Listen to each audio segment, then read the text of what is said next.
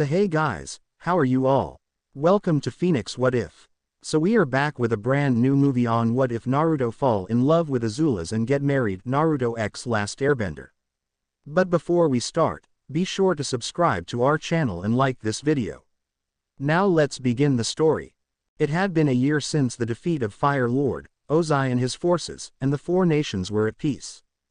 We find ourselves looking into a prison cell with armed guards next to the bars. They are there to monitor and control the fallen Fire Nation princess, Azula. She was a very attractive young woman with long silk-like hair, amber eyes, and a heart-shaped face. Unfortunately, her time in the cell had made her sickly, and she spent most of her time curled up trying to find peace. The voices wouldn't leave her alone. Her father was always putting her down for losing to her brother, while her mother was always saying she was so disappointed in her. "You should have crushed them," Ozai's voice shouted in her mind, and Azula flinched.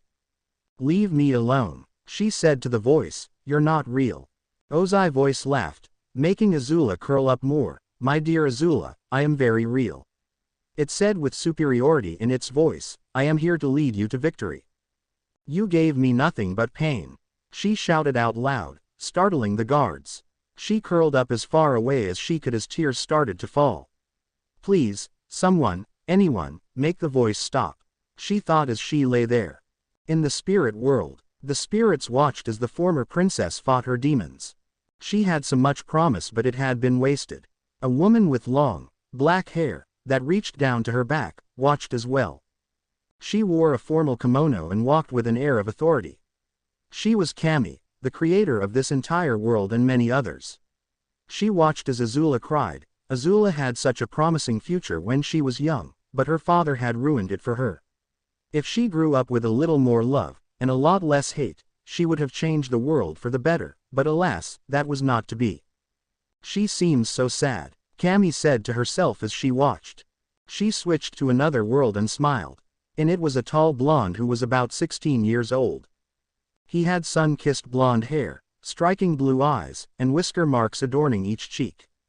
He was Naruto Uzumaki, holder of one of her daughters, Kyuubi no Yoko.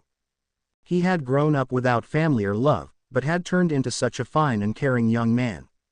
He always smiled and seemed to bring out the best in everyone. He was currently in his home village of Konoha awaiting orders. They had managed to stop Madara and Sasuke Uchiha in their bid to control the world, but the war was far from over. He had been ordered by all the Kages to stay in his village and not to leave. So, he sat there eating ramen with nothing to do. Kage watched as he talked with the ramen stand owner, a huge smile on his face. "He is truly one of a kind," she said, and the other spirits around her nodded. "Wish our world had one like him," said a tall woman, wearing green and yellow armor. She was Avatar Kyoshi. "Yes, it would have been nice," a man, wearing a long red battle dress, agreed. "He would have been an asset in the war." Kage nodded. "You might be right, Roku," Kage said with a smile. "He can truly bring out the best in anyone." "He's not bad on the eyes either," Kyoshi said. Roku looked at her annoyed. She smiled. "What, I can't find someone attractive?" "No, that not the problem," Roku said, as he looked at her. "He is kind of young for you." Kyoshi blushed a bit. "Hey, I was just saying," she said, with a hint of annoyance in her voice. "A guy like him could make any girl happy, no matter what age." Kage nodded. "That is very true," she replied, as an idea formed in her mind. "Maybe he is just what she needs." Roku looked at Kage and gave her a puzzled look. "What do you mean?" he asked, just smiled. "You'll have to see," she said, with a huge smile on her face. She looked back at Naruto, then changed her view to Azula. Yes, this might just work. With Azula. Azula lay on the ground in silence. The voices had finally stopped. She lay there curled up, not wanting to move for fear that her father's voice would return. She couldn't take it anymore. She wanted the voices to leave. Soon she heard the sound of the door opening, and a guard walked in with a tray of food. "Here's your dinner," he said, and dropped the tray on the ground.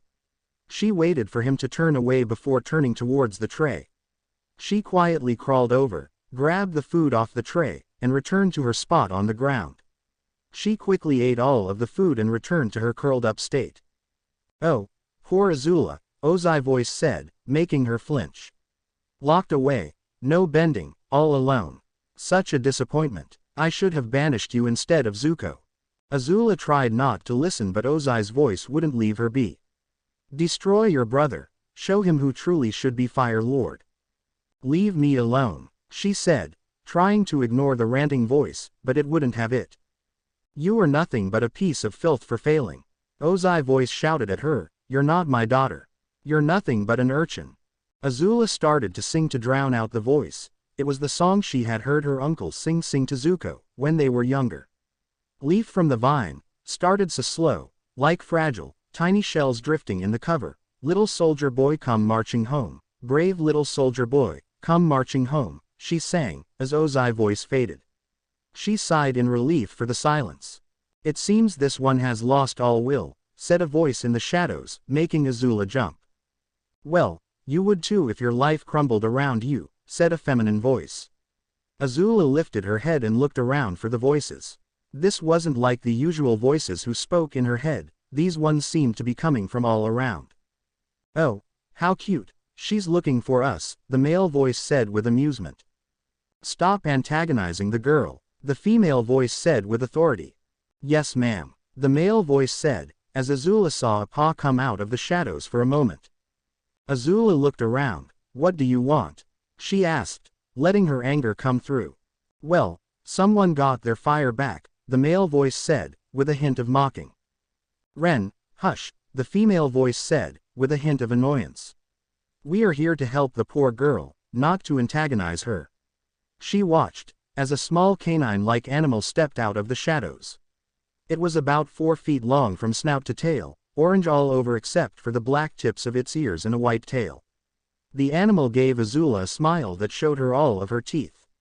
Azula would have been afraid of this, but it seemed that the smile didn't hold any hatred in it. Azula scooted away from the animal. What are you? Who are you? She said as she looked at the animal. The animal smiled once again. I'm sorry, my name is Hina and I am a fox sent by Kami to help you. Fox, Kami, Azula asked completely confused. You're just here to torture me, aren't you? Hina walked towards Azula slowly. We are not here to torture you, you poor thing, the animal said as she laid down next to Azula. We are here to help. Yeah, listen to Ka-san, Ren said, and stepped out of the shadows, so, relax. He was smaller than Hina but he had a mischievous look about him. He walked over to Azula and laid beside her as well. Why are you here? She asked, not completely convinced they were real, but they were a nice change from her father's voice. Hina looked up at her. We are here on a request of our master, she said. We have been ordered to lead you to a place where you can truly be happy. Azula looked at her with shock, which turned to sadness. I can never be truly happy, she said finally. Hina looked up at the broken girl. That's not true, she said with conviction, which startled Azula. Our master believes that the place we are taking you will bring you happiness, and she is never wrong. Azula looked at Hina. Who is this master you speak of? She asked, not believing a word. Kami, of course, said Ren, as if it was the most obvious thing in the world. Kami, who is Kami? Azula asked, the confusion evident in her voice. Hina smiled. You would know her as the Great Spirit, Hina said, as Azula looked at her in shock. Why would the Great Spirit want to help me? She asked Hina. Kami always wants to help those who have lost their way, she said to Azula. You have lost your way more than anyone, so she decided she needs to send you to a place where you can be happy.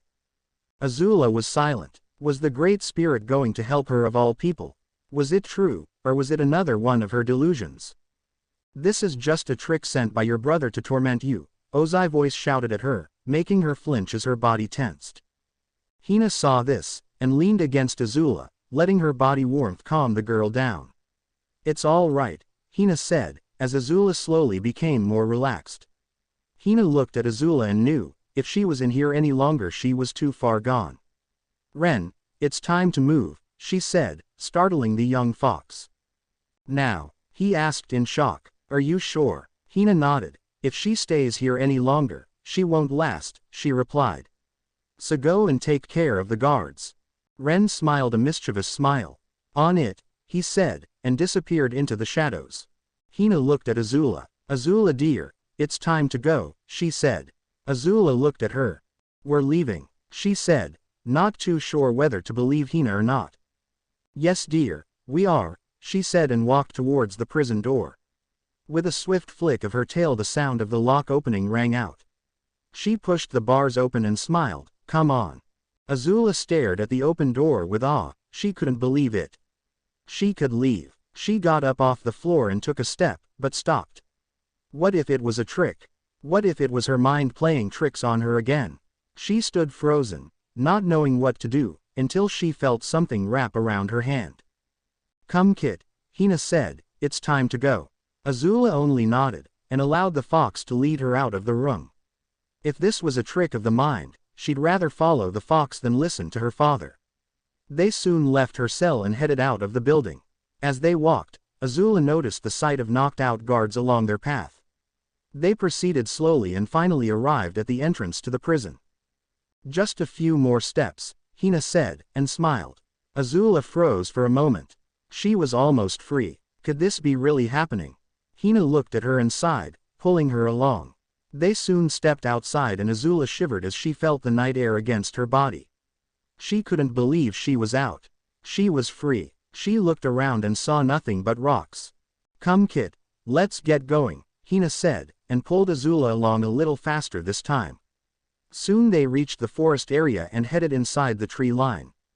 Hina kept walking with Azula in tow when suddenly the sound of a loud horn could be heard. "It seems they have noticed your departure, hurry." Azula nodded, and they started to run. Unfortunately, Azula had been less than active over the past year, so she couldn't keep running for long. Hina noticed this and frowned. She looked around for a moment before seeing a large tree with open roots. She led the young woman towards the tree and stopped right next to it. "Get inside," Hina ordered. Azula was more than happy to comply. She crawled into the open roots and lay there tired. "We will rest here for a few moments before heading out again." Azula nodded and laid her head down. She couldn't help but feel happy about having the feeling of actual dirt on her skin.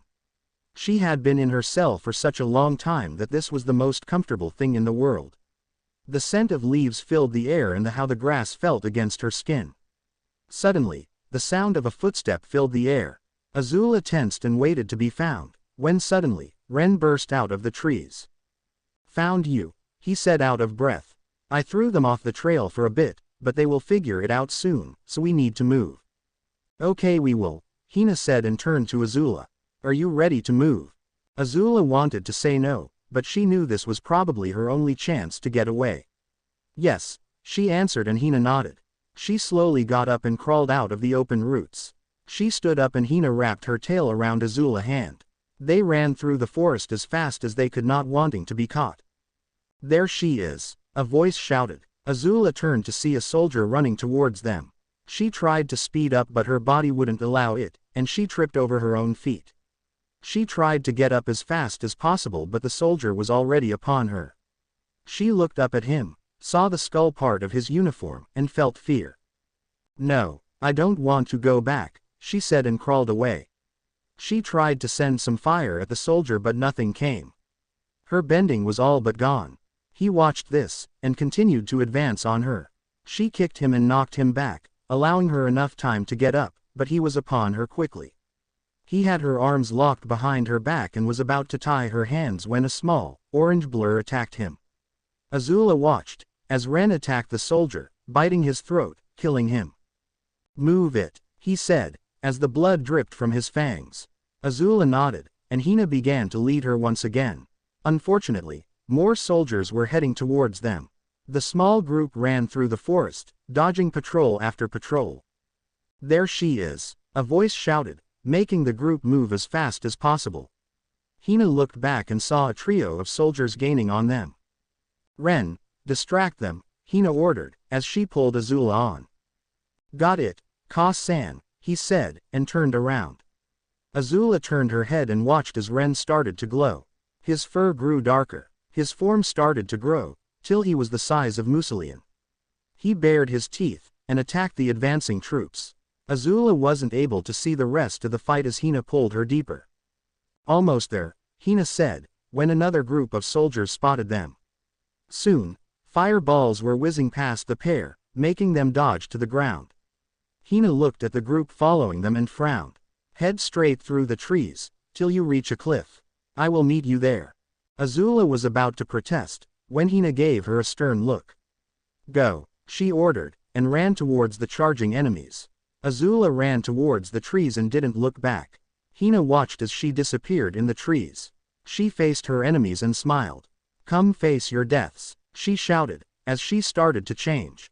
With Azula, she ran and ran, wanting to reach the cliff as soon as possible. She turned and saw the light of fire coming towards her. Soon the cliff came into the view and she stopped. She looked around and wondered what she was supposed to do next.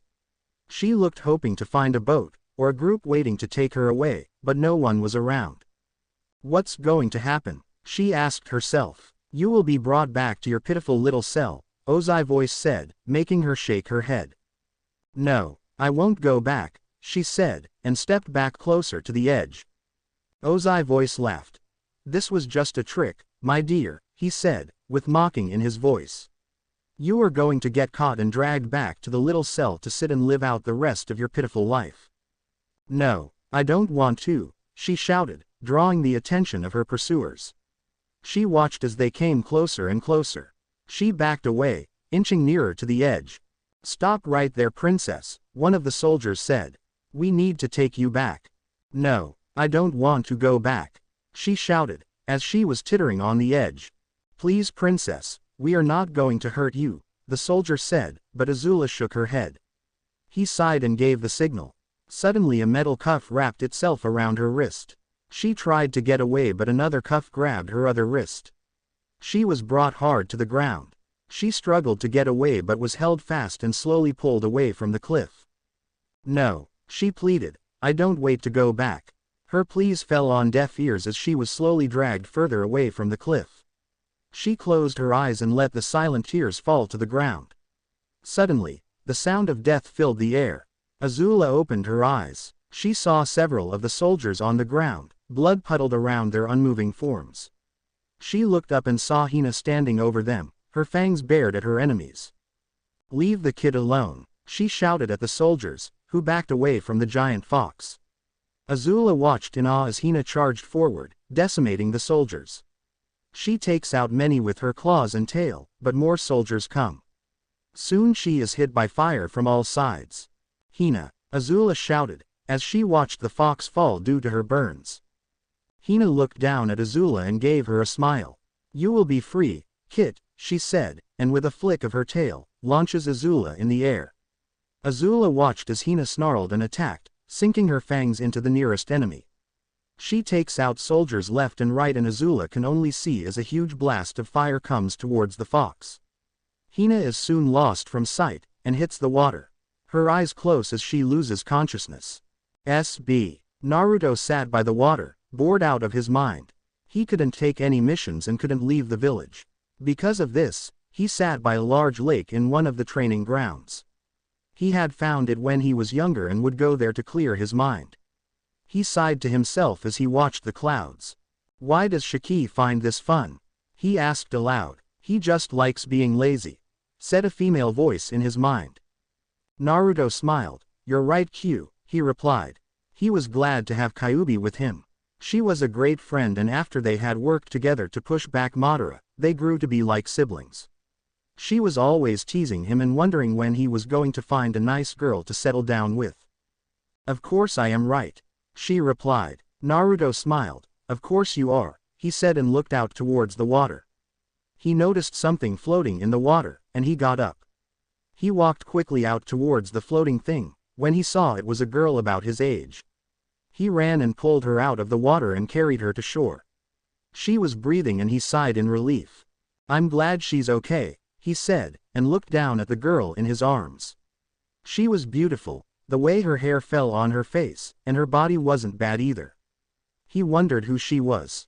He had never seen her in the village and wondered how she had ended up in the lake. She slowly opened her eyes and looked up at him. Naruto just smiled at her. Glad to see you're awake, he said. You gave me quite a scare. The girl just looked at him. A look of confusion and fear spread across her face before she blacked out once again. Naruto ran towards Hokage Tower, the girl he found in the lake, in his arms. He rounded the corner and ran straight up the wall to the open window. Meanwhile, Tsunade Senju sat at her desk doing her usual round of paperwork. She sighed as she looked at the stack piled on her desk, and cried inwardly. Ever since the last battle of the war, Madara and Sasuke had been laying low. Some of their patrols ran into some opposing forces now and again, but there had been no major contact with the enemy. Since then, she and the other Kages had ordered Naruto and his fellow Jinchuriki, Killer Bee, to stay in their respective villages and take no missions. Naruto was livid when he heard this, and tried to fight it, but Tsunade had shut him down. She threatened to put him in the hospital if he didn't stay in the village. Naruto agreed, due to the fact he would rather be free to move about, than stay in the hospital for any length of time. Why does this always happen? Tsunade thought, as she finished another round of paperwork. She was about to start the next stack, when Naruto burst through the window, with an unconscious girl in his arms. Ba-chan, he shouted, the worry in his voice. Help her. Tsunade looked at Naruto, then at the girl. This was someone she had seen around the village. She motioned for Naruto to put her down so she could look the girl over. Naruto did as he was told, and set her down slowly on the couch. Let me take a look, she said, and looked over the girl. She was sickly looking and seemed to not have eaten in a long while. Tsunade did the medical scan justice, and saw that she had passed out from exhaustion. She took a good look at the girl and knew for a fact that she was not from the village. Naruto, where did you find her? Tsunade asked Naruto, with a bit of concern in her voice. She was floating in the lake, in training ground 47, Naruto said. I was relaxing near the lake, when I saw her floating in the water. I pulled her out as fast as I could. She was conscious for a moment before blacking out again. Tsunade frowned. Have you seen this girl before? She asked, wanting to confirm her suspicions. Nope, Naruto said with a shrug, not seeing the point in the question. Tsunade waved her hands and 5 Anbu appeared in the office. Take this girl to a secure room in the hospital, she said with authority. I want her questioned when she awakes. Naruto watched this and attempted to stop the Anbu, but his efforts were frustrated by Tsunade. He stared at her. What are you doing? He demanded. She could be any enemy spy. Suand replied, making him frown. She isn't, Naruto said. I found her floating in the lake, half dead. I don't think a spy would do that. Spies do crazy things to get their information, Suand said, and watched as the Anbu left the room with the girl. But, he began, but Tsunade cut him off. This is for the good of the village, she said. Naruto just sighed. Fine, he said, with a bit of anger. He didn't know why, but he wanted to protect the girl.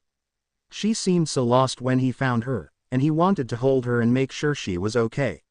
As he thought about her, Tsunade was trying to get his attention. Naruto, she shouted, getting him out of his stupor. Yeah, Ba-chan, he said. As I was saying, you will be able to check on her later, on after we question her, she said, making him smile. He gave Tsunade a hug. Thanks Ba-chan, he said, and Tsunade smiled. You're welcome, brat, she said, as the two broke apart. Now get out of here, I have work to do. Naruto nodded and jumped out of the window. Suand smiled then sighed to herself as she turned to face the stack of paperwork awaiting her attention. With Azula. Azula slowly opened her eyes and found herself surrounded by darkness.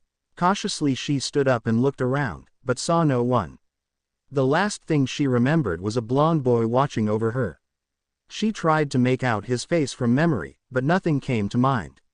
When she had looked at him, she felt safe, but she didn't feel that way now. She walked around and tried to find light, but only the darkness was present. Soon, the sound of footsteps filled the air, making Azula look around in fear. Suddenly, her father came into view. Azula, I finally found you, he sneered, walking towards her. Azula started to back away. You can't be here, she said, fearing. You're not real. Oh, my dear Azula, Ozai responded with a cruel smile. I am here, and now I'm going to do what I should have done before. Azula watched as he sent a large ball of fire at her. She dodged to the side, and started to run away as he sent another fireball in her direction. She continued her frantic escape attempt, not daring to look back. She soon found herself alone in the darkness. Feeling a bit relieved, she sat down. "Why is this happening to me?" she cried, as she pulled into herself. "There you are, Azula," said a female voice from behind. Azula turned around and beheld her mother standing over her. Mother," she said with shock. "My dear Azula, I am so sorry you turned into a monster," her mother, Ursa, said, making her cringe. Azula looked at her mother in confusion. "What are you saying?" "I'm sorry you're a monster," her mother repeated. "I should have taken care of you earlier, so that this wouldn't have happened." Azula watched, as her mother pulled out a long knife. "I should have done this long ago." Azula watched as Ursa approached her, knife in hand. Azula scrambled to get away, but she ran straight toward her father. She turned around but found herself trapped between her parents. "Ozai, let's deal with this monster," Ursa stated. Ozai smiled in reply. "Yes, it's time to face your punishment, Azula." The next thing she saw was a large ball of fire coming towards her. "No," Azula shouted, as she sat up. She looked around and found herself in a white room that smelled funny. She tried to raise her arms, but felt something against her wrist. She looked down and found her wrist tied to one of the bars next to the bed. She tried to pull away, but the bonds held firm. Suddenly, the door opened and someone walked in. Azula started to thrash around, trying to get free. She was afraid she had been captured again, and was going back to her cell. The person who entered saw the terror in Azula's eyes, and called for others. Azula pulled at her restraints as hard as she could. The force of her struggles caused the bonds to dig into her skin, drawing blood. "Someone get the sedative," a voice commanded, as the people tried to hold Azula down, but she wouldn't have it. She wasn't going back. Suddenly, she felt something prick her neck and she slowly started to fall back into darkness. One of the doctors watched as Azula went to sleep. "Get me the Hokage," he said with a sigh, and one of the nurses nodded. He had seen this before and was afraid that getting any information out of the girl would be much harder than he had anticipated. A few minutes later, Suand walked into the room and saw the doctor bandaging the girl's wrist. "What happened?" she questioned, as the doctor finished dressing her wounds. He motioned for Tsunade to follow him outside the room. She woke up and started to struggle. "We had to restrain her and give her a sedative." "Okay, so what the problem?" she asked. From her reaction, "I'm thinking she might be mentally unstable," he deduced, making Tsunade frown. "Are you sure?" she asked. "I have seen that reaction before," he said. "I am almost positive, but I would like you to bring in a Yamanaka to make sure." "I will have Inoichi here as soon as possible," she replied, and headed out of the room. The doctor watched her leave and called one of his nurses to watch the girl. With Naruto. Naruto sighed as he left his apartment. He had decided to visit the girl from the lake and thought it would be a good time to go see her. They had to be done with her questioning by now, he thought. He smiled to himself and headed out. He grinned as he looked around the village. Even though it was nothing but a huge crater some time ago, but the village came back vigorously. "That is the will of fire for you," he said, as he headed towards the hospital. Naruto soon arrived at his destination and headed toward the main desk. He was about to ask for the girl's room, when he saw a familiar head of pink hair. "Hey, Sakura," he called out, getting the girl's attention. Sakura turned and saw Naruto heading towards her and sighed heavily. "Hey Naruto," she said, trying to hide her annoyance. "What are you doing here?" He began but was interrupted by one of the nurses giving Sakura some files. He sighed and turned. "I'm just going to go." Sakura finished talking to the nurse, and looked around for Naruto. Seeing that he was no longer there, she continued on her way. Naruto meanwhile was headed towards the prisoner wing of the hospital to check on the girl, after finding the main desk to be no help. He entered the wing and saw Tsunade standing next to Inoichi, Ino's dad. He walked over to the pair with a smile on his face. "Hi Ba-chan," he grated. Tsunade turned to face Naruto, a look of annoyance on her face. "What are you doing here?" she questioned curtly. "I came to see the girl," he responded. You should be done questioning her now, right? No, we haven't, Suan replied. She woke up for a few moments, but she started to struggle, so we had to sedate her. Is she okay? Naruto asked with concern. For now, she replied. I'm going to have Inoichi enter her mind and see if he can get anything from her.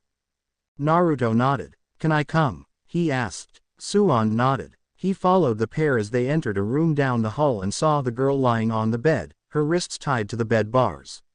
He noticed that her wrists were bandaged and wanted to inquire about it, but remained silent as he watched Inoichi walk over to the girl's side. Inoichi went through several different hand signs and created an open diamond with his hand. Mind transfer justice, he said, and his body slumped. Inside Azula's mind, Inoichi stood in darkness. He started to walk, his blonde hair swinging behind him. He walked until he reached what looked like a bit of shattered glass. He picked it up and saw that it was a piece of the girl's broken memory.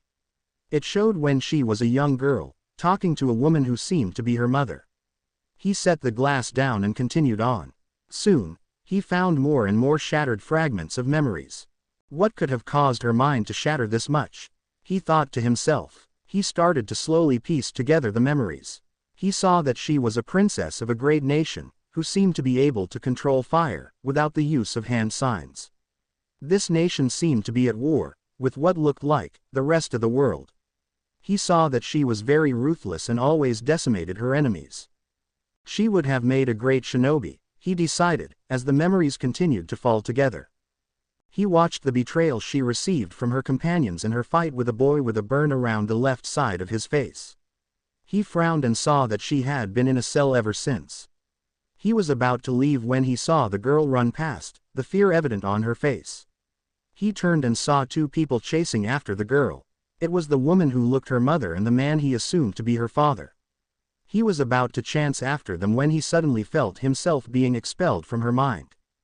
He opened his eyes as he felt himself enter his body, only to see that the girl was shaking violently. Tsunade was trying to stop her, but the shaking was getting worse. What happened? He asked, getting up in an attempt to help. She started to have a seizure a moment ago, Tsunade replied. Inoichi watched this, and wondered what they could do for the girl. He suddenly saw Naruto rush forward and put his hand on the girl's forehead. Naruto, what are you doing? Suan cried, but it seemed Naruto hadn't heard her. His only focus was on the girl. The pair watched as his eyes slowly closed, and wondered what he was up to. With Naruto a few moments earlier, Naruto watched as Inoichi entered the girl's mind. He couldn't help but worry. He couldn't shake the feeling that something bad was going to happen to her, and he wanted to stop it. Kyuubi noticed his apprehension and tried to alleviate his worry. It's fine, Kit, she said. Inoichi is just taking a look around. I know that, Naruto replied, the worry evident in his voice. I just have a feeling that something bad will happen. Kyuubi knew that when Naruto got one of his bad feelings, he was usually right. Okay, Kit, I believe you, she assured him, and Naruto smiled. Thanks, Q, you're the best, he said, as Kyuubi returned the smile. You know she replied, with confidence. Suddenly the girl began to move about, violently. Naruto watched as Tsunade rushed over to see what was going on. Soon Inoichi was back in his body and started to help Tsunade. Kit, go over there now, Kyuubi yelled at Naruto. What can I do? He asked in a panicked voice. Just go over to her, and place your hand on her forehead. I will take care of the rest, Kyuubi ordered. Naruto nodded and ran over to the girl. He placed his hand on her forehead as Kyuubi started to move Naruto's and her mind into the girl's. Naruto felt a pull on his mind as he slowly closed his eyes. With Azula. Azula ran frantically, trying to get away from her parents, but without success. She just couldn't shake them. Leave me alone, she shouted, as she ran, hoping that her pleas would make her tormentors go away. Her request was answered with a fire blast. She turned and ran to the side, her parents in hot pursuit. She soon came upon a number of pillars all around her and decided to hide behind one.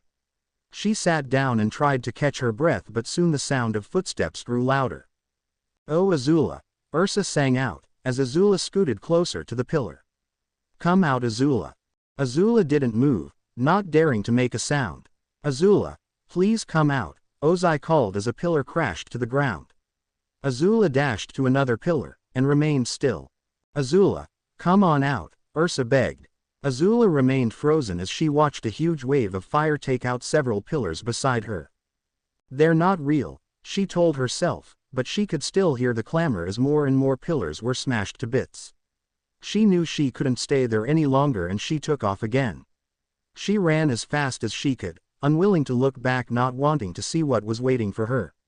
She wanted to get away from it all, the pain, the loneliness, the sorrow, she wanted it all to end. There she is, Ozai shouted, causing Azula to run faster. Please, someone help me, she thought to herself as she fled. With Naruto. Naruto opened his eyes and looked around. He found himself in darkness with Kyuubi standing by his side. We are in the girl's mind, Kyuubi said as they looked around. Okay, now what? Naruto asked. We find her and help her, Kyuubi replied. Naruto nodded in agreement. Let's go, he exclaimed and started to walk into the darkness, with Kyuubi close behind. With Azula. Azula came from out of the pillars and found herself standing in a replica of the courtyard where she fought Zuko. She tried to head to the stairs but a wall appeared to be blocking her way. She turned back to see her father and mother standing there. We found you, Ozai said satisfied, as he brought out a fire-covered hand. It is going to be okay, honey, Ursa stated as she lifted her knife. Azula looked at her parents, her back pressed against the wall.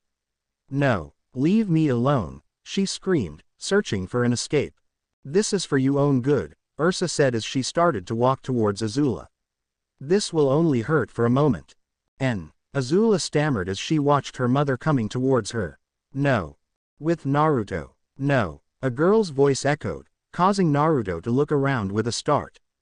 Where is she? Naruto shouted in frustration. He looked around but still was unsure as to where the sound came from.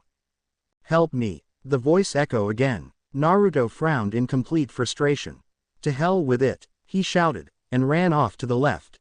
Kyuubi followed close behind. Please be okay, Naruto thought as he ran. With Azula. Azula managed to dodge another blast of fire. She looked up to find and saw her mother still advancing. She turned and ran back toward the pillars, hoping to find new place to hide. She sprinted and soon felt a familiar surface against her feet. She looked down and saw a metal grate over water. No, she thought, and tried to get off the grate, but she was stuck. Ice began to crawl up her leg, slowly trapping her body. Not again, not like this. Ursa walked towards Azula as the ice continued to envelop her body. She hovered over Azula, knife at the ready. No more running, she said angrily, making Azula show fear. No, please, Azula begged, please someone help me. Ursa looked at her daughter with sorrow in her eyes. I am sorry this has to happen, she said as she raised the knife, but this is the only way.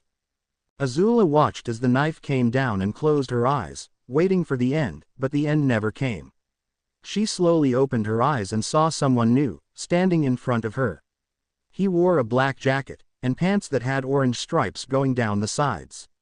His blonde hair danced in the wind. You're not laying a hand on her, he said and pushed her mother back. He turned and smiled at Azula. He had a handsome face and 6 whisker-like marks in his face. You okay? He asked reassuringly. Don't worry, I will take care of it. Who are you? She asked hesitantly. Let me take care of this first, he said with a smile and turned to face Ursa. I have no idea why you're attacking her, but you're not going to hurt her, he demanded, and pushed her back. Who are you? Ursa shouted. Her attention suddenly diverted to the boy, and attempted to stab Naruto. He easily sidestepped the attack and punched Ursa across the face. He pressed his attack and pushed Ursa back even further. Ozai came forward and attempted to attack, when suddenly a large fox with 9 tails assaulted him. He found it futile to fight back and found himself trapped. Ursa had backed away from the blonde. Ozai had got away from the fox and stood next to his wife. Damn you, Ozai exclaimed as they retreated. He stopped and looked at Azula for a few moments. I will be back for you. Azula shrunk back from that comment and watched as Ozai faded into darkness. Azula turned and saw Ursa watching her. I'm so sorry, she mouthed, and then she too faded into the darkness. The boy walked over to her and started to remove the ice from her body. She was quickly freed and he held her in his arms. He walked over to the fox. "It is going to be okay now," he said, relieved. She looked at the boy. Who are you? She stammered, making him laugh a bit. "I'm Naruto Uzumaki," he said, "and who might you be?" "Azula," was Azula's reply, and Naruto grinned. "Well, I'm glad you are safe," Naruto said, and walked over to the fox. "Now it is time to wake up." Azula nodded calmly, and everything faded to black. She opened her eyes and found herself back in the white room on the bed. She looked around and saw Naruto standing next to her. "Glad to see you again," he said with a smile, and Azula nodded.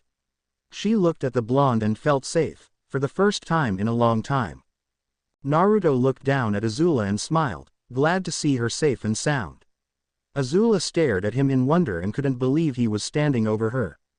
She was about to say something when the Tsunade came over and grabbed Naruto by the collar. "What the hell were you thinking?" she shouted at him as she started to shake him around like a rag doll. Naruto tried to answer, but the Suand wasn't done yet. "Do you have any idea how worried I was? Do you?" "I am. Sorry, Chan," Naruto stammered, only to receive a punch to the face. This made a Naruto-sized indent in the wall. "Damn brat," Tsunade said as she turned to face Azula. "My name is Tsunade Senju, and who might you be?" "I am Princess Azula, of the Fire Nation," Azula replied, as she looked back at Tsunade. Tsunade looked at Azula, an emotionless expression across her face. "Well, Princess," she began, "how did you end up in my village?" "I was running from the guards and was cornered at a cliff. Then I fell and landed in the water. The next thing I remember is waking up in Naruto's arms before passing out again," Azula answered, and Tsunade frowned. Tsunade looked at the girl before her and turned. "Inoichi," she said, and the blonde man walked over to her. "Yes, Hokage-sama," he asked. Tsunade motioned for him to follow her and they headed out of the office, leaving Azula alone with a barely conscious Naruto. "What is Azula's mental state like?" she asked, once they were out in the hallway. Inoichi gave Tsunade a serious look. "Her mind is in fragments," he explained. "She's completely broken. From what I could gather, she was betrayed and lost a battle, making her mind break down into what it is today. So, there's no way to get any clear information out of her?" she asked, and Inoichi nodded. "To get anything out of her, we need to heal her mind first," he replied. A hint of worry was laced in his voice. "Fixing her mind might be a problem. It seems that some part of her mind is trying to destroy her as we speak. Before I was ejected from her mind, I saw her running from what appeared to be two people. From what I could gather, those were her parents. They seemed to be out to destroy her. This is bad," Tsunade sighed, as she looked into the room. She noticed Naruto, who was finally able to function again, sitting beside Azula's bed with a smile on his face. She turned and saw that Azula seemed to be calm around Naruto. She smiled as she watched the blonde work his magic. "I don't think that will be a problem." Inoichi looked at Tsunade with confusion, when she pointed towards the pair. Inoichi smiled. "Well, that's unexpected," he thought, and Tsunade nodded. Tsunade re-entered the room, making the two teenagers turn and face her. She looked at them and smiled. "Naruto, I want you to head to my office, please. I have a mission for you," Tsunade said. Naruto looked at her with confusion. "A mission? But I thought I couldn't take any missions," he began, but quickly shut up as Tsunade gave him an evil glare. "Just do as you're told," Tsunade said, with a sickening sweetness in her voice.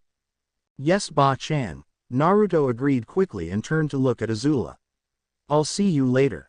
"Will you?" Azula asked, with a hint of worry in her voice. "I promise I'll be back," he said with a huge smile. "It's my ninja way, I always keep my promises." Azula nodded at this, and Naruto stood up and headed out of the room. Tsunade watched him leave and turned to look at Azula. "I have a few questions I would like you to answer," she said to Azula, who nodded slowly. A little bit later, Naruto stood in Tsunade's office, bored. It had been a while since he had left Azula in the hospital and he wanted to make sure she was okay.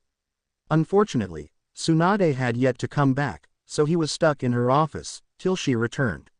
He turned and looked out the window, when he felt a familiar pull on his mind. He walked over to the couch and sat down. Let's see what Q-chan needs, he thought to himself, and entered his mindscape. He soon found himself in a wooded area with a lot of wildlife. He smiled to himself, as he started to walk and found himself standing in front of a small log cabin. Standing on the deck was a woman, with long red hair and red eyes, with 2 fox ears on top of her head, and 9 tails flowing from her tailbone. She wore a black and silver kimono that hugged her body. She walked towards Naruto, a smile on her face. "Hey Naru-kun," she said with a grin. Naruto walked over to her and gave her a brotherly hug. "Hi Q-chan," he replied, "how are you?" "Just dandy," she said with happiness. "Just enjoying the new place. It is so much better than the sewer." "Hey, it's the least I could do after your help with the last battle against the Tem," he said. "Oh stop, you're making me blush," she said teasingly, hitting him in the arm. Naruto laughed. "So, what do you need?" he asked her. Kyuubi motioned for him to follow and they headed inside the cabin. She sat down on one of the chairs while Naruto sat on one of the couches. "It is about Azula," she said, getting his full attention. "What about her?" he asked, a hint of worry in his voice. "There's something off about her," Kyuubi started, making Naruto look at her with confusion. "What do you mean?" he asked, still not understanding. Kyuubi looked at the boy. "I mean, there's something off about her chakra," she said, making Naruto finally begin to comprehend the situation. "What's off about it?" he questioned. "I didn't sense anything wrong with it." "That's because, outside of Sage mode, you can't sense chakra to save your life," Kyuubi commented, making Naruto give her a sinister glare. "Hey, it's not my fault I can't sense chakra that well, outside of Sage mode," he mumbled, making Kyuubi laugh. "It's okay," she said. "As I was saying, it seems that her chakra has lost all of its color." "That can't be," Naruto exclaimed in disbelief. "Chakra always has color." "That is ordinarily true, but hers doesn't," Kyuubi replied. "It seems to have faded." "How can that be?" he questioned. "I really don't know," she replied apologetically. "I think it is due to her mental state. Since her mind is in pieces, her chakra lost its color." "But that's not possible," he cried, jumping from his seat. "I see a crazy person and their chakra still has color." "We will have to see," Kyuubi stated, rising. She seemed distant for a moment. "We will have to finish this conversation later. It seems you have company." Naruto nodded. "I'll talk to you later Q-chan," he called. "Bye Naru-kun," she replied, and Naruto left his mindscape. Naruto opened his eyes and saw Tsunade standing over him. "Hi Ba-chan," he said, and Tsunade smacked him on the side of his head. "Idiot, stop calling me that," she shouted, as Naruto rubbed a hand against his head, trying to alleviate the pain. "Sorry Ba-chan," Naruto replied, when he saw a large book flying towards his head. He dodged to the side and looked over at Tsunade. "That wasn't very nice." "It wasn't meant to be nice, brat," Tsunade grumbled. Naruto nodded and took a seat in front of Tsunade. "So, what's the mission?" he asked with excitement in his voice. "First, you need to tell me what you did back in Azula's room," Tsunade stated, making Naruto stare at her with wonder. She saw the confusion on his face and sighed. "When you put your hand on her forehead when she was shaking." "Oh," Naruto replied, finally catching on. "I was helping her wake up." "How?" Tsunade demanded. "Q-chan told me to go over and place my hand on Azula's forehead," he stated, "then she pulled my mind and hers into Azula's." "So thanks to Kyuubi, you were able to enter her mind," Tsunade said. "What was her mental state like?" "Wah," Naruto replied, confused, making Tsunade sigh in annoyance. "What did it look like in there?" she explained. "Oh," Naruto stated, finally understanding. "It had broken glass all over the place. There was one place that seemed to be whole, but everything else was broken." Tsunade nodded. "So, her mind is in shambles," she said to herself. She looked at Naruto and gave him a serious look. "Naruto." "Yes Ba-chan," he said, making her eye twitch, but she remained in her seat. "Your mission is to take care of, and heal the mind of Azula," she commanded, making Naruto stare at her in shock. Tsunade smiled. You will be in charge of her safety, as well as her health. You will be moving into a bigger apartment so you can better take care of Azula. She is to eat healthy, to help her body regain its strength. That means a balanced diet and not just ramen all day. But Ba-chan, Naruto began, but was cut off by Tsunade. She needs this, Suand responded forcefully, as well as yourself. No, as I was saying, you are to take her to training with you and help her get some physical exercise. Every Friday you are to take her to Inoichi to help her with her mental state. You are to enter as well, if able, and help. Is this understood? Yes, Ba-chan, Naruto said with a salute, making Tsunade smile, but her eye twitch remained. You can go and pick up Azula at the hospital. After you get her, meet me back here, she commanded. Be back in a flash, he said and jumped out the open window. Tsunade watched as the blonde flew out the window and blew up. Usador for once, brat. With Azula. Azula sat on her bed. After the Tsunade had questioned her, she had been left alone. The only thing she was told that someone was going to collect her, and take care of her. She wondered who it would be, and hoped they weren't going to throw her into another cell. Azula, you're going to be sent into the darkest cell they have, and spend the rest of your miserable existence, rotting there. Ozai's voice echoed in her head, making her cringe. You're wrong, she stated, trying to ignore the voice. No, he is not, Yusra's voice said, this time making Azula shake. You need to be locked away. Monsters like you don't deserve to be free. Azula sat on her bed, her hands holding her head. I'm not a monster, she cried, only to be answered by the sound of her father's laughter. You are a monster, Ozai's voice shouted. Monsters try to destroy all those who oppose them, without mercy. Monster control people, Ursa's voice continued. As with Mai and Tai Li, you tried to control them through fear, but in the end, they left you to live a better life free of fear. Now you are all alone as a monster should be. Azula tried not to listen, but her parents' voices wouldn't leave her. A monster, Ozai and Ursa's voices said in unison. Monster, monster, monster. I'm not a monster, Azula shouted, getting the attention of one of the nurses. That is what a monster would say, Ozai's voice growled. Some monsters don't even know they're monsters. Monster. Azula said slowly, as Ozai's voice chuckled. Yes, you are a monster, he said, sensing a change in Azula, a monster that needs to be put down. I'm a monster, she repeated, and hung her head. I'm a monster. You are not a monster. A voice shouted, bringing Azula out of her trance. She looked up and saw Naruto as he ran over to her and pulled her into a tight hug. You are not a monster. Azula couldn't believe what was going on. No one had hugged her in such a way before. It felt different, but nice. She slowly raised her arms and wrapped them around the blonde. She felt safe in his arms and let herself melt into his embrace. Naruto slowly broke the hug and gave Azula a large smile. Come on, let's get going, he said and offered Azula his hand. She looked at it, then at him. He saw the slight confusion in her eyes. Just take my hand, you will be safe. He's trying to trick you, Ozai's voice said with a hint of fear in his voice. He wants to lock you away. Azula looked at Naruto, straight in his eyes, and tried to see his intentions. All she could see was kindness and safety in them, also a bit of understanding. Ozai's voice tried to convince her that going with Naruto was a bad idea, that it would only bring her pain. This is a lie, Ozai's voice shouted at her. You're a monster, a monster. Azula tried not to listen, but a voice she never expected to hear, entered her mind. Go with the boy, the voice of her uncle Iroh said, making eyes widen in shock. Live free of your past. Azula lifted her hand slowly and put it into Naruto's. He smiled at her and helped her to her feet. Come on, he said and led her from the room. In the Avatar world, what do you mean she can't be found? A young man shouted with anger. He was tall with short black hair.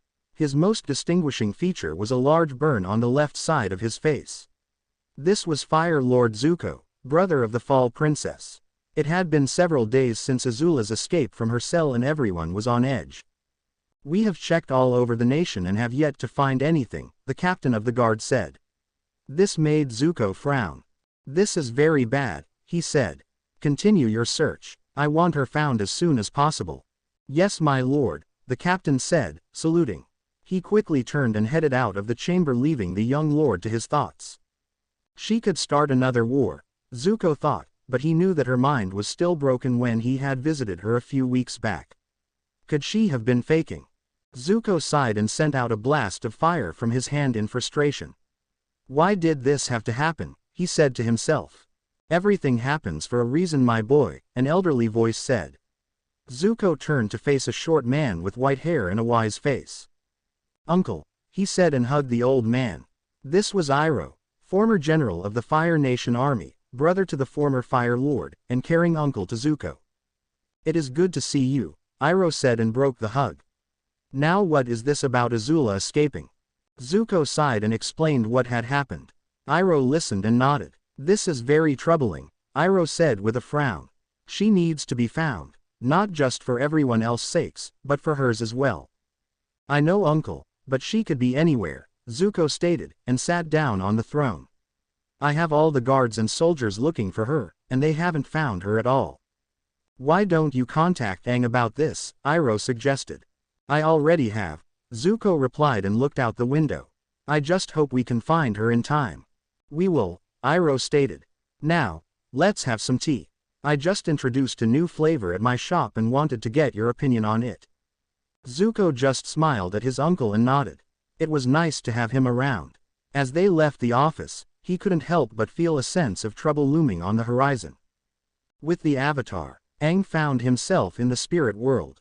He wondered how he had gotten there. He turned and saw the trees all around but no one in sight. How did I get here? He thought as he looked around. He slowly traveled around till he found himself standing in front of a large table and several spirits seated around it. Ah, Avatar, glad to see you have come, said one of the spirits. He was a large tiger, and sitting next to him was a familiar panda bear. This was Heibai, the spirit of the forest. At the head of the table sat Princess Yu, the moon spirit. It is good to see you, Aang, she said with a sad smile, but unfortunately it is at a troubling time. What has happened? He asked with concern in his voice. Princess Azula has disappeared, Yu said, making Aang look at her in shock. What happened? He asked with concern. She escaped with the help of two spirits I have never seen before, Yu said, creating a picture of what happened. These two spirits helped the Azula escape and somehow sent her somewhere I cannot see. What do you mean? Aang said, yet not wanting to hear the answer. Azula is no longer in this world, but in another, Yu said, and Aang looked at her in shock. This is bad, he stated, and many of the spirits present nodded. We conquer, Yu said. We are willing to send you and a few others to the other world to retrieve Azula, so she can't bring her evil there as she did here.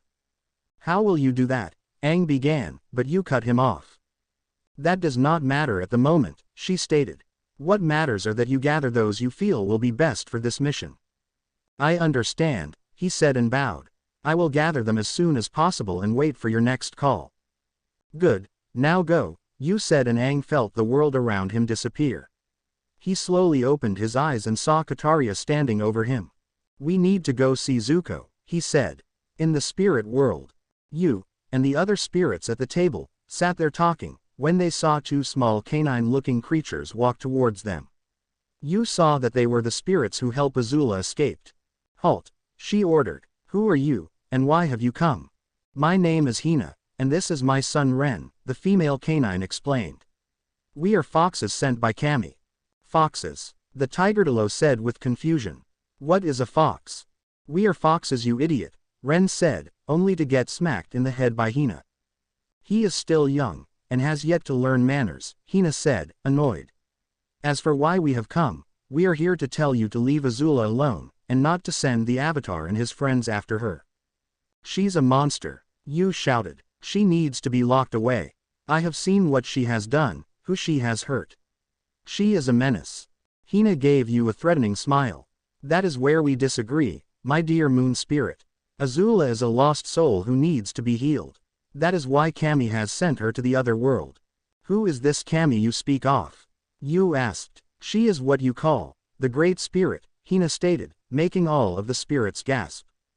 That's not possible, Yu shouted. The Great Spirit wouldn't help someone of such evil. Think whatever you want, Mooney, Ren said with a hint of mocking.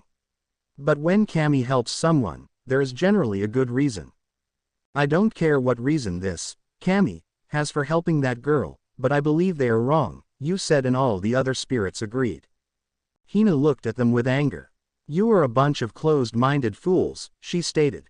She is a girl who lost her way, and you condemn her to a life of misery. Such a disgrace. Hina turned and Ren followed, leaving the other spirits to their thoughts. Hina stopped for a moment and looked back at the assembly. Mark my words, if you send the Avatar and the others to the other world, they will regret it. Naruto led Azula throughout the village towards the top of the Hokage Tower in silence. Naruto held Azula's hand, not wanting to let her go. He wanted to keep her close or Suand would kill him. He looked at Azula and saw the worry and fear in her eyes as they walked. He watched as she flinched as she passed a group of people. He wrapped his arms around her waist and held her close. "It's okay," he whispered to her as they walked. "I won't let you go." Azula looked up at him. "You're lying," she said, and tried to move away from Naruto. Naruto didn't let go and pulled her into hug. "I am not lying," he said as he stroked her hair. "I will stay by your side always, and that a promise of a lifetime." Azula listened to the words and she stood frozen. "He lying," Ozai's voice said with a laugh. "He going to lock you away and leave you to rot. Please don't lie to me." Azula whimpered. Naruto couldn't help but hug Azula even closer. He hoped that his feeling would get across to her. "I won't leave you. I promised, didn't I?" "A promise means nothing," Azula stated and pushed Naruto away from her. "I had promises before and they were all broken. Your promise means nothing." Naruto just stared at her and walked towards her. He once again wrapped his arms around her form. "I don't care if you think I am lying, I'm not going to leave you alone ever." Azula struggled in his grasp, wanting nothing more than to run and hide, but his grip was too tight. Ozai's voice soon entered her mind once again. "This is just a ruse, run and hide like the filth you are. You need to be locked away." Ursa's voice stated, making Azula shake even more in Naruto's grasp, her fear getting the better of her. Naruto couldn't help but feel helpless as Azula struggled in his grasp. "Why can't I reach her?" he thought. Kyuubi listened to this and frowned. She knew Naruto would never lie about a promise. "Let's see what's going on in her mind," she said and pushed her chakra into Azula. Before she entered Azula's mind, she pulled Naruto in his. Naruto suddenly found himself in front of Kyuubi. He was about to ask why he was there when Kyuubi just grabbed his arm and pulled him into Azula's mind. Soon the sight of broken memories filled his vision.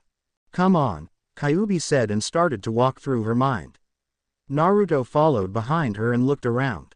They continued to walk around when Kyuubi stopped. Standing in front of them were Azula's attacker from before.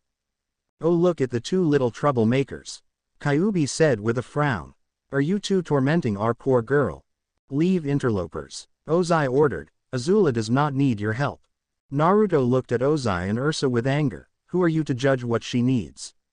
"We are her parents," Ursa stated. "We know what best for our daughter. So attacking her the last time we were here was for her own good." Kyuubi replied with disdain in her voice. "She needs to be put down," Ursa shouted, but Ozai put his hand up to silence her. "We need not explain anything to this filth," Ozai stated. "We need only to expel them." Ozai made a fist and shot a large fireball towards Kyuubi and Naruto. Naruto narrowed his eyes and charged forward. He created two shadow clones without hand signs and they quickly threw the original Naruto over the fireball. Kyuubi just held up her hand and absorbed the fire without a care. Naruto created a Rasengan and dove towards Ozai and Ursa. "Eat this," he shouted. Ozai jumped out of the way and watched as Naruto's attack drill into the ground. Before Ozai could recover from Naruto's attack, Kyuubi sent an even bigger fireball towards Ozai. Ozai dodged to the side but could feel the heat from the attack. Ursa ran to her husband and pulled out her knife. Naruto stood next to Kyuubi and looked over at the pair. "Leave Azula alone," he ordered. "She doesn't need you tormenting her." "You can never get rid of us," Ursa said and threw her knife at Naruto. The knife was poorly thrown and Naruto was able to catch it with ease. "Yeah, right," Naruto said, his anger taking control. "I will destroy you myself right now." Kyuubi put her hand on Naruto's shoulder. Calm down, she said. Naruto slowly let the knife fall from his hand. Thanks Q, he said. You're welcome, Kyuubi said and then looked back at Azula's parents. As for you two, it is Azula's right to deal with you, but I can at least give her a reprieve from you two. She lifted her tails and Ozai and Ursa were surrounded by chains. Soon both Ozai and Ursa were chained to the ground and couldn't move or talk. Kyuubi and Naruto soon left Azula's mind, leaving the chained pair to their current fate. As they re-entered Naruto's mind, Kyuubi started to sway. Naruto noticed this and caught her. Are you okay? He asked, worried. I'm fine, Kyuubi replied, catching her breath. It just takes a lot out of me affecting another person's mindscape beside ours. But you have unlimited chakra, you shouldn't get tired from something like this. Naruto stated. That is correct, but it is still in your body, she said. I can only manipulate a little chakra without your approval and I used it all up on getting us there. So let me rest. Naruto sighed and helped Kyuubi to her bed. Okay fine, but next time warn me first so I can give you a bit more chakra. Fine, Kyuubi stated and waved him off. Naruto turned to leave. Wait, she called. Just to let you know, what I did was a temporary fix. It will give her relief for only a few hours. It's up to you and her to get her past this. Got it, Naruto stated and disappeared. Naruto soon returned to his body and Azula had stopped struggling and had snuggled into him and seemed at peace. Naruto looked down at her, glad that she was calm. He suddenly looked around and saw a crowd had formed around the pair. He blushed and rapped, slowly picked up Azula bridal style and headed towards the Hokage tower once again. Azula felt that she was moving, but it didn't matter. The voices were silent and she felt safe. Naruto had never let her go even when she struggled. She was so scared when the feeling of peace and safety come over her. In her mind she felt the voice stop and silence, giving her peace. Her body reacted on her own and she drew closer into the Naruto. She didn't know why she was doing this, but it felt right. She also felt when he picked her up, her arms wrapped around his neck and her head leaned against his chest. The warmth he gave off was like nothing it ever felt. She once heard her uncle say that a fire can is life and death. He felt like the fire of life, the warmth that provided safety and peace. As they traveled they didn't notice the pair of eyes following them. The pair of eyes narrowed as Naruto and Azula disappeared out of sight. Dark blue hair fell and covered the eyes, the anger and jealousy shining through. In the Avatar world, Aang and Katara arrived at the Fire Nation palace fairly quickly. Ever since Aang had come back from the spirit realm they had traveled no stop to talk to Zuko. Katara looked at her boyfriend in worry as they traveled. He had been surprisingly quiet the entire trip and it unnerved her. He was usually so full of life and always smiling, but whatever happened in the spirit realm had shaken him greatly. She was pulled out of her thought when the sound of her name being called filled her ears. She turned and saw Aang looking at her. Are you okay? He asked, concerned. Katara just smiled. I'm fine, she replied and gave him a quick kiss. Just lost in thought. Aang just nodded and held her hand. She grinned once again and they walked towards the palace. They were greeted by the familiar sight. Standing there were all their friends. Sokka stood next to Suki, a huge smile on his face. Toph just stood there tapping her foot, bored. Zuko stood next to Mai with his usual stoic face. Hello everyone, Katara said with a smile and gave everyone a hug. It's great to see you sis, Sokka replied. It has been a while you too, Suki stated with her own grin. Took you long enough twinkle toes, Toph said with a laugh. Zuko walked up to Aang and held out his hand. I'm glad you came, he said, the seriousness in his voice heard by all. We have much to discuss.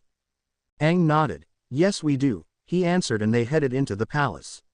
Everyone was soon seated around a large table where food was placed in front of them.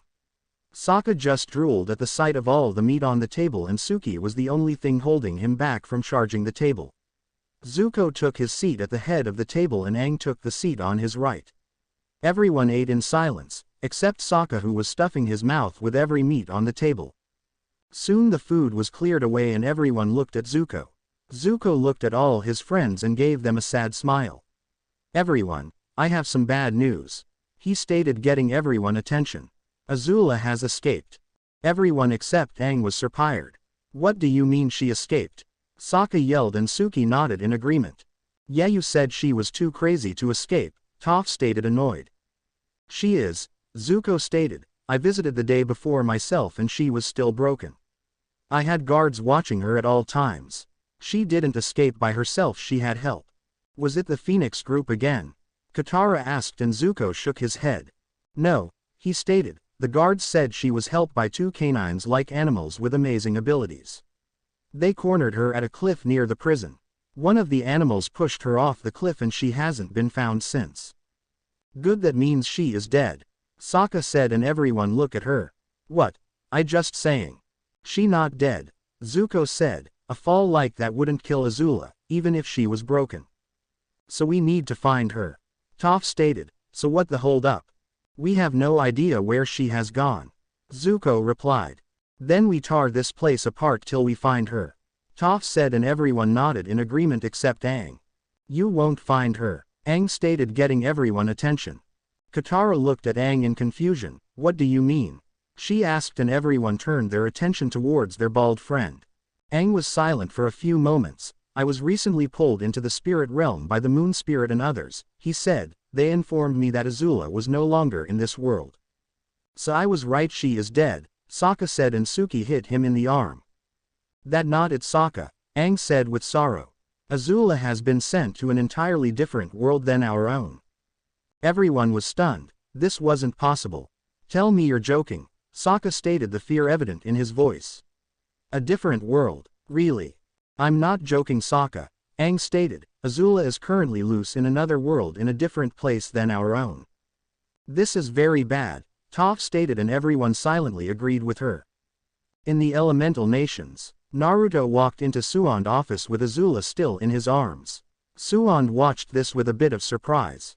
Aren't you moving a bit fast, brat? Suon said with a smirk. You only met her yesterday. Ba-chan, Naruto stated, a blush spread across his face and Suon laughed.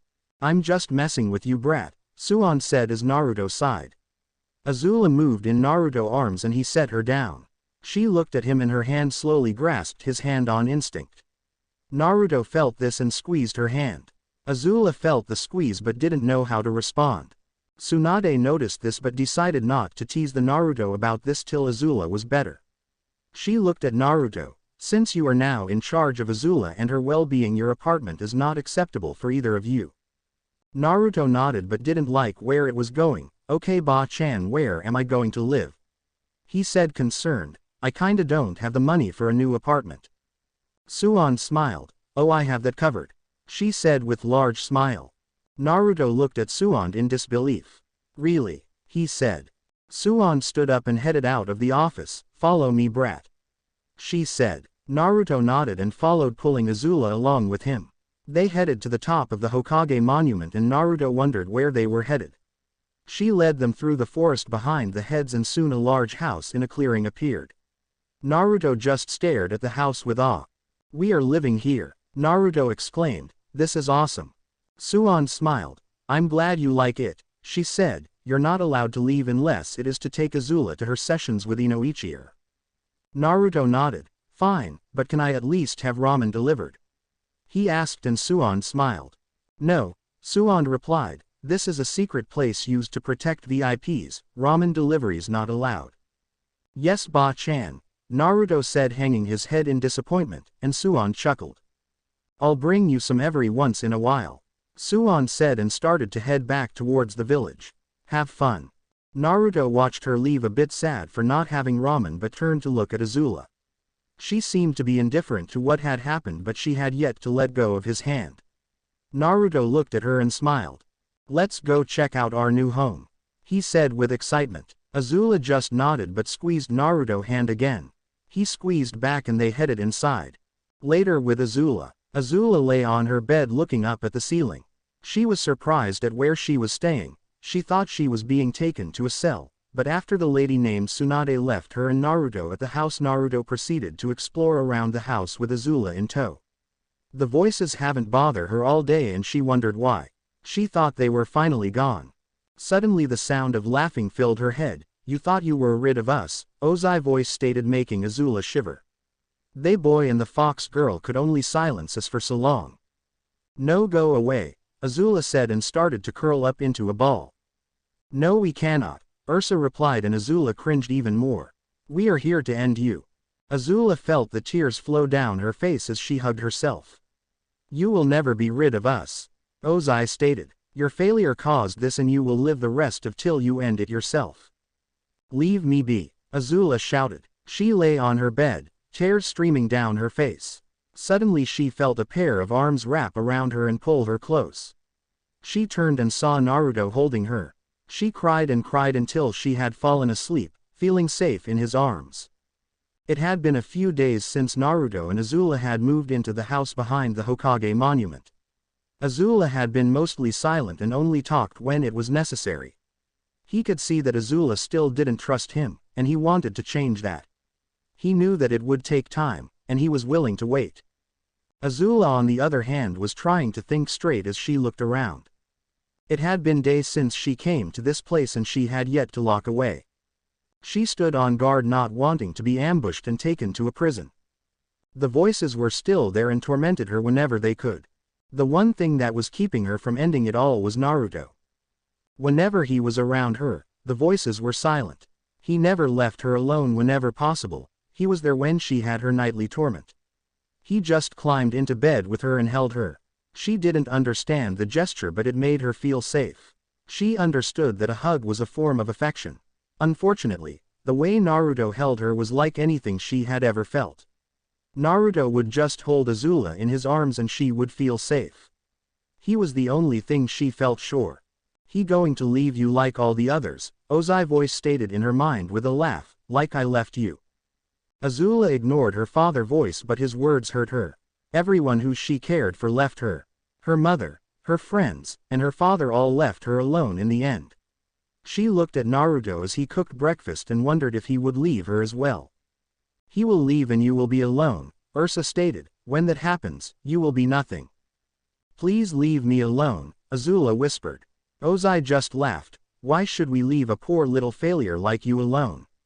He commented. You need this to see what a huge failure you are. Azula started cry. Why do you do this? She asked. This is for your own good, Ozai stated. As I said before, a failure such as yourself needs to be told what a big failure you are.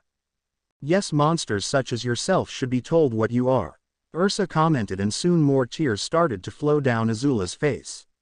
Suddenly a pair of arms wrapped around Azula's petite form. Don't listen, Naruto said into Azula's ear. You are not what they say you are. Azula slowly nodded, tears still falling down her face. She turned to face Naruto, a small knowing smile on his face. He lifted one of his hands, caressed her face.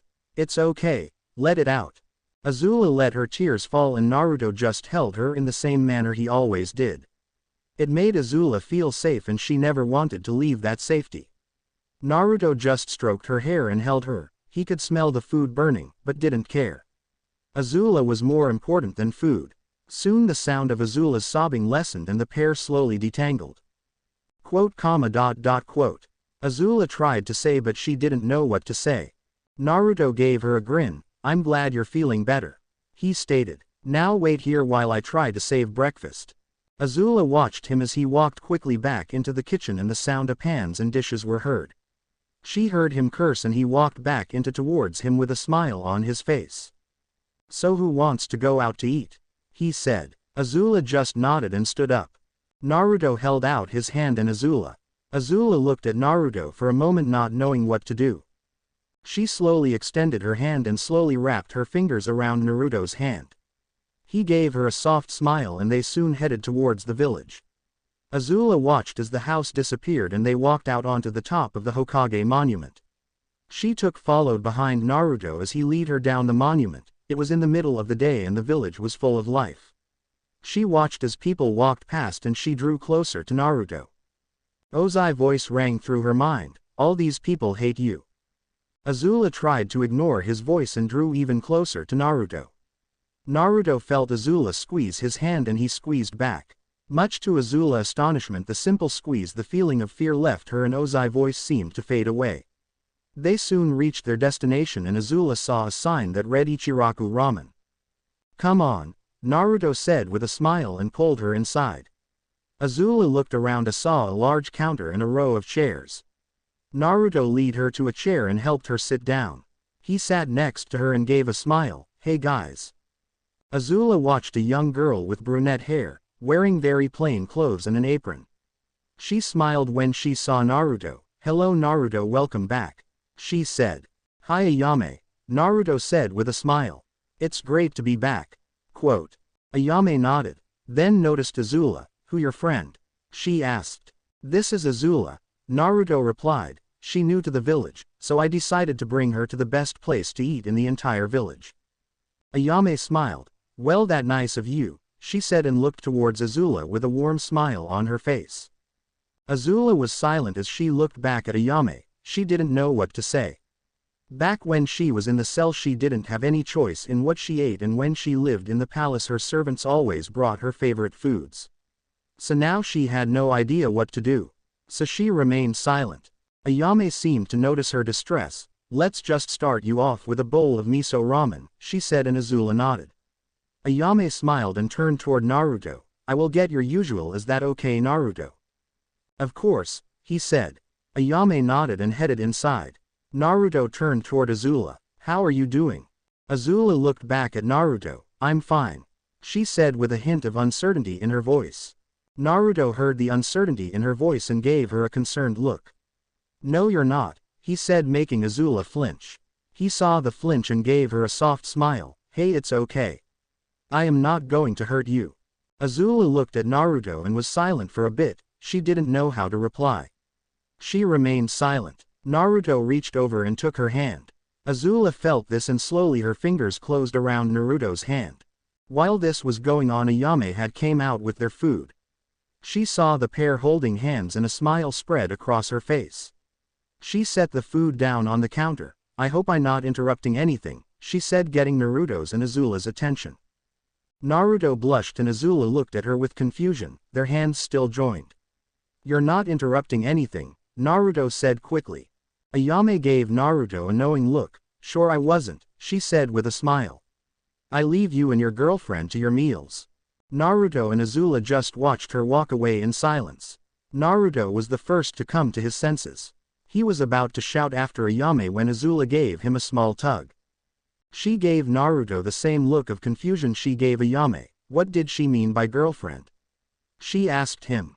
Naruto looked at her with a bit of shock on his face, but it soon faded away. "It nothing," he said as he pulled his ramen toward him. "Let's eat." Azula gave him an angered look. "Naruto, what did she mean?" she said, letting a bit of her old fire burn again. "Tell me."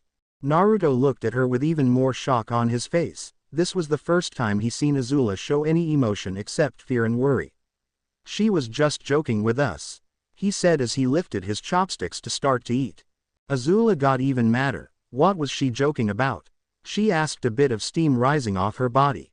Naruto shrank back a bit from the angry girl. "She was saying we are together," he replied. "What do you mean by together?" she asked him, her anger waning a bit. "She means together as a couple," he stated, and Azula nodded in understanding, a bit of a blush on her face. "Please inform her that she was mistaken." Naruto watched her and couldn't help but smile. This confused Azula even further. "What is it?" she asked him with a bit of confusing. "It nice to see you act out," he stated and turned to face his ramen. "Now eats before it gets cold." Azula looked at Naruto with a bit of annoyance on her face and turned to face her ramen. She looked over the food and slowly looked around, reached for her chopsticks. She slowly took some noodles from the bowl and looked at them. She watched as Naruto pulled up several lines of noodles, blow on them and slurp them up.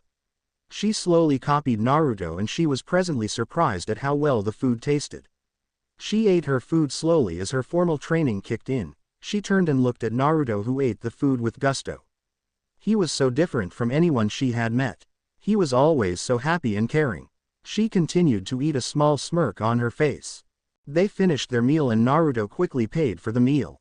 They headed back into the village and headed toward the Yamanaka residence to see Inoichi for Azula's first session. They walked toward the front of the house, which was the flower shop. They enter the shop and head toward the counter.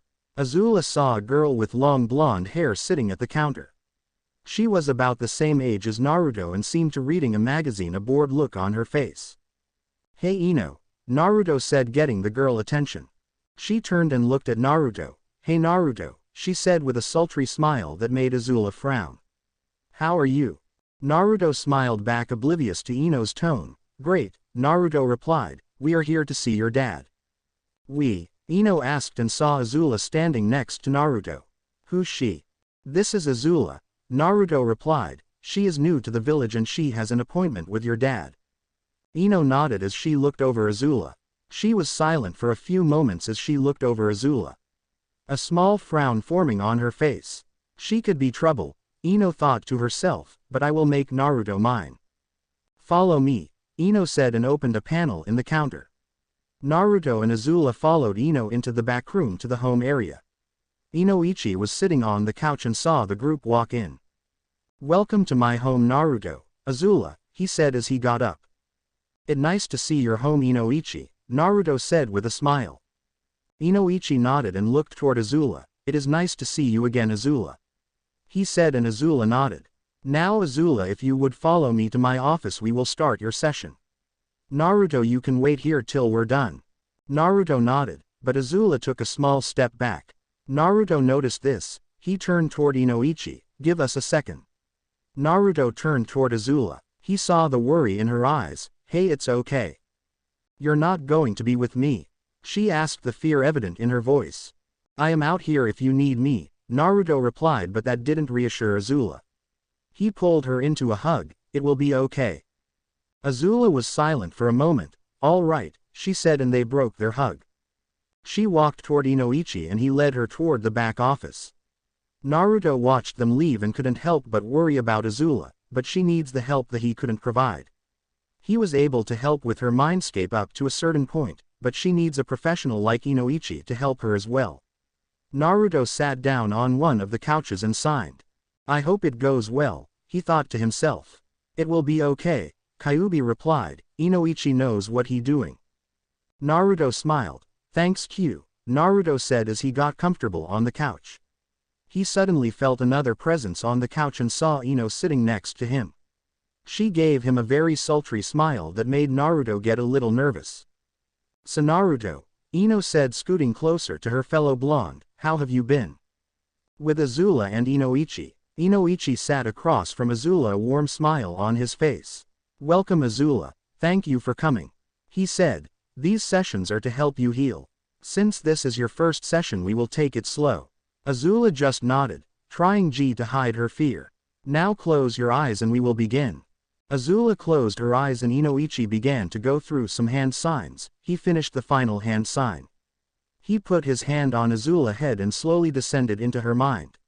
Inoichi opened his eyes and found himself standing in a sea of broken glass and land floating about. Azula stood next to him and couldn't help but cringe. Inoichi looked down at Azula. Shall we be off? He asked her and held out his hand. Azula hesitated a bit but slowly grasped Inoichi's extended hand. They slowly moved through Azula's mind. Azula looked around and saw the fragments floating all over the place. Suddenly the sound of her father's laughing filled the air.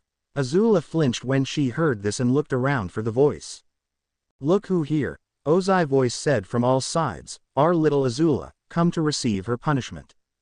No, leave me alone, Azula said, slowly going into herself. Inoichi narrowed his eyes as he looked at Azula. He kneeled down next to her. Azula, this is your mind, you have control, he said, fight it. Azula didn't seem to hear him. Poor, failure Azula, Ozai's voice said as his voice got even louder. You are going to be shown your failure, and when you can't take it anymore I will end it for you. Inoichi looked at Azula. Azula, listen to my voice, he said, trying to get Azula out of herself. Azula looked up at Inoichi, her eyes filled with tears. Make it stop, she pleaded with Inoichi. Inoichi looked directly into Azula's eyes. You have the power to make it stop, he said to her with conviction.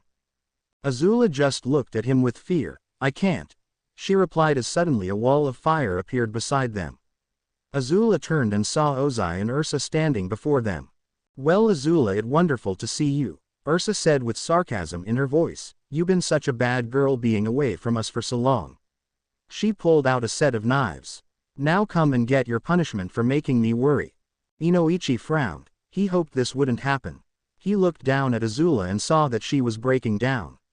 Azula, he called, hoping his words would get through to her. If you can hear me, think of the place where you feel the safest and focus on that place. A fireball flew over the pair's head and Inoichi turned and saw Ozai and Ursa coming toward them. This is not good, he said as he watched the pair advanced. He pulled out a kunai and stood in front of Azula prepared to fight the pair off. Ozai and Ursa charged forward going in for kill. Suddenly Ursa and Ozai began to fade from view and another view seems to take its place. Inoichi soon found himself and Azula in the middle of a long hall with many pictures of different people who all looked similar. Where are we? Inoichi asked Azula as he looked around the hall. The Hall of the Fire Lords, Azula said, the fear slowly fading from her voice. I would always come here when I was feeling sad or lonely. She looked over the faces of the previous Fire Lords and seemed at peace. She looked at one of the spaces and found it empty, much to her relief. Interesting, Inoichi said as he sat down next to Azula. So tell me when the first time you came here was. Azula sat next to Inoichi in silence. When I was 4 I was playing with my brother Zuko, we were practicing our fire bending. I was always better than Zuko at fire bending and we were sparring. I hit him in the hand and gave him a small burn. Mother came over and fussed over Zuko and scolded me. I got mad and ran away so no one would see me cry. I hated that she yelled at me, it was an accident, I didn't mean to. So I ran here and cried till I had no more tears.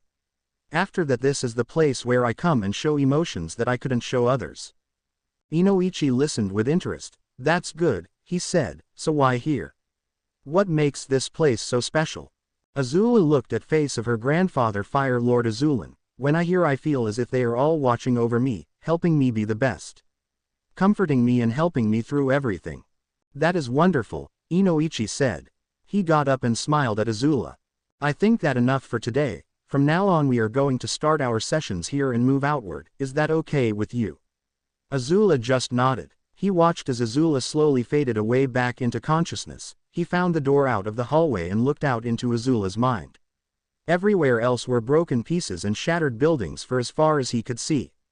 This is going to take a while. He cut off the jutsu and went back to his body. He opened his eyes and saw Azula staring at him. She seemed a bit better and he was glad he could help her.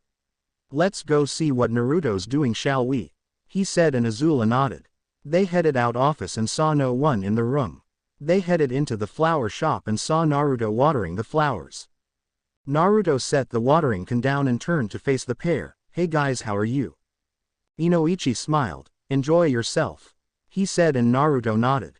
Well, we're done for the day, so she all yours, and also do you know where Ino went?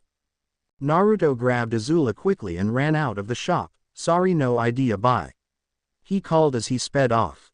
Inoichi watched this and face-palmed. He headed back into his home and found Ino asleep on her bed. Ino woke up shortly after her father left and looked around her room confused. How I get here? She said to herself, then remembered Naruto knocking her out when she tried to get close to him. She smiled to herself. You won this round, Foxy, but you will be mine. Naruto and Azula walked toward the village from a long day of shopping. It had been days since Azula's first session with Inoichi, and she had gotten a little bit of her fire back. She was showing more emotions, but she still needed Naruto's constant care. The pair walked side by side as they entered the busy village market. Azula looked around and saw many open shops, and cart vendors trying to sell their wares. She turned and saw a mother with her daughter, buying some fruit at one of the carts. The little girl had a large smile on her face as she played with her doll. Her mother was talking to the fruit vendor, but always seemed to be able to know when her daughter was about to leave the cart, even without looking at her. Azula looked away, in despair, and turned to look at Naruto. He didn't seem to be his usual happy self. He seemed to be looking around the market with a sense of longing in his eyes. Naruto noticed that Azula was looking at him and gave her a small smile. He didn't want to show her that anything was wrong. He sometimes hated visiting the market. He watched the families interact and it made him green with envy. He watched a father buy his son some candy, and the smile the son gave his father when he got the treat. Is something wrong? He asked Azula, trying to hide his longing. She stared into his eyes. You look sad, she stated, simply. I'm fine, Naruto stated with his masked smile. There's nothing wrong. Azula frowned. You're lying, she replied, a hint of anger in her voice. I don't like liars. Naruto looked at Azula, quite surprised that she saw right through him. He pulled her toward an alley. Was I that obvious? He asked her, as he let his loneliness show on his face. Azula shook her head. It's not obvious, she stated, softly. I have the same eyes as well. Naruto looked down at Azula, her eyes full of sadness and longing. He sat down on the ground and motioned for Azula to sit next to him. Azula looked at him for a few moments, then joined him on the ground.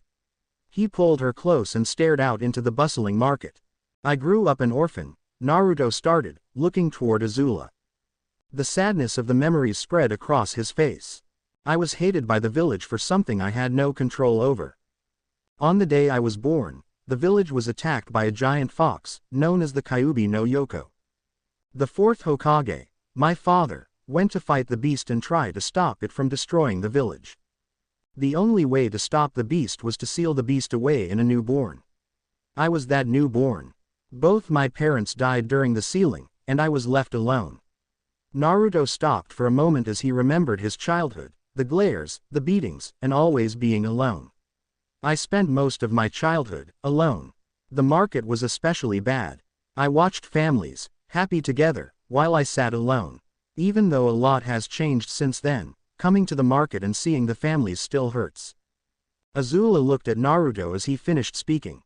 The years of loneliness were painfully evident on his face. Even for one so young, she could see the outlines of tears shed against his skin. She looked at the man before her, and couldn't think of what to do. She had never seen someone show their weakness openly. It was unsettling for her to say the least. Never in her life did she have to be the comforter, rather than the comforted. Before she could think any more, Naruto had already stood up, and gave her a sincere smile. Let's go, he said, his voice seemingly lighter. We have some shopping to do. He offered Azula his hand, and after a moment of hesitation, she took his hand. Naruto slowly helped her to her feet. Azula was not ready for the sudden pull and tripped over her feet, causing her to fall into Naruto's chest. The pair looked into each other's eyes, faces inches away. Naruto blushed slightly at having Azula so close. He could feel her body pressed against his and it made him feel hot. He looked into Azula's bright amber eyes and couldn't help but feel drawn to her. Azula looked up at Naruto and was equally drawn into him. He was so different from any man she had met. While her father was cold, calculating, and unloving, Naruto was kind, caring, and full of compassion. She didn't understand what she felt when she was near him. He made her feel safe, as well as making her heart beat faster and make her body feel hot. The pair just stood there, Naruto holding Azula in his arms. Naruto was lost in Azula's eyes and Azula, in Naruto's arms. Their faces were inching toward each other. Suddenly a loud crash interrupted the pair. They quickly broke apart, each trying to hide their reddened faces. Azula hid hers better than Naruto. Naruto gave Azula a small smile. Let's go, he said again and held out his hand. Azula took it and the pair joined the market crowd. As soon as they left the alley, they made their way through the crowd to a large shop at the edge of the market. Azula stood next to Naruto as they made their way through the crowd. The great numbers of people frightened her, and she moved closer to Naruto. Suddenly Azula was knocked away from Naruto, her hand slipping from her protector. She looked around and couldn't find him in the crowd. She slowly turned, hopelessly lost in the crowd. Naruto, she called out but to no avail. Everyone just walked past her, minding their own business. She called out his name again but no answer came. As she continued to call out, she noticed that many people stared at her with annoyance in their eyes. See, they hate you, Ozai's voice said to Azula as she continued her search. Be quiet, Azula said to Ozai as she looked around. He left you, Ozai stated with a laugh. He is never coming back. You're wrong, Azula shouted. You're wrong, Ozai laughed. He left you here amongst your enemies, Ozai shouted. Azula looked around scared, when suddenly someone touched her shoulder causing her to turn around. She saw a man with pineapple-shaped hair. Hey, you okay? He asked Azula, a bored expression on his face. Azula looked at him for a moment before bolting. She looked around and saw people pointing at her. See, everyone hates you, Ozai stated as a panicked Azula looked around. That man was there to kill you. It seemed that everyone was watching her run, Ozai's voice ringing through her mind. With Naruto. Naruto felt Azula's hand leave his and he quickly turned. He tried to find Azula but she was lost in the crowd. Damn, Naruto said to himself as he looked around for Azula. He quickly jumped to the roofs. Unfortunately he could not find her. He quickly searched the crowd by creating 20 shadow clones. Unfortunately they were unable to find her either. Where can she be? Naruto said to himself as he hopped from rooftop to rooftop. His eyes quickly scanned the crowd for the lost girl but to no avail. Suddenly he saw Shikamaru heading toward him, an annoyed look on his face. Naruto waved over to Shikamaru. Hey, he shouted, waving his arms frantically. Shikamaru looked at Naruto with his patented bothersome look. Troublemaking blonde, Shikamaru grumbled. What do you need, Naruto? I need your help finding someone, Naruto stated, the urgency evident in his voice. Shikamaru sighed. Who are you looking for? He asked. Her name is Azula, Naruto stated. She's new to the village and we got separated at the market. She a little smaller than I, black hair, and amber eyes. Have you seen her? Shikamaru nodded. Yeah, I ran into her a few minutes ago, he stated. She was freaking out and I tried to help. Unfortunately, she ran off. Naruto nodded, a frown spread across her face. Do you know which direction she headed in? Shikamaru nodded. Yeah, she headed toward the memorial stone, he replied. Naruto took off running in that direction. Shikamaru watched the dust trail Naruto left, troublemaking blonde. With Azula. Azula stopped running, and found herself in an open field with a few trees. Little children ran past her, while their parents watched from afar. She looked around desperate to find a place to hide from the hatred. They will find you, Ozai voice stated with satisfaction. There is no place to hide for a monster, like yourself. Azula ignored her father's voice and quickly moved through the park. She turned a corner and saw more people. She stopped in her tracks and quickly went another way. Run as fast as you can, Ursa's voice echoed in her mind. If you don't, they'll catch you. Azula tried to ignore the voices, but they filled her mind. Ursa was calling her a monster and Ozai was telling her that everyone hated her. She ran into the trees and found a shaded area away from everyone. It was a small clearing with 5 trees surrounding it. She sat there alone, her knees pulled up against her chest. They will find you, Ursa sang in her mind. They will find you, and end you. Suddenly, Inoichi voice entered her mind. When you're in trouble and can't fight, go to your safe place, Inoichi reminded her. Azula closed her eyes and pictured the Hall of Fire Lords, with its towering columns and the stern faces of her ancestors. Her parents' voices faded as she felt protected by her grandfather. She slowly opened her eyes and looked around her small area of trees. She had stopped the voices on her own. She alone had made them stop. She felt a sense of pride as she felt a bit of control return to her. Suddenly Azula heard her name being called. She listened as the sound of Naruto's voice filled the void. He was looking for her. Azula slowly got up and headed toward the tree line. She looked out and saw Naruto standing near a strange-looking black stone. He frantically looked around for her, panic evident on his face. She saw the fear in his eyes. She didn't understand what was wrong. She slowly walked out. I'm over here, she called and Naruto turned toward the sound. He looked her in the eyes and the fear in his eyes slowly drained away. He rushed over to her and pulled her into tight hug. He held her tight, much to Azula's delight. He loosened the hug a bit and looked into her eyes.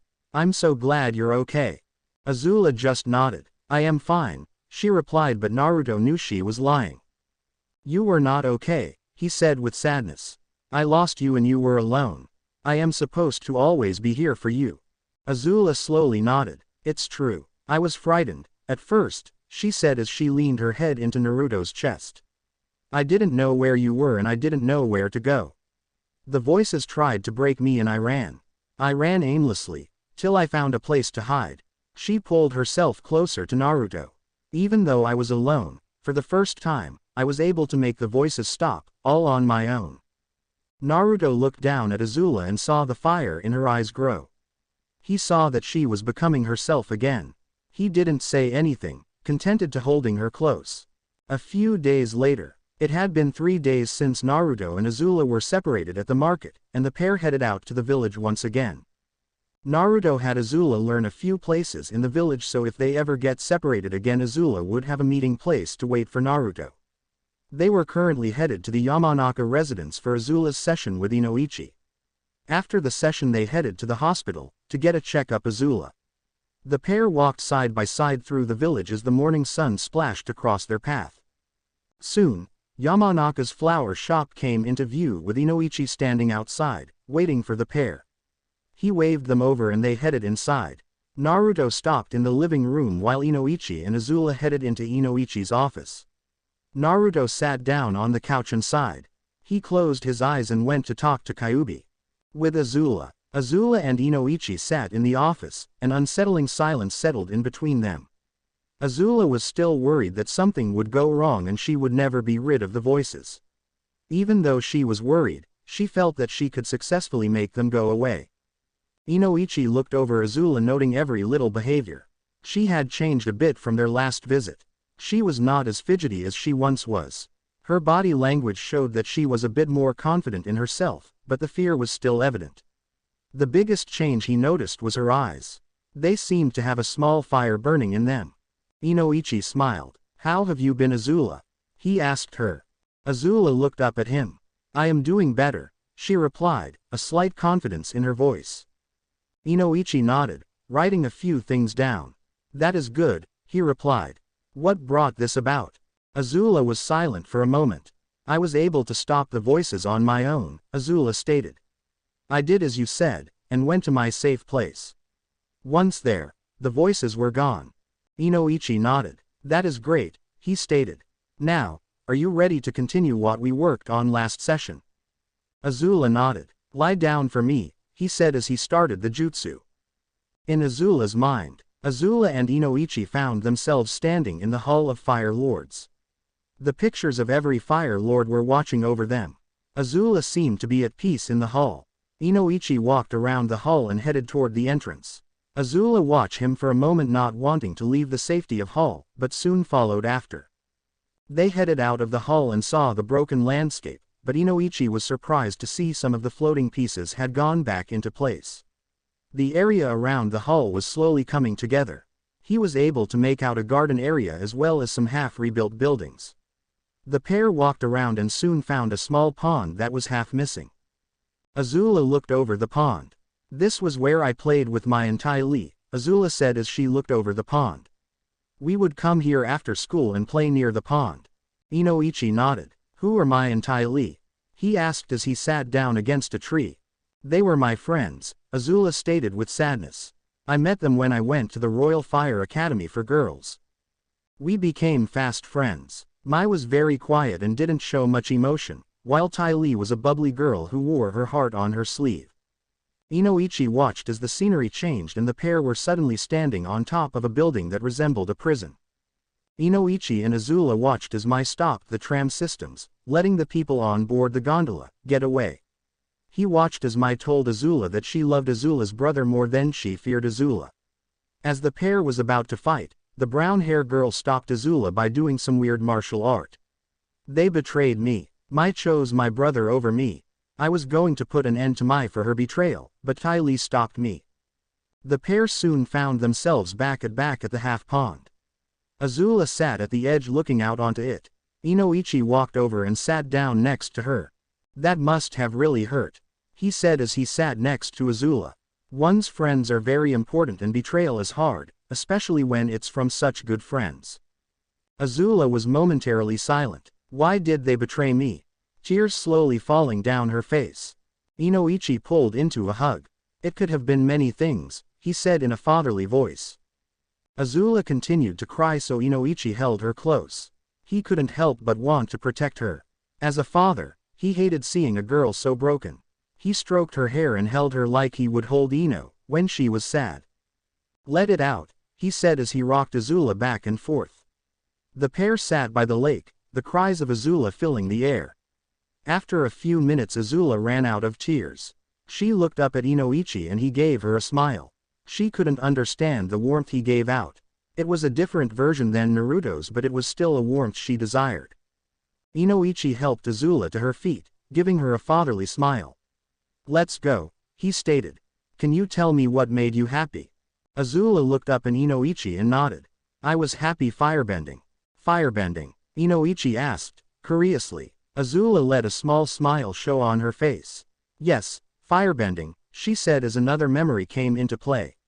It showed Azula when she was about 7 years old, practicing a strange kata. While she was doing the kata she shot fire from her fist. She moved gracefully around the training field, the fire dancing around her. "I love firebending," Azula cheered. "I always loved practicing my bending. It was the only time I felt that I could let loose." Inoichi nodded. "You can still do it. There is no one stopping you."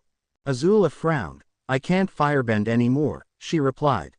"It stopped when I lost to my brother and the water-bending girl." "Lost your bending?" Inoichi stated with a look of confusion. "How is that possible?" "Firebending is fueled by our emotions," Azula stated. "I can't seem to create the fire anymore." Inoichi looked at Azula and saw the sadness on her face. He could see the love of firebending in Azula's eyes. Suddenly a shadow flew over the pair. Inoichi quickly hid Azula behind him with fatherly protection. The pair looked up and saw 2 large dragons flying overhead. "Holy crap!" Inoichi cried as he stood in front of Azula. The dragons slowly landed in front of the pair. There was a red dragon and a blue dragon. The red dragon leaned down and pushed its snout against Inoichi. "Move 4 and 1, the dragon rumbled. "We have to talk with the fire girl." Inoichi didn't move. "I won't let you hurt her," he stated while the blue dragon started laughing. The blue dragon leaned down its head. "You are a funny 4 and 1, it said with a large smile, its sharp teeth gleaming. "We do not want to hurt the fire girl, we wish to talk with her." Azula slowly walked out from behind Inoichi. "What do you want with me?" she asked, trying not to look scared. The red dragon spun around Azula, blocking her from Inoichi. Inoichi quickly tried to restrain Azula, but the dragon was too big. "Now, young fire girl, do you wish to be free?" the red dragon asked, its eyes burning down onto Azula. "Free?" Azula asked with confused. "Yes, fire girl, free," the blue dragon stated as it poked its head down toward Azula. "Free to live happy from your past." Azula gave a puzzled look at the dragon. "Free," she stated, the word seeming foreign in her mouth. "How?" The red dragon lowered its head. "When you are ready, you will find us at the end," it stated. Before Azula could ask another question, the dragon quickly unwrapped itself from Azula and flew off. The blue dragon followed close behind. Inoichi ran toward Azula and looked her over. "Are you okay?" he asked. Azula looked at Inoichi and nodded. The dragon's words echoed in her mind. In the Avatar world, Aang and everyone had gathered everything they needed to head to the new world. They headed toward the North Pole to meet you and start their journey to get Azula back. Aang stood on the bow of a Fire Navy ship and looked out into the night air. He was determined to bring Azula back here where she couldn't harm anyone. Everyone else was asleep as he looked out into the night sky.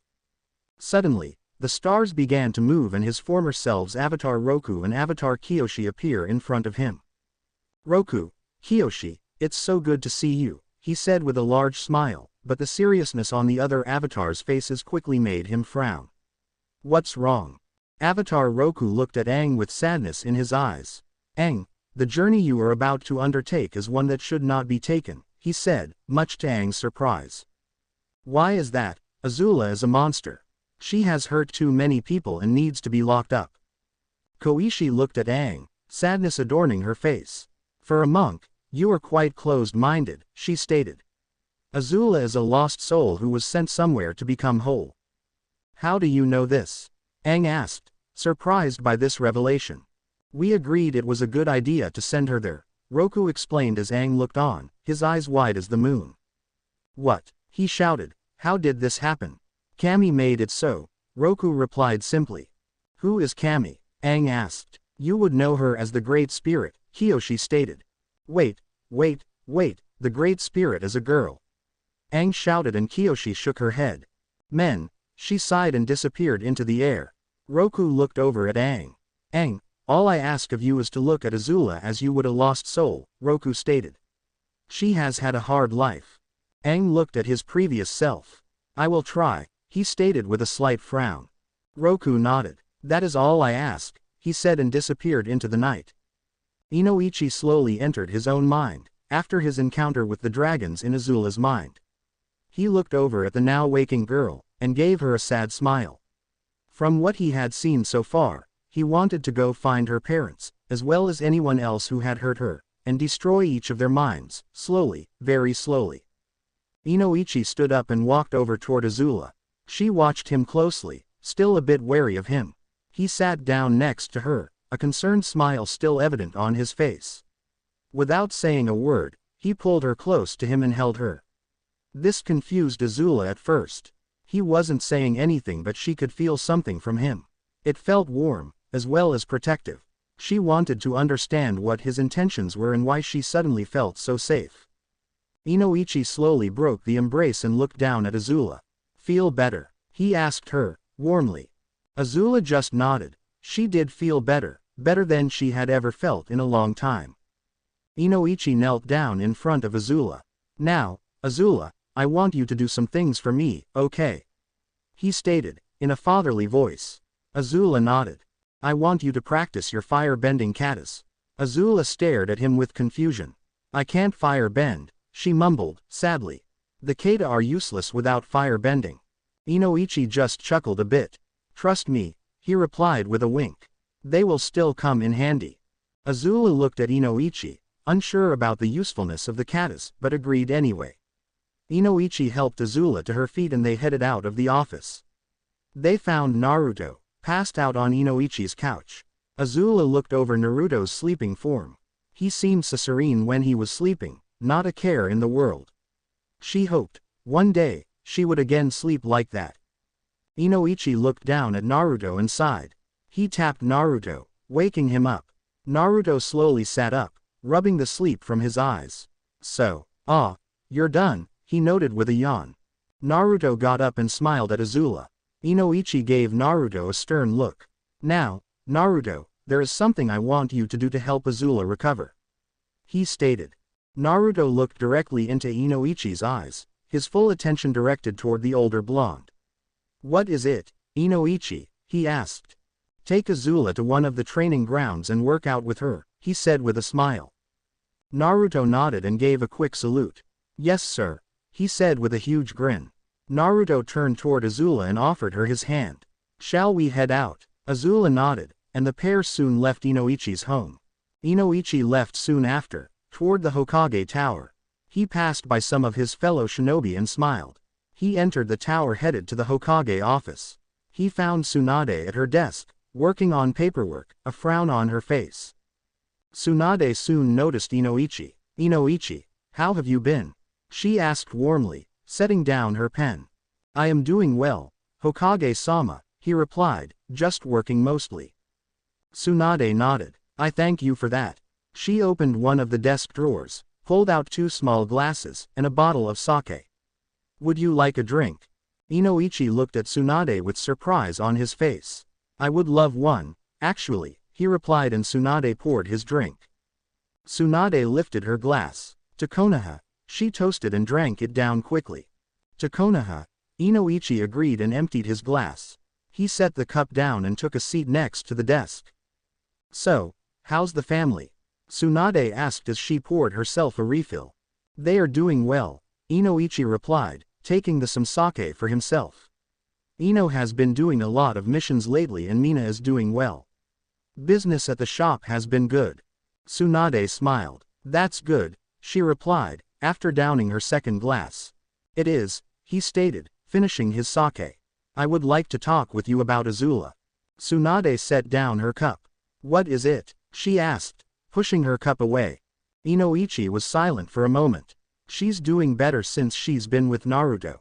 He has been taking care of her, he said, hesitating, but there is a lot of work left to do.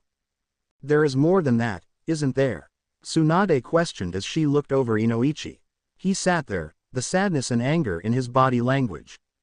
Her own family treated her like a monster, Inoichi cried, his temper beginning to show. Her own friends betrayed her. She was always alone. As a parent, I can't believe someone would treat their child like that. If I ever treated Ino like that, I would rather kill myself. Just watching her break down, seeing her own parents try to destroy her in her own mind, I just want to hurt them. Tsunade watched the man as his rage filled him. She had to admit, a father's anger was truly one of a kind. She bet if Inoichi ever met the people who hurt Azula, they would wish that they had never been born. She handed him another full glass. Drink, she ordered, as he stared at her, bewildered. It will help you calm down. Inoichi nodded and took a drink. The best thing you can do, is to be there for Azula, like a father should. Inoichi nodded and filled his cup again, a small smile on his face. I'll drink to that. Tsunade nodded and the pair continued to drain the bottle in silence. S.B. Azula slowly opened her eyes as the sun came in. It had been several days since her last session with Inoichi. She had been thinking over what Inoichi had told her about Ty Lee's and Mai's betrayal a lot. As she looked over their entire relationship, she saw that she wasn't the best friend to the girls. She had been very controlling and vindictive towards the pair. Azula frowned as she pondered over all of her memories of the time they had spent together. What had she done wrong? Why had this happened? This line of mental questioning frustrated her to no end. She slowly sat up and looked to see Naruto still asleep beside her. He always slept with her ever since they had moved into this place. At first he would just come in and hold her whenever she had a nightmare. Due to the frequency of her nightmares, they had decided that Azula would sleep in Naruto's room until she felt comfortable enough to sleep by herself. She watched Naruto sleep, a calm look on his face. Azula looked at her caretaker and couldn't help but smile. Azula slowly lifted her hand and brushed it across Naruto's cheek, against the whisker-like marks. She noted that Naruto would purr as she moved her fingers gently across them. Azula continued to rub Naruto's cheek and his purring got louder the more she rubbed. Suddenly, Naruto rolled over onto Azula, pinning her to the bed. Azula tried to move but Naruto was too heavy, and she had yet to regain her strength. She stopped struggling and felt Naruto's breath against her neck. A blush slowly grew on Azula's face as she felt Naruto's hot breath against her skin. She couldn't understand why her body was suddenly heating up. This heat was different than anything she had felt before. When she was fire-bending, her body would heat up, but it was an angry heat, a heat of destruction. Now, the heat she was feeling was so different. It wasn't like the burning heat of anger and hatred she was used to. It was a very light heat. It made her feel warm inside, but in a good way. It felt so comforting and light, not heavy and angry. Azula desperately racked her mind as to the meaning and origin of this pleasant, new, sensation. As she ran various ideas through her head, she felt Naruto slowly waking up. He slowly stretched his arms and rose above Azula with a loud yawn. He blinked his eyes a few times and saw Azula below him. Naruto stared at Azula for a few moments wondering if he was dreaming. Naruto looked and saw that Azula had a large blush on her face. Her shirt had bunched up showing her stomach and a hint of her bra.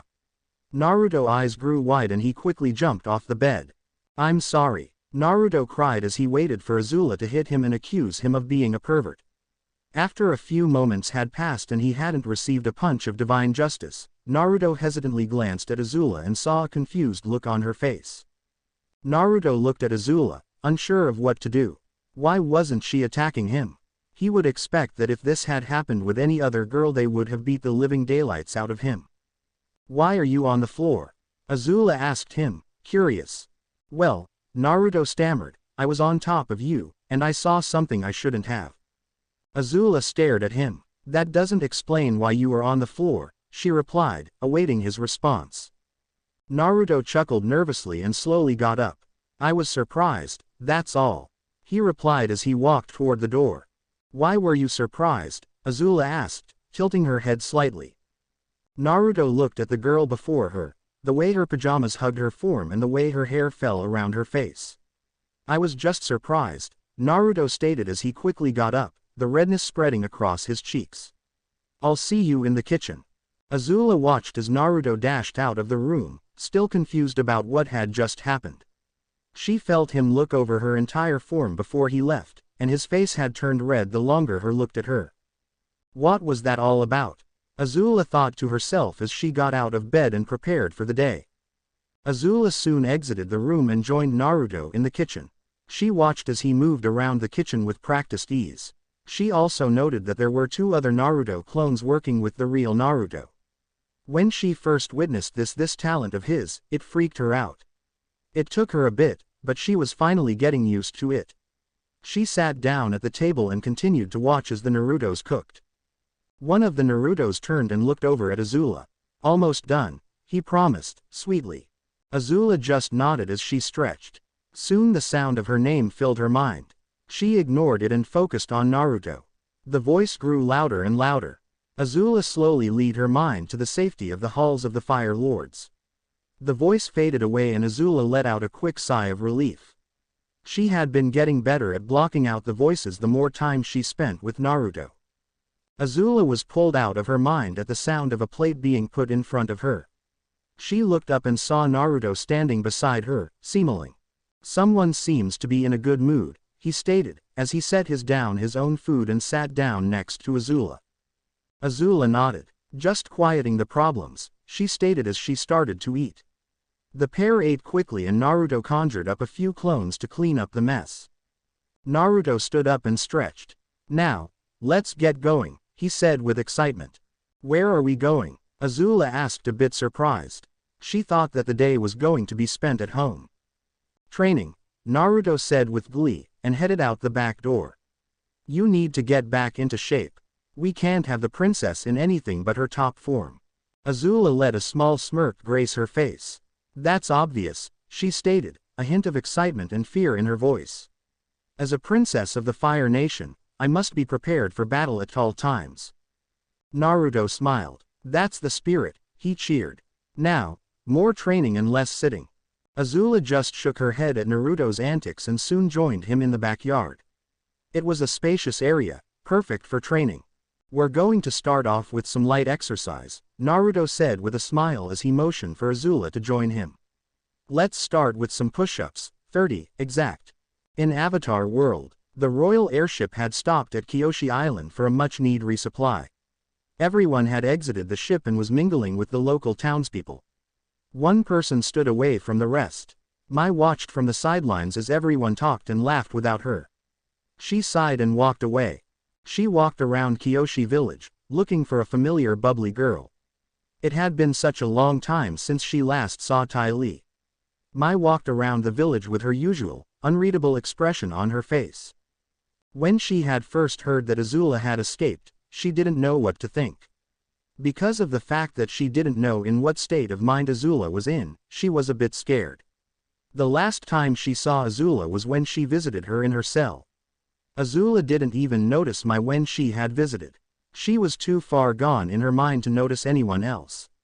Now Azula was missing, and a great many things could go wrong. Mai sighed as she walked toward the middle of the village. She wanted to find Ty Lee and get her opinion on Azula's disappearance. It was always good to get the bubbly girl's differing point of view on any situation. Mai soon found herself standing in front of the statue of Avatar Kyoshi. It had been restored to its full glory. Mai just looked over the statue trying to glean information as to what the Avatar would do in this situation. Mai, a voice shouted and tackled Mai to the ground. Mai noted her friend, Ty Lee, hugging her tightly. Get off, Ty Lee, Mai huffed. Ty Lee giggled. Sorry, she replied, a large smile on her face. It's just that it's been such a long time since I've seen you. I missed you so much. Mai sighed and patted Ty Lee on the head. I missed you as well, she said. Now, gets off. Ty Lee quickly released her grip, her signature smile on her face. Mai just stood up and sighed. Ty Lee, I need to tell you something. Do you have somewhere private where we can talk? Ty Lee nodded and walked toward the Kyoshi Warrior Training Center. Mai followed quickly and made sure that they were alone in the training area. So, what would you like to talk about? Ty Lee asked as she walked on her hands. Mai sat down and looked soberly at Ty Lee. Azula has vanished, she whispered. Ty Lee fell over in shock. Azula, missing. Ty Lee asked as she sat down. What happened? Mai explained the full story, as Ty Lee listened eagerly. Mai watched as her friend processed the information, trying to figure out what she was thinking. Actually, this was the longest she had seen Ty Lee sit still in a long time. Ty Lee suddenly jumped up, a determined look on her face. "All right," she shouted. "Let's go get Azula." Mai looked at Ty Lee, tilting her head to one side. "Are you sure?" she asked. "It might not end well." Ty Lee just smiled. "She's our friend," she replied, biting her lip. "I want her to be safe and happy. She was so broken after what happened. Even though she was mean a lot of the time, Azula was my friend and I will protect her, even from herself." Mai looked at Ty Lee. "I agree," she replied. "Azula was a witch at times, but she was always there for us. Now it is time for us to be there for her." Ty Lee smiled and pulled Mai into a hug. "Yeah," Ty Lee shouted. Mai just tried to breathe, a nearly unnoticeable smile on her face. With Azula. Azula lay on the ground, exhausted. It had been several days since she began to exercise with Naruto and she had to admit it was tiring. She learned quickly that Naruto loved to train and would spend hours doing it, if he could. His workouts were insane, in her opinion. He would do 3 sets of 300 push-ups, 200 sit-ups, 500 crunches, 500 punches on each arm, and 500 kicks with each leg. He had made a similar type of workout for Azula but at a fraction of the number of each exercise. She had to do 2 sets of 30 push-ups, 20 sit-ups, 40 crunches, 100 punches per arm, and 100 kicks per leg. Azula was always physically drained after this exercise but somehow, she always felt better at the end. When she trained alongside Naruto it didn't feel like work to her, it was just enjoyment. Did she dare to admit, it was fun?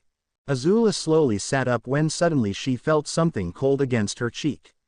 "Here," Naruto offered, holding a cold bottle of water to her face. Azula took the bottle and slowly drank the cold liquid. The feeling of the cool water entering her body was refreshing. She looked up and saw Naruto standing next to her, his own water bottle in hand. He smiled at her and took a quick drink. "Have fun?" Naruto asked, grinning. Azula just nodded. "Yeah," she replied, slowly rising. "It's nice to do this, it helps to clear my mind." Naruto agreed. "Training always makes me feel better." Naruto looked up and smiled. It was still early in the day and he had no plans. He looked toward Azula and saw that she was still resting from training. He could tell she wanted to continue but he wanted to build her muscles up a bit more before moving on to taijutsu training. He was about to head inside, when an Anbu appeared in the field. "Uzumaki, the Hokage wants to see you in her office right away," the Anbu announced. Naruto nodded then looked toward Azula. "But, what about the princess?" he asked, worried about leaving her alone. "The Hokage has already taken care of that," the Anbu said. "Nara-sama should be here shortly." Naruto looked at the Anbu, wondering why they were sending Shikamaru's dad to look after Azula. He would rather just send a clone to Tsunade and stay with Azula himself. "Hello, anyone home?" a female voice called from the front of the house. Naruto created a clone and had it go to the front of the house to greet the newcomer.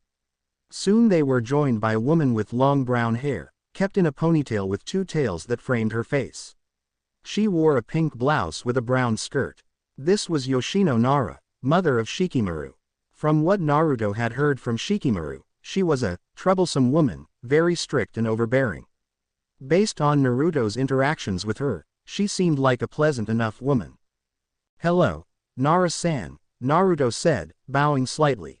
"Thank you for looking after Azula for me." Yoshino smiled. Such a nice young man, she thought. "Please, call me Yoshino." "Okay, Yoshino," Naruto replied, smiling. He waved Azula over, with a hand. "I would like you to meet Princess Azula." Azula looked at the woman before her, with suspicion. She didn't want Naruto to leave. "Hello," she said quickly and hid behind Naruto. Yoshino smiled at Azula. "It's nice to meet you," she replied. "I hope we can get along." The interaction between Azula and Yoshino made Naruto worry. Azula didn't seem to like Yoshino, she seemed to be very suspicious of her. Naruto led Azula aside, a concerned look on his face. "What is wrong?" he asked her. "Do you have to go?" Azula asked, nervous. Can't you just stay? Naruto looked at Azula. I wish I could, but Ba-chan sent an Anbu to come get me. It must be something important, he replied. Fear was still quite apparent on her face. You will be okay. Yoshino will be here. She's a great person. Azula nodded, yet unconvinced. Naruto noticed this and pulled her into a hug. Hey, it will be okay. I will be back soon. Azula didn't move as Naruto held her. She didn't know what to believe. This would be the first time that Naruto would be away from her. This scared her deeply. What if he didn't come back? How would she be able to stop the voices? Suddenly she felt Naruto kissed her forehead. Azula was startled at first, but soon relaxed. I will be back, Naruto whispered.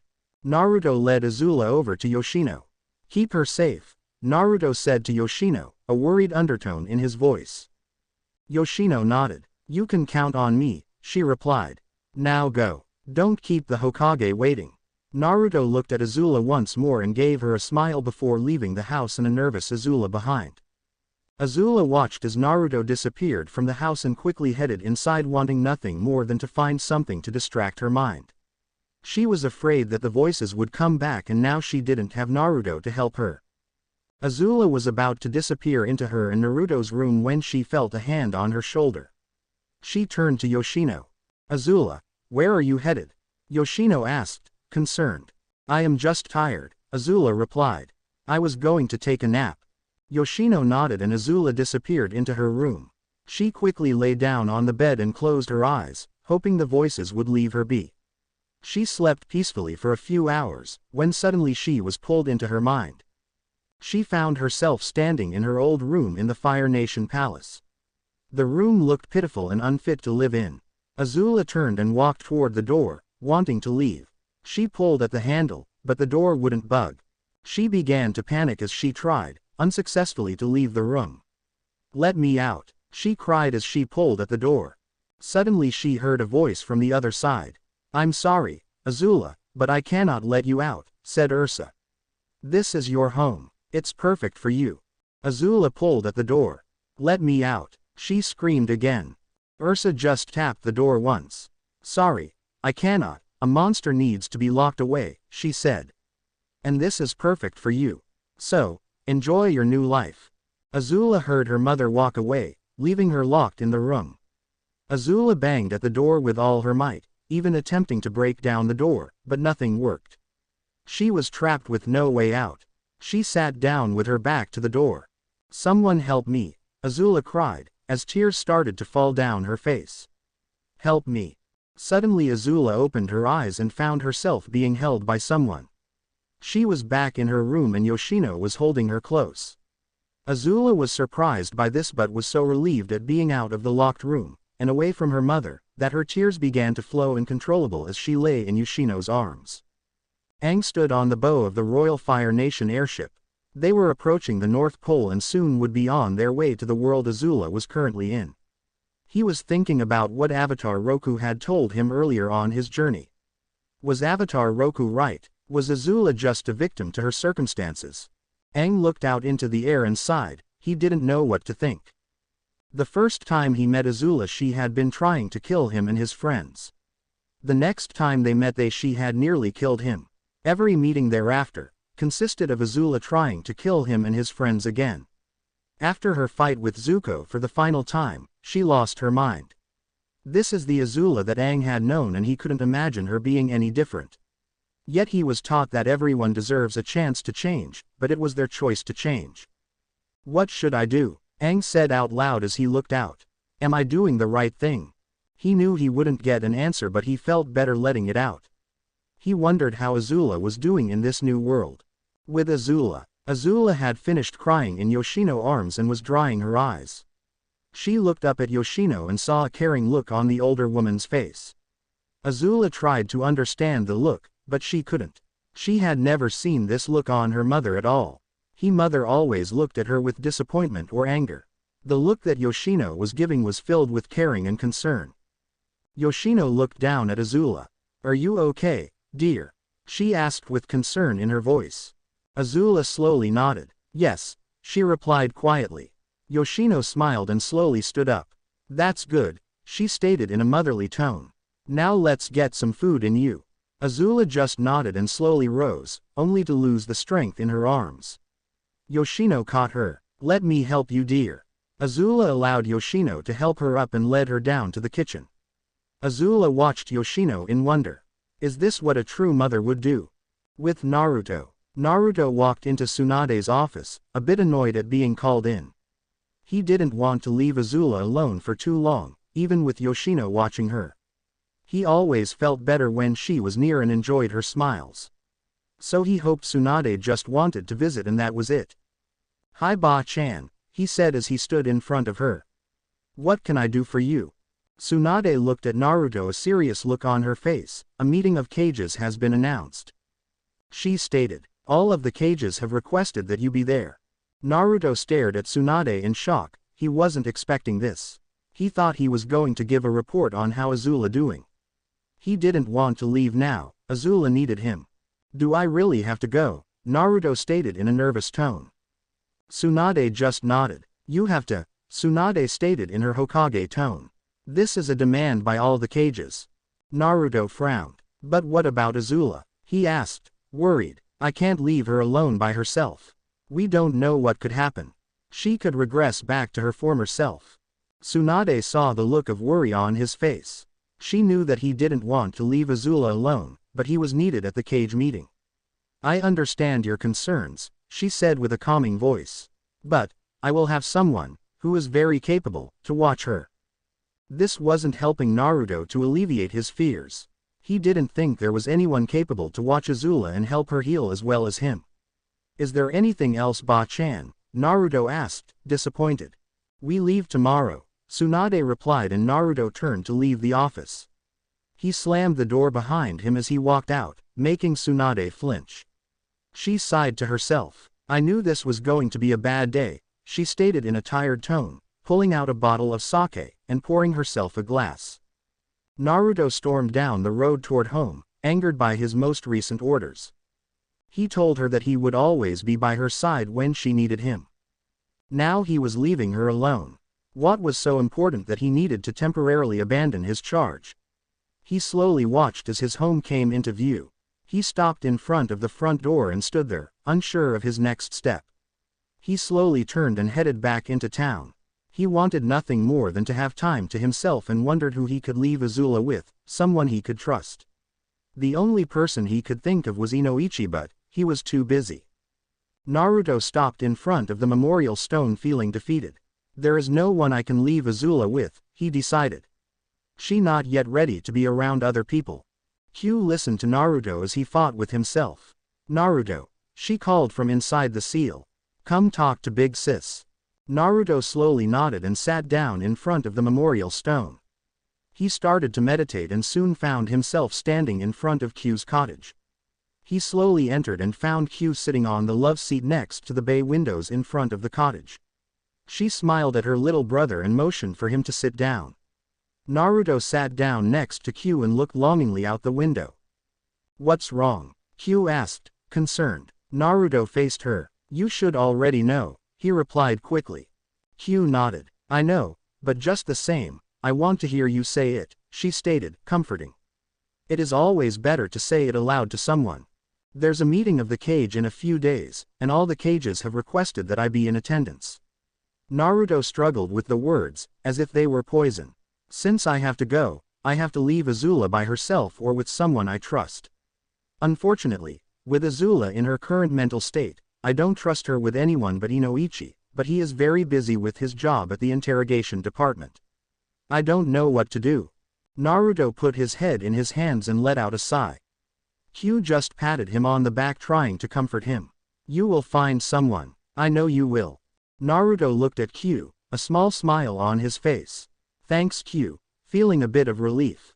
First you need to tell Azula that you're leaving, and then worry about finding someone to look after her, Q stated constructively.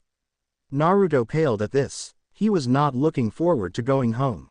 A few hours later, Naruto walked slowly into the house, hoping Azula was okay. He entered the living room. Finding it empty, he began to worry. Picking up his pace, he searched the other rooms of the house. He quickly entered the kitchen to a big surprise. Yoshino was standing next to Azula, teaching Azula the correct way to chop carrots. He watched as Azula concentrated on the task at hand, while Yoshino watched over her. Azula finished cutting the carrot and looked to Yoshino for approval, ready to hear all of the reasons why she did a bad job. Yoshino looked over the carrot slices with a practiced eye. "You're a natural," she said to Azula, grinning. "Are you sure you never had training?" Azula's face was blank for a moment as she tried to process what Yoshino had said. This teacher had not given her a list of grievances. She hardly received praise this positive before. Azula looked at Yoshino, who just smiled at her. "I have no formal training in making food," Azula said, humbly. "Most of my food back home was prepared by the royal chef." "Interesting," she replied, surprised. "I hope this is not too tedious to you. I wouldn't want to teach you something you wouldn't like to learn." Azula shook her head. "I like it," she replied quickly. "It feels nice." Yoshino smiled. "Well then, let's continue," she said, excitedly. "Now that you've cut the carrots, we need to put them in the pot on the stove. Now, pick up the cutting board and walk it over to the stove." Azula nodded and picked up the board as carefully as she could. She walked over and poured the content into the pot. "Good job," Yoshino said in a motherly tone. "Now we let the pot simmer and then we will have chicken stew. We just need to stir it and mix everything together. Will you like to stir?" Azula nodded and Yoshino handed her the ladle. "Now stir it slowly. Make sure to keep it constant." Azula started to stir the stew with Yoshino watching. She never expected to be learning to cook, but found it surprisingly enjoyable. She didn't know if it was making her own meals, or having Yoshino show her how to do it. It was more than her real mother had ever done for her. "Smells great," said a familiar voice. Azula turned to see Naruto standing there with a large smile on his face. Yoshino smiled at Naruto as Azula stood frozen by Naruto's presence. "Welcome home," she said, in a calming tone. "Did your meeting with the Hokage go well?" Naruto just nodded, a frown on his face. "It's fine," he said, angrily. Yoshino noticed that something was wrong, but didn't press him. "Well, I need to get back to cooking," she stated and turned to look at Azula. "Azula, dear, you can take a break." At the mention of her name, Azula came out of her stupor. She let go of the ladle and walked toward Naruto. She turned toward Yoshino. "Thank you for the lesson," she stated, quietly. Yoshino nodded. A large smile spread across her face. "You are very welcome," she replied. "I would love to teach you more whenever we get the chance." "Of course," Azula replied happily. Naruto caught wind of this and looked at Yoshino.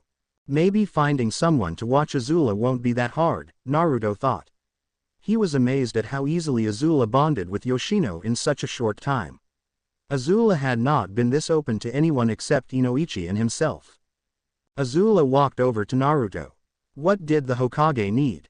she asked inquisitively. Naruto looked nervously at Azula. He took Azula's hand and led her to the back porch.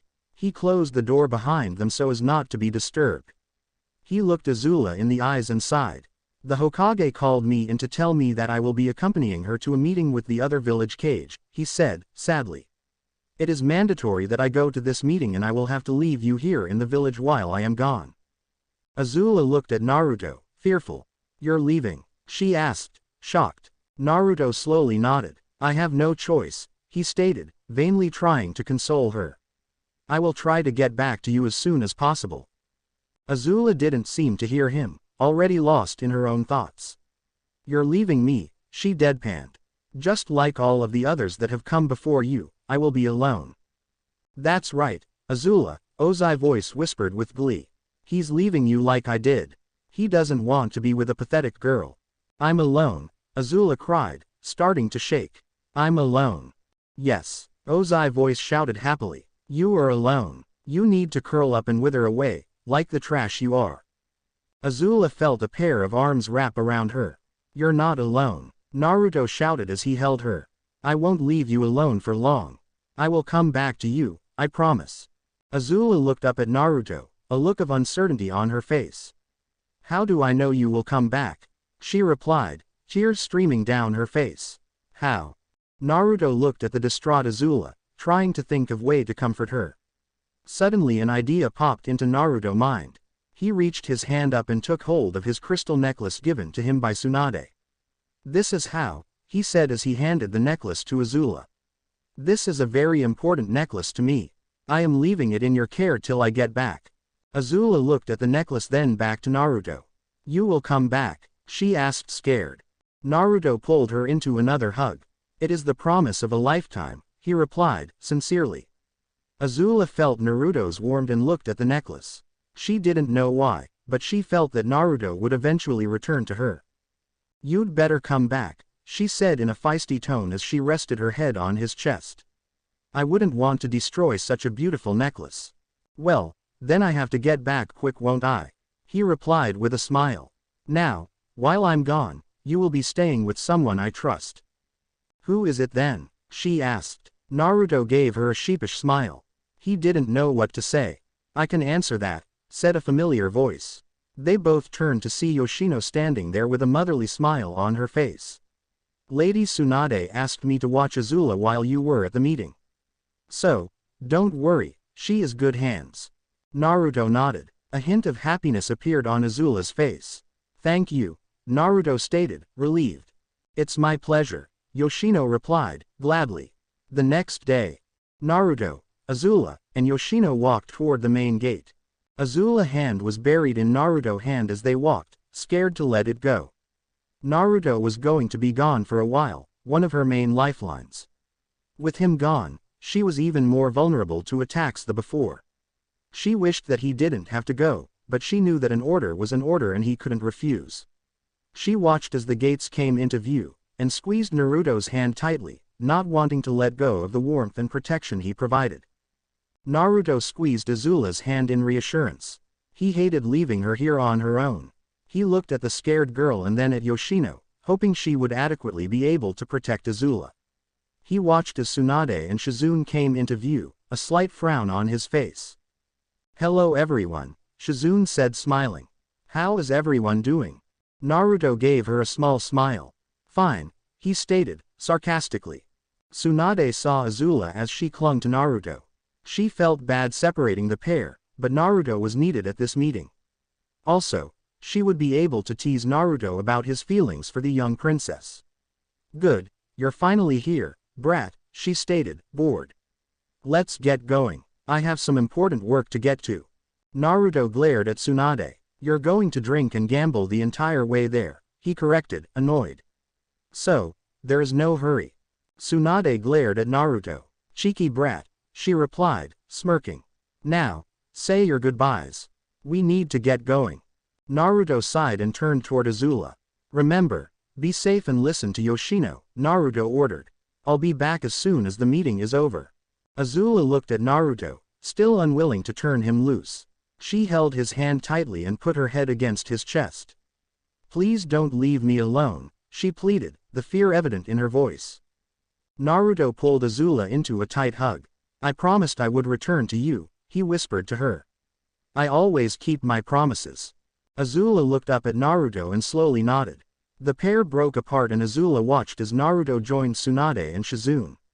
He gave one final wave to Azula and Yoshino, then started to walk down the path away from the village. Azula watched as Naruto disappeared from view, her hand holding onto the crystal on the necklace. Yoshino stood next to Azula and put her hand on her shoulder in reassurance. "He will come back to you," she said, knowingly. "The hero always returns to his princess." Azula looked at Yoshino and nodded. Yoshino smiled. "Now, let me show you where you will be staying." Yoshino led Azula toward the Nara compound.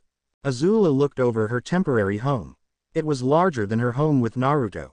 She saw many deer roaming the compound. She watched as a mother doe guided her fawn toward some food.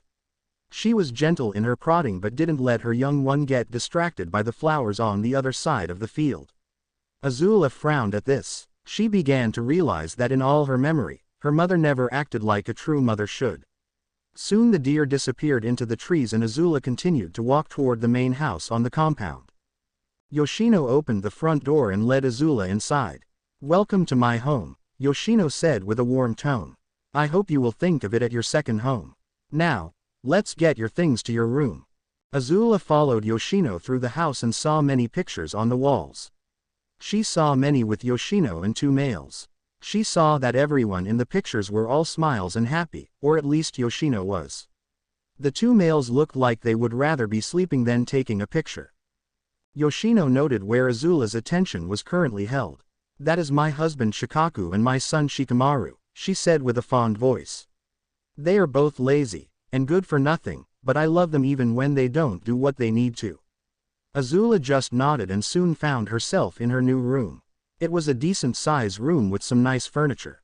"I hope you like it," Yoshino said with a hint of anticipation in her voice. Azula looked around the room. "It's nice," she stated quietly, and watched as Yoshino's face light up. Yoshino clapped her hand together. "Well, I'll let you get settled in," she said. "If you need me, I will be in the kitchen." Azula watched as Yoshino disappeared into the hallway and sat down on the bed. She was still a little nervous that Naruto was not there with her, but she felt that Yoshino would be willing to protect her, like a true mother would. Avatar World. Aang and the gang had settled into the palace of the Northern Water Tribe. They had arrived the day before and had been preparing to head to the other world. Sokka had sharpened his sword, which took him months to find, made sure his boomerang was in perfect shape, and gotten all of their supplies in order. Suki had made sure her weapons were properly sharpened as well. Zuko had gotten his double swords ready and had worked hard on keeping his fire bending in top form. Mei and Ty Lee had prepared in their own special way without letting the other in on it. Katara had gotten several bags of water ready, just in case she was unable to find a sufficient water source nearby. Toph was working on her forms. She wanted to perfect her metal bending. She didn't know what types of people were in the world they were going to, but she wanted to be ready for anything. Unfortunately for Toph, the supply of metal and earth in the Northern Water Tribe was not great. She had to practice on the old wreckage of a Fire Nation ship. She sighed as she finished her exercises. "When is that dang spirit going to get us to this new place?" Toph grumbled as she sat down on the old wreck. "If I had my way, your group wouldn't be even going," said a female voice from behind her. Toph quickly stood up and turned to face the voice. She stomped her foot and sent out a feeling wave. She saw a small animal standing before her. "Who the heck are you?" she stated, annoyed. "My name is Hina," the animal said in a calm tone. "I am a fox spirit sent to you by Kami. Out of your entire group, you are the most down to earth, no pun intended." Toph nodded slowly, still suspicious of the fox. "Okay then, talk," she replied, a bit curious about what this creature could have to say. Hina walked over to Toph and looked up at her. "I am here to tell you to look at Azula with new vision," she stated. "Azula is a broken person who was sent to the other world to heal and become better." Toph looked at Hina with a look of skepticism. "Azula? Change? That's laughable," she replied. "Azula has done nothing but try to kill me and my friends. She can never change." Hina looked at Toph and shook her head. "You only saw one part of Azula," she replied. "Everyone has more than one side to them. It just takes looking past the side you already know. Look underneath, for what is underneath. Have a good day." Toph watched as Hina walked away from her. She thought about what the fox had said. Was there really more to Azula than what she knew? She didn't know what to think about this, but she felt that the fox was telling the truth. What did she mean about looking at what is underneath? Toph said to herself as she walked back toward the palace. She just sighed and hoped she could eventually figure it out. She walked through the halls with a frown on her face. "Dang ice, can't see anything."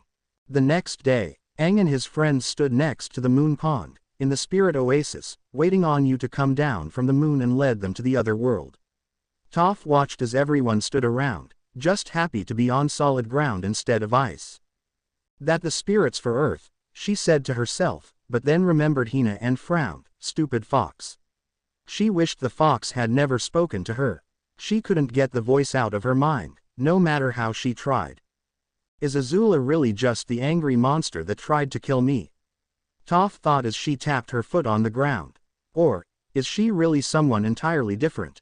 Toph didn't have any more time to think about this when the lake started to glow and Princess Yu, the moon spirit, rose from the water. "Welcome everyone," she said in a calm tone. "I hope your journey here was pleasant." Aang just smiled. "It was very nice," he replied, "a lot safer than the first time." "Ain't that the truth?" Sokka said, only to get hit by Katara.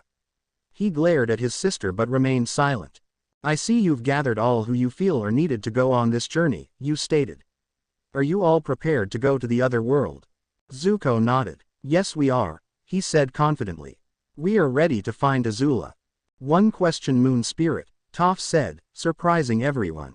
Can you tell us anything about the new world? Yu frowned. Unfortunately I cannot, she replied in an angered tone. The moon of that world is unreachable for me. Why is that? Sokka stated, confused. You're the moon spirit, and if there's a moon you're in charge of it. That is true, Yu said with a sad tone. But there is something very evil about that moon. I am only able to open a portal by it, for you. I cannot do anything more. Toph frowned. She wanted more information on this world. She hoped it would help her understand why Azula was sent there. Yu looked at everyone. I am opening the portal everyone. Be ready, she said and waved her hand over the pond. The water began to swirl around and change color. Soon a whirlpool was formed. Be safe, my friends, and I hope your mission is successful. Everyone looked at the portal a little scared to start their adventure. Mai looked at Ty Lee and nodded. They were going to make sure their friend was happy. Ty Lee smiled and flipped into the portal. Everyone else watched as Mai followed close behind her and soon no one was left in the spirit oasis. Toph hit the ground, hard, as she exited the portal. She hadn't expected such a bumpy ride. Stupid moon spirit, she muttered as she stood up.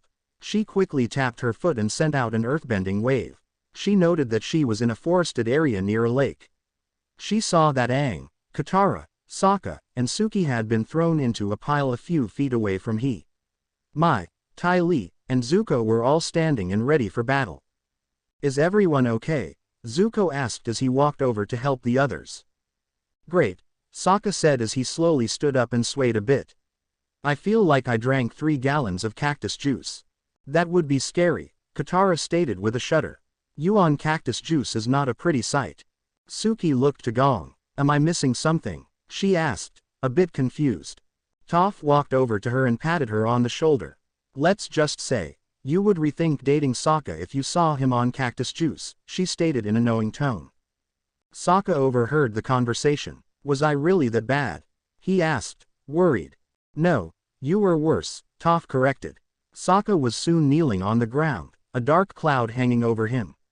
Suki went over to comfort her boyfriend while everyone gathered, getting their bearings and deciding what to do next.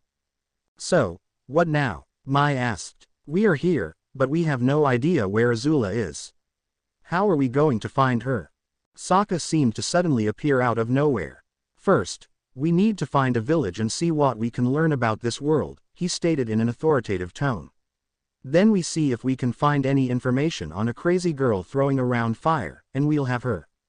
Okay, then how do we get back if we find Azula? Toph asked. I have no idea, Sokka said. Suddenly he began to panic. We can't go home. We are stuck here. No. Okay, Suki, we will have to start our life together here. Katara hit her brother on the head. Calm down, she ordered. Yui told me how open a portal to home after we find Azula. All I need is water and a full moon.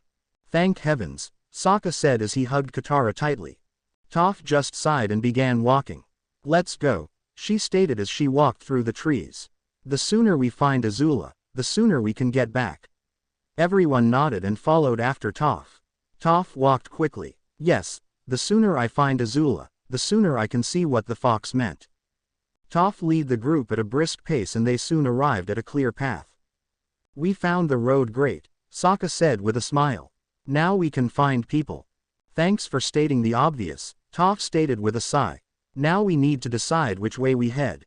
Everyone began choosing sides, when Toph felt someone coming down the road. It was horse-drawn wagon, from what she could tell. Soon it came into view and Sokka waved the wagon down. The wagon driver stopped and glared at Gong, the suspicion evident in his eyes. What do you want? He demanded in a harsh tone. We are lost and we're hoping you could point us toward the nearest town, Suki said in a calm tone. The wagon driver slowly nodded. Just head back that way, he stated, pointing toward the direction he had just come. You will reach the land of waves. It's not even a half a day's walk to get there. Thanks, Suki said, leading the group. Toph led up the rear, busily pondering what this new place had in store for them. SB. Azula slowly walked through the village toward the supermarket.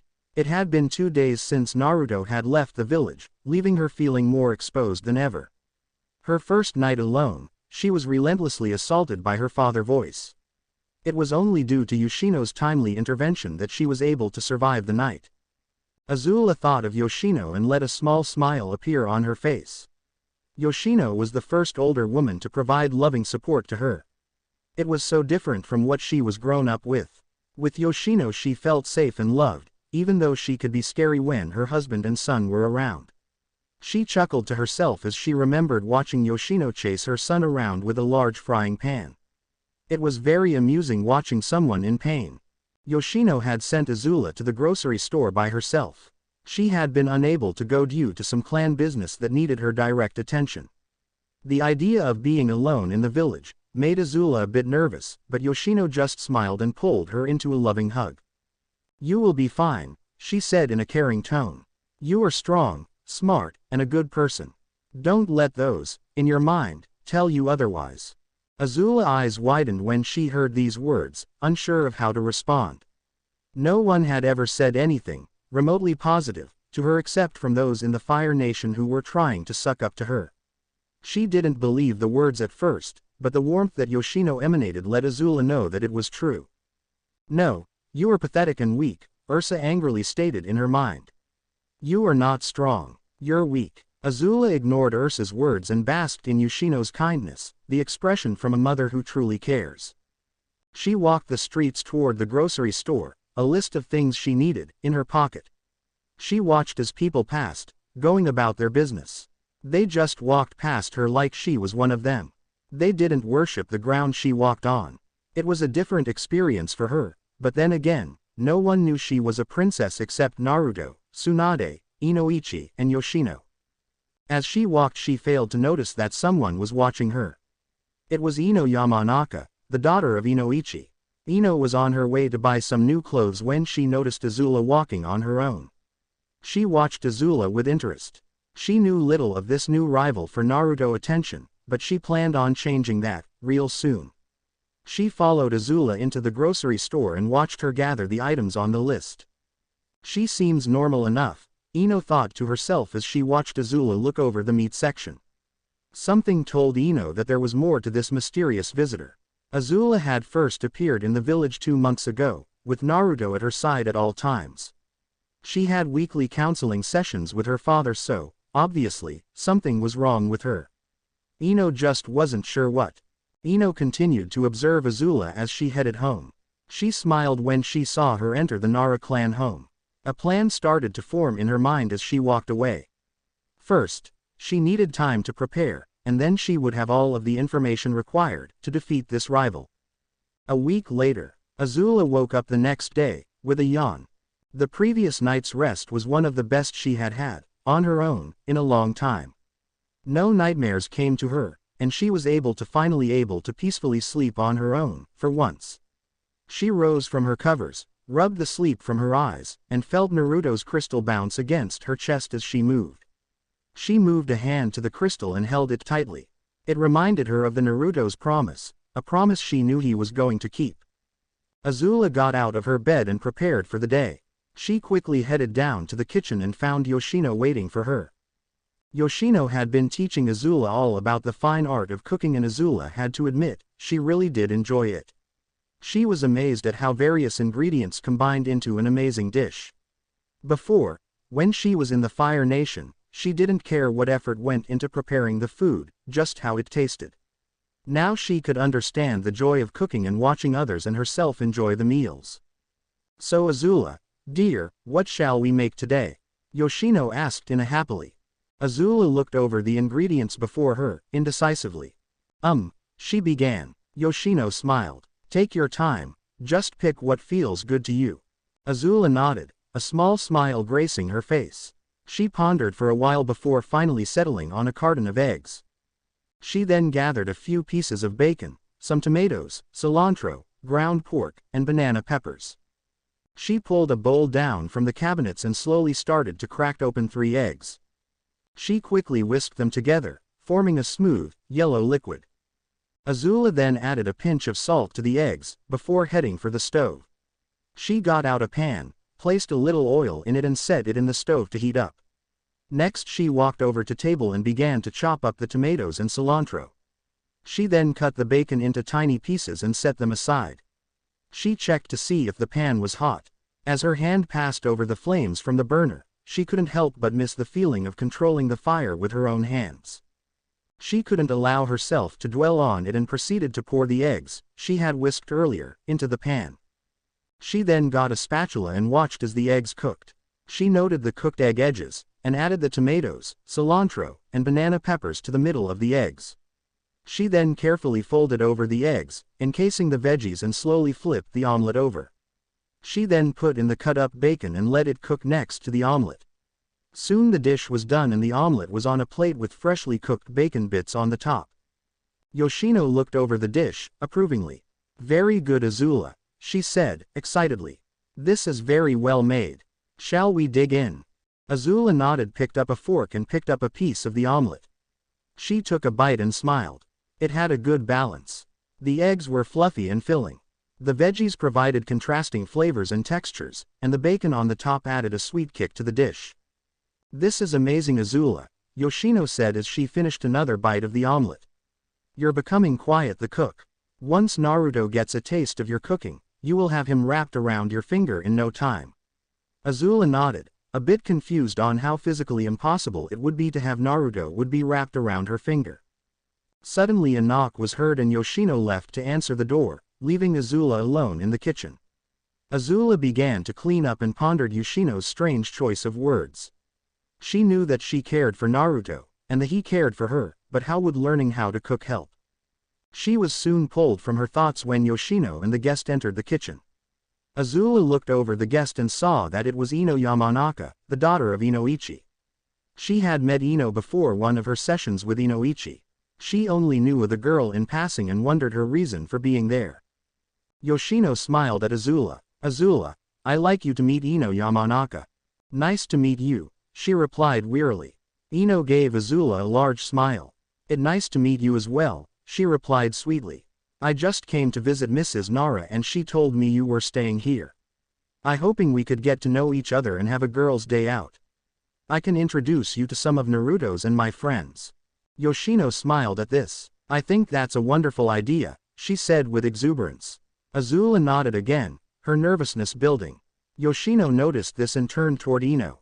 "Would you excuse us for a moment?"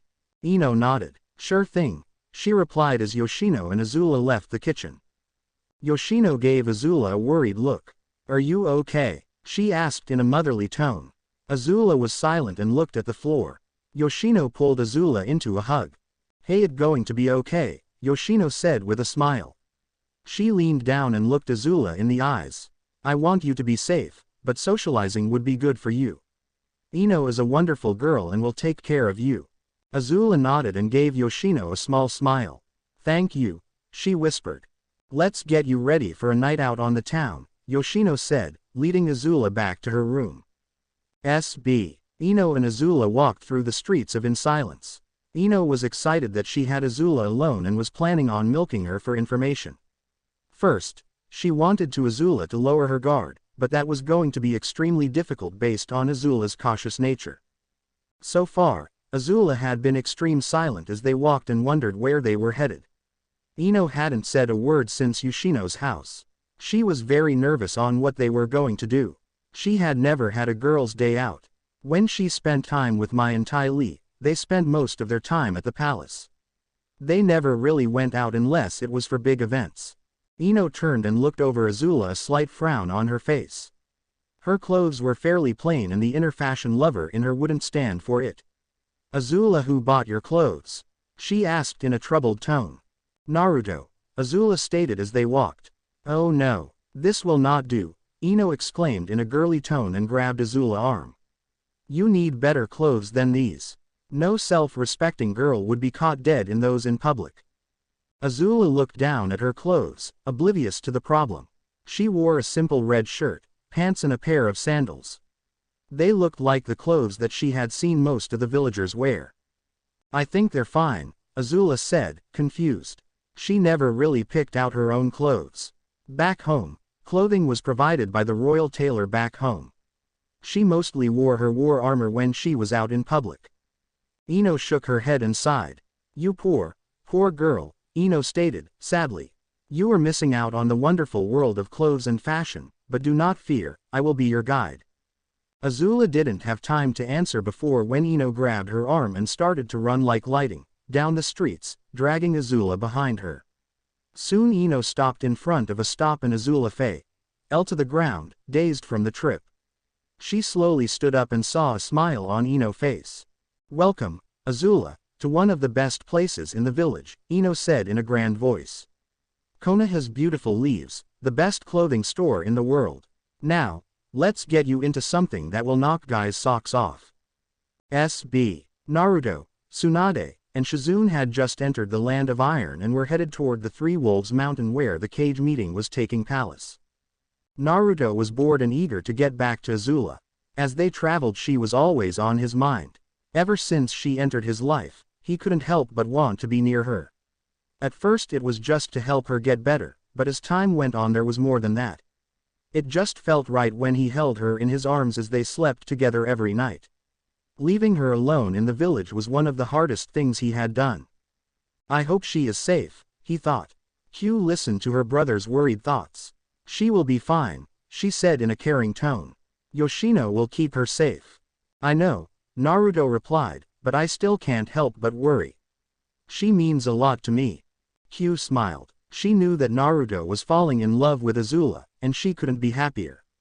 She wanted Naruto to be happy and settle down with a wonderful girl. Aside from Azula, no girl had played a big role in Naruto's life. Now, his feelings for Azula were growing and Q began formulating plans to get Azula and Naruto together. Worrying is only natural, Q stated in a sisterly tone. Now let's get going. The sooner we get this over with, the sooner you can get back to Azula. Naruto smiled, picking up speed. Tsunade and Shizune noticed Naruto's increased pace and raced to catch up. They soon saw the Wolves Mountain come into view. Naruto smiled and was about to sprint, when his danger sense kicked in. He jumped to the side as a bolt of lightning dropped onto where he was once standing. Tsunade raced toward Naruto. Are you okay? She asked as they looked around for the attacker. Naruto just nodded when suddenly, he detected a laugh. Naruto frowned. He knew that voice very well. He stood up, a serious look on his face. Come on out, Sasuke, Naruto stated coldly.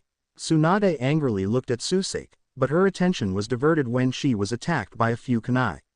She jumped away from Naruto and looked around for her own attacker. Be safe, brat, she thought, as she got ready for her own battle. SB. Ha ha ha ha ha. Sasuke laughed as he walked out into the open. You had to ruin my fun.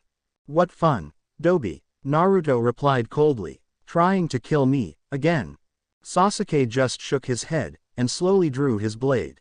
You should have just let the lightning kill you, he stated. Now, watch as I show you how strong I've become. Sasuke disappeared and reappeared in front of Naruto, attempting to impale Naruto with his sword. Naruto twisted away from the sword thrust and punched Sasuke in the face. Sasuke just smiled as he ducked. Naruto jumped away from Sasuke. Missed me, Tem, he stated as he lifted up his hands up and formed a familiar cross-shaped hand sign. Kage Bushin no Jutsu. Smoke filled the area around Naruto and 10 clones of himself stood beside the original. Sasuke just looked at Naruto and his clones and closed his eyes. He reopened them slowly to reveal the Sharingan. Bring it, Dobi, he taunted. Naruto needed no invitation before he and his clones charged.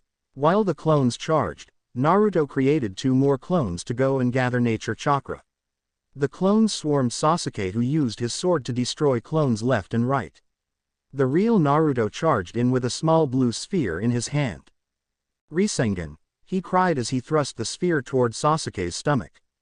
Sasuke saw this coming and jumped away from the attack, then went through some quick hand signs and lifted 2 fingers to his mouth. Kaden. Gokaku no Jutsu, he shouted and sent a large fireball toward Naruto. Naruto dodged away from the fireball, quickly unsealed a Fuma Shuriken and threw it at Sasuke. Really? Dobi, Sasuke stated and blocked the attack with his sword. I expected more than this. Naruto just smiled. You should know better than to underestimate me, he reminded, as he created 2 clones. It will cost you your life. Suddenly the Fuma Shuriken turned into a Naruto clone and kicked Sasuke in the face. Sasuke stumbled back for a second, but it was all the time Naruto needed. 4 clones ran toward Sasuke and kicked him into the air. The real Naruto appeared above Sasuke and used a heel drop on him. Uzumaki Naruto Renden. Sasuke hit the ground and suddenly turned into smoke, revealing a log. Nice try, Dobi, Sasuke said with a small smile on his face. But it's not good enough. You cannot beat the Sharingan. Now, it's my turn. Sasuke went through high sign quickly and smiled. Chidori Iso, he cried and threw a spear of lightning at Naruto. Naruto dove to the side as the spear of lightning flew past him. He glared at Sasuke but smiled when he felt the familiar power of nature chakra fill him. His eyes slowly turned orange with a horizontal bar in the middle. Well, he stated as he stood up. That was a fun attack, but this ends now. Naruto creates 5 clones and had them charge Sasuke. Sasuke closed his eyes again and activated his Mangekyo Sharingan. No you don't, Dobi, he stated and charged toward the clones. Naruto just smiled, and with the help of 2 clones, created one of his ultimate weapons. Risen Shuriken, Naruto stated, and threw it toward Sasuke. Sasuke watched that attack come toward him. Susanoo, he stated and became covered in a skeleton-like chakra armor.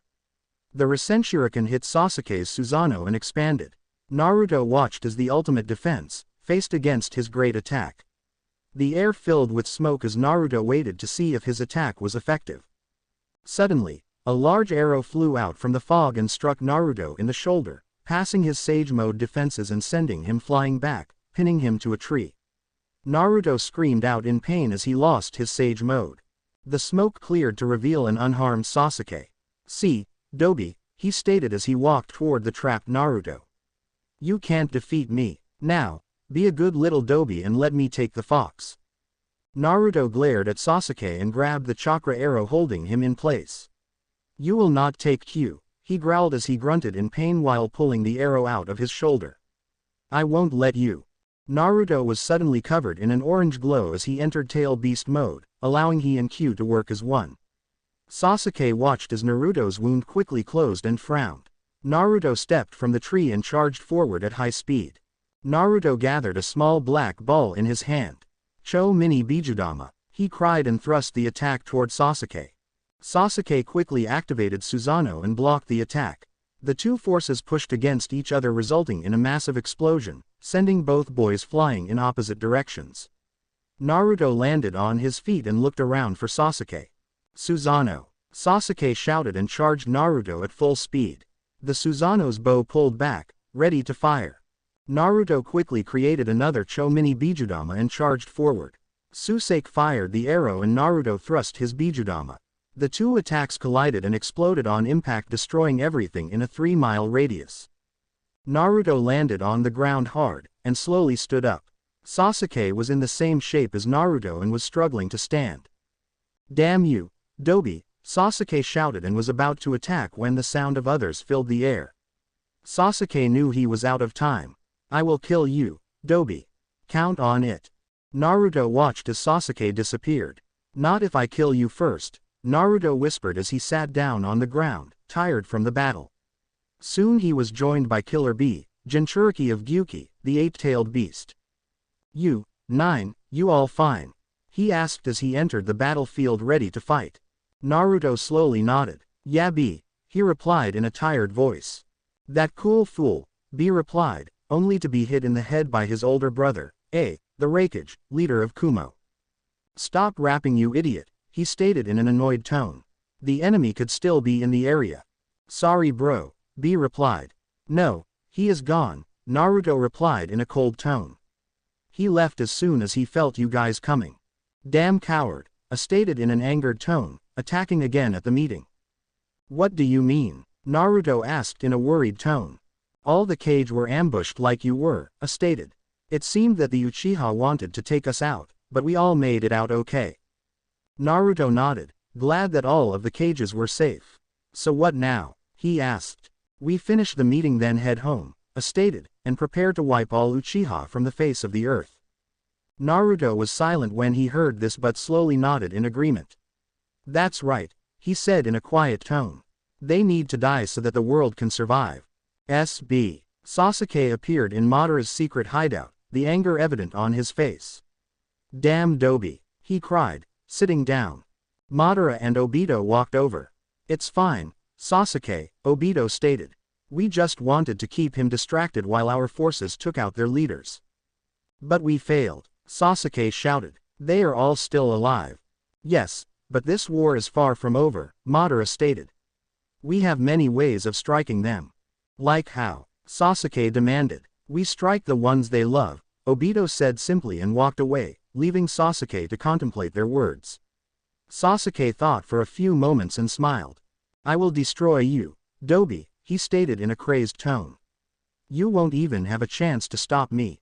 I will rip away everything you hold dear, and then, when you're broken and defeated, I will finally destroy you.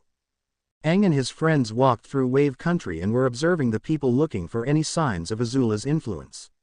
It was a bustling town with many shops and smiling people. They didn't seem to be under the control of an evil, fire-throwing princess. Sokka watched with an interested eye at all the different things that were being sold at the vendors and the peacefulness of the town. This is not what I was expecting, he stated in a slightly disappointed voice. Anng looked at Sokka. Well, what were you expecting? He asked in a curious tone. Sokka put a hand to his chin and thought about it for a moment. Well, I was expecting everyone to be sad or something, he stated, stopping in his tracks. I was expecting for Azula to be ruling. Zuko looked at Sokka and shook his head. Azula is good, he stated in a knowing tone. But she couldn't take over this land that fast. Sokka looked at Zuko, then glanced around. You never know. He replied in a paranoid tone. She could have spies watching us right now. Everyone just sighed and kept on walking as Sokka began to glare at the villagers with suspicion.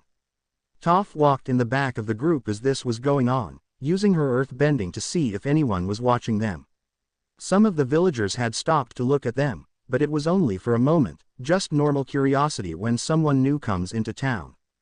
What she did notice was that Ty Lee and Mai stood to the side a little away from the gong. They were following the group, but they could also slip away and do their own thing. She watched as they slowed down and turned into an alley, leaving the group.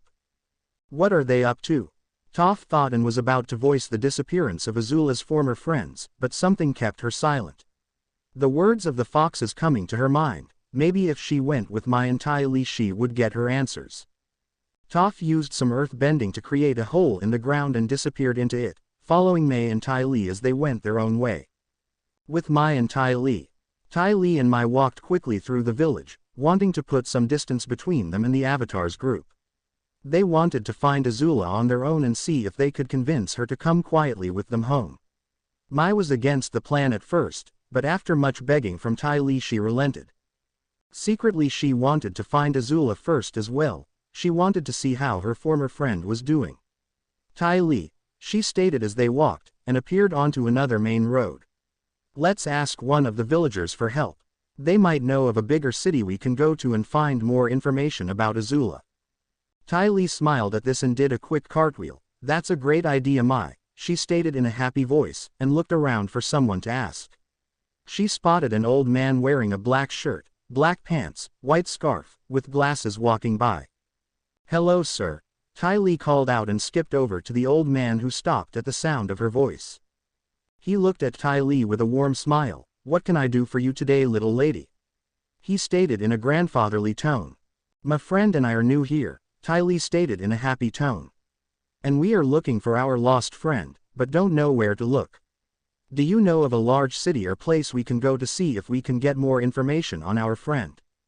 The old man thought for a moment. There's always Konoha, he stated as a small smile spread across his face. That is probably the best place to start. You can hire shinobi to help you find your friend. Ty Lee nodded, a bit confused at some of the words the man had said. How do we get there? She asked. Actually, I will be heading to Konoha soon on business, he replied as he wiped his face with his scarf. You can come with me and my grandson. My name is Tazuna, nice to meet you. I am Tai Li and that is my friend Mai. Tai Li replied and grabbed Tazuna's hand. Thank you for the help. Tazuna just smiled. It not a problem little lady, he replied and started to walk. Let's head to my home and we will head to Konoha from there. Tai Li nodded and was about to follow Tazuna when someone grabbed her wrist. Tai Li, said Mai in a cold tone. Can I talk with you for a moment? She turned to Tazuna. We will be with you in a few moments.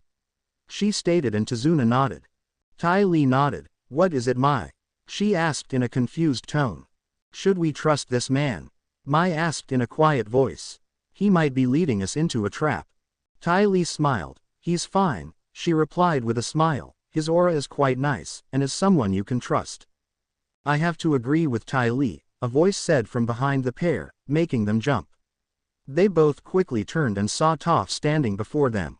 I couldn't feel a lie come from him at all. Mai glared at Toph. What are you doing here? She asked in a defensive tone. Well, I was wondering why you two left the group. Toph stated in a knowing tone. We just want to find Azula. Tai Li stated quickly. We want to make sure she is safe before the Avatar locks her away again. Toph was silent. Well, I am going with you to make sure you are not trying to do something to hurt my friends. She stated and stood her ground. Or I will call everyone here. Fine, come. Mai stated in a cold tone. Just don't attack Azula on sight. I make no promises. Toph stated and they all walked toward Tazuna. S.B. Azula stood next to Ino as they walked through the village. They had just left the clothing store and she was dressed in an entirely new outfit. She wore a red shirt that hugged her form, a pair of tight jeans, sandals and Naruto's crystal. It had taken over 2 hours for Ino to be happy with the new look. Ino had also gotten her some other clothes as well as dresses for all occasions. You can never have too many clothes, Ino told Azula as they walked toward a restaurant after their long shopping spree. If you say so, Azula replied in a slightly annoyed tone. She didn't like being used as a dress-up doll, but she did have fun. Not that she would admit that. So where are we headed now? We are going to the Dango stand to meet with the rest of the girls. Ino stated with a knowing tone. She had planned this beforehand and couldn't wait to get all the juicy information on her and Naruto, also to see if she had a chance to steal Naruto from her. Azula was nervous about meeting other girls. She knew that they were all friends with Naruto, or at least knew him. She wondered if they would accept her or would they shun her like the girls in school, except Tai Li and Mai. They arrived at the restaurant and walked toward a crowded table. There was 3 girls sitting at the table they were headed toward. The first had pink hair, green eyes, and a bored look. The second was a girl with brown hair, up in 2 buns, and a large scroll at her side. The final one was a girl with long blue hair, purple eyes, and a shy look on her face. Ino waved at them. Hello, she stated in a happy tone. I brought a new friend. This is Azula. Hello, the 3 girls said at once. Azula just nodded. Hello, she replied as she took her seat next to Ino and the panda hair girl. Ino chatted animatedly with the other girls while Azula sat in silence. She didn't know what to say or what to do. These people were entirely new to her and could potentially be harmful. Azula, the panda girl said in a warm tone. My name is Tenten, it's nice to meet you. Azula looked at Tenten. Nice to meet you. She replied quickly and turned to look at the menu. Tenten could feel Azula's nervousness and wanted to get her to relax. Let me introduce you to everyone else, she stated in a calm tone. The girl with the pink hair is Sakura. She is Naruto's teammate, the other girl in Hinata Hyuga. Azula just nodded as she learned the names of everyone there. Thank you for informing me, Azula stated quickly. Tenten just smiled, watching as Azula relaxed just a bit. So Azula, where are you from? She asked, making Azula freeze for a moment. I come from a kingdom far away, Azula answered quickly. She was told by Naruto, and everyone else not to mention anything about the Fire Nation or it will cause problems that would be very troublesome to deal with. Tenten just nodded. That's interesting, as she took a sip of her drink. Do they have any interesting weapons? Just swords and spears mostly, Azula stated in a calm tone. Tenten just nodded a little sad she couldn't learn about new different types of weapons. Soon the waiter came over and they all ordered their food. The food soon came and everyone ate, small conversations going on between the friends. Hinata had spent most of the time glancing over at Azula, much to Azula's annoyance. Azula finally had enough. "Why are you staring at me?" she asked in an annoyed tone. Hinata seemed to shrink into her jacket. Well, she stuttered trying to form her words. Dot was wondering how. "Do you come to live with Naruto?" Everyone went silent. Azula looked at Hinata for a few moments, slight steam starting to come off her body. "That is none of your concern," she stated in a very angered tone, talking through her teeth. Hinata seemed to flinch at this at first. "I want to know," she stated in a more demanding tone. "I want to see why you are with Naruto-kun." Azula began to get even hotter. "Why I am with Naruto is none of your concern," Azula stated as she slowly stood up, glaring at Hinata. "Now leave me be." Suddenly the table caught fire, much to everyone's surprise. Azula quickly ran out of the restaurant and headed back to the Nara's home. Suddenly a familiar voice filled Azula's mind. "Such a disgrace," Ozai's voice stated in a disgusted voice. "You should have burned the stuttering girl to a crisp. Where is your fire?" Azula ignored Ozai and kept walking. She just pictured her special place and soon Ozai's voice was all but a whisper. Azula," a voice suddenly said from behind her. Azula turned and saw Hinata standing there, her fingers touching in a nervous tick. "What is it?" she replied in an angered tone. Ozai's voice slowly starting to creep back up in her mind. "I am sorry if I angered you," Hinata stated in an embarrassed tone. "I wasn't looking to upset you." Azula just nodded, not wanting to hear anything for anyone. "Tell her she is a worthless girl. What she can do, make her burn." Ozai's voice shouted at her, making Azula flinch. "Just leave me alone," Azula demanded and started to walk away, but Hinata grabbed her wrist. Wait," she stated in a worried tone. "I want to clear the air." Azula stopped, ignoring the shouts of Ozai's voice in her head. "Fine, clear the air," Azula stated as she held a hand to her head in pain as Ozai got louder and louder.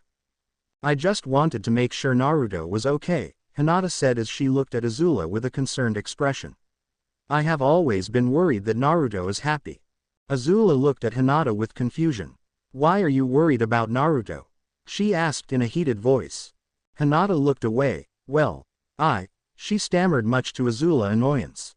"Just shut this girl up and be done with it," her father voice demanded, and for once Azula agreed with him, not that she was happy they agreed. "Enough of this," Azula stated and turned away, her anger building. She didn't understand why Hinata's questions were making her angry. She ignored Hinata as she tried to continue the conversation and headed back toward the Nara compound. She walked into the Nara home, her angered steps could be heard all around. Yoshino heard this and came out of the living room to see what was going on. She watched as Azula walked toward her and the anger that rolled of her. She wondered what had caused her to become so angry. It was a change from her usual sad, scared countenances that she had since she arrived in the village. Yoshino walked over to Azula and put a hand on her shoulder, making Azula stop. Azula turned and looked at Yoshino, anger in her eyes, but that anger softened. Yoshino smiled at Azula and led her to the back porch. They both took a seat on the edge looking out into the yard. "Azula dear," Yoshino stated in a loving tone, as she watched the girl before her, "what is wrong?" Azula was silent. "There is nothing wrong," she replied as she tried not to look at Yoshino. Yoshino just smiled. Her son Shikamaru did this to her all the time, but she was always able to get out what was bothering him with a good talk and maybe a threat or two. With Azula she knew that as they talked she would learn what was the matter. "I know that something is bothering you," she said in a motherly tone as she put an arm around Azula, who went a bit stiff at the gesture, but that slowly faded away. "I am here for you, Azula, so you can tell me anything." Azula thought about Yoshino's words. She heard Ursa's voice telling her that Yoshino was lying, but she ignored it. She knew that Yoshino cared for her, after all that she had done for her over the last 2 weeks that Naruto had been away. She knew she could trust Yoshino. At the restaurant one of the girls kept asking me what I was doing with Naruto, she stated, the anger still evident in her voice. "I didn't like the questions. Why does she have to know about why I am living with Naruto? It is none of her business," yet she kept on pressing it. "I got so angry and came home. Yoshino nodded, taking in all the information, planning on asking Ino more about what happened there at a later date. So you didn't like the questions and got angry, she said simply, and Azula just nodded. That is okay. Everyone gets angry at things that bother them or make them uncomfortable, so that is fine. Yoshino's reaction to her anger surprised Azula greatly. She didn't get angry with her for being angry or use that anger to hurt others. So she didn't know how to respond to her.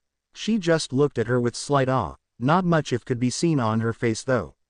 She tried to figure out the best way to respond, but nothing came to mind. Yoshino stood up and motioned for Azula to follow her. I think we should go and do some training, she said in a sure tone, even more confusion appearing on Azula's face. Yoshino noticed this and chuckled to herself. When I am mad and want to get rid of those feelings, I like to train. So that's what we are going to do. Now go change and meet me out here when you're done. Azula nodded and headed into the house. What Yoshino stated about training did make sense. It was a good way to release energy and feelings. That was one reason she trained so much before. Also, she had to be the best so no one could touch her. She entered her room and changed when the voice she had not heard before came into her mind. You are regaining your fire, it said in a deep, booming tone. Azula listened and focused on the voice. She closed her eyes and found herself standing in the Hall of Fire Lords. This surprised her a bit due to the fact she had not been alone in her mind for the past several months. Please meet me out here, the voice said through the hall, and Azula slowly approached the main doorway. She rested her hand against the door, a slight hesitation as she thought of who was out there. Yet she felt as if she need to go and face the voice. So she took a breath and opened the door. She walked out and came face to face with the blue dragon, its eyes peering into hers with calm intent. Welcome, young one, the dragon said. Azula looked at the dragon. Who are you? She asked, a slight commandish tone to her voice as she looked up at the dragon.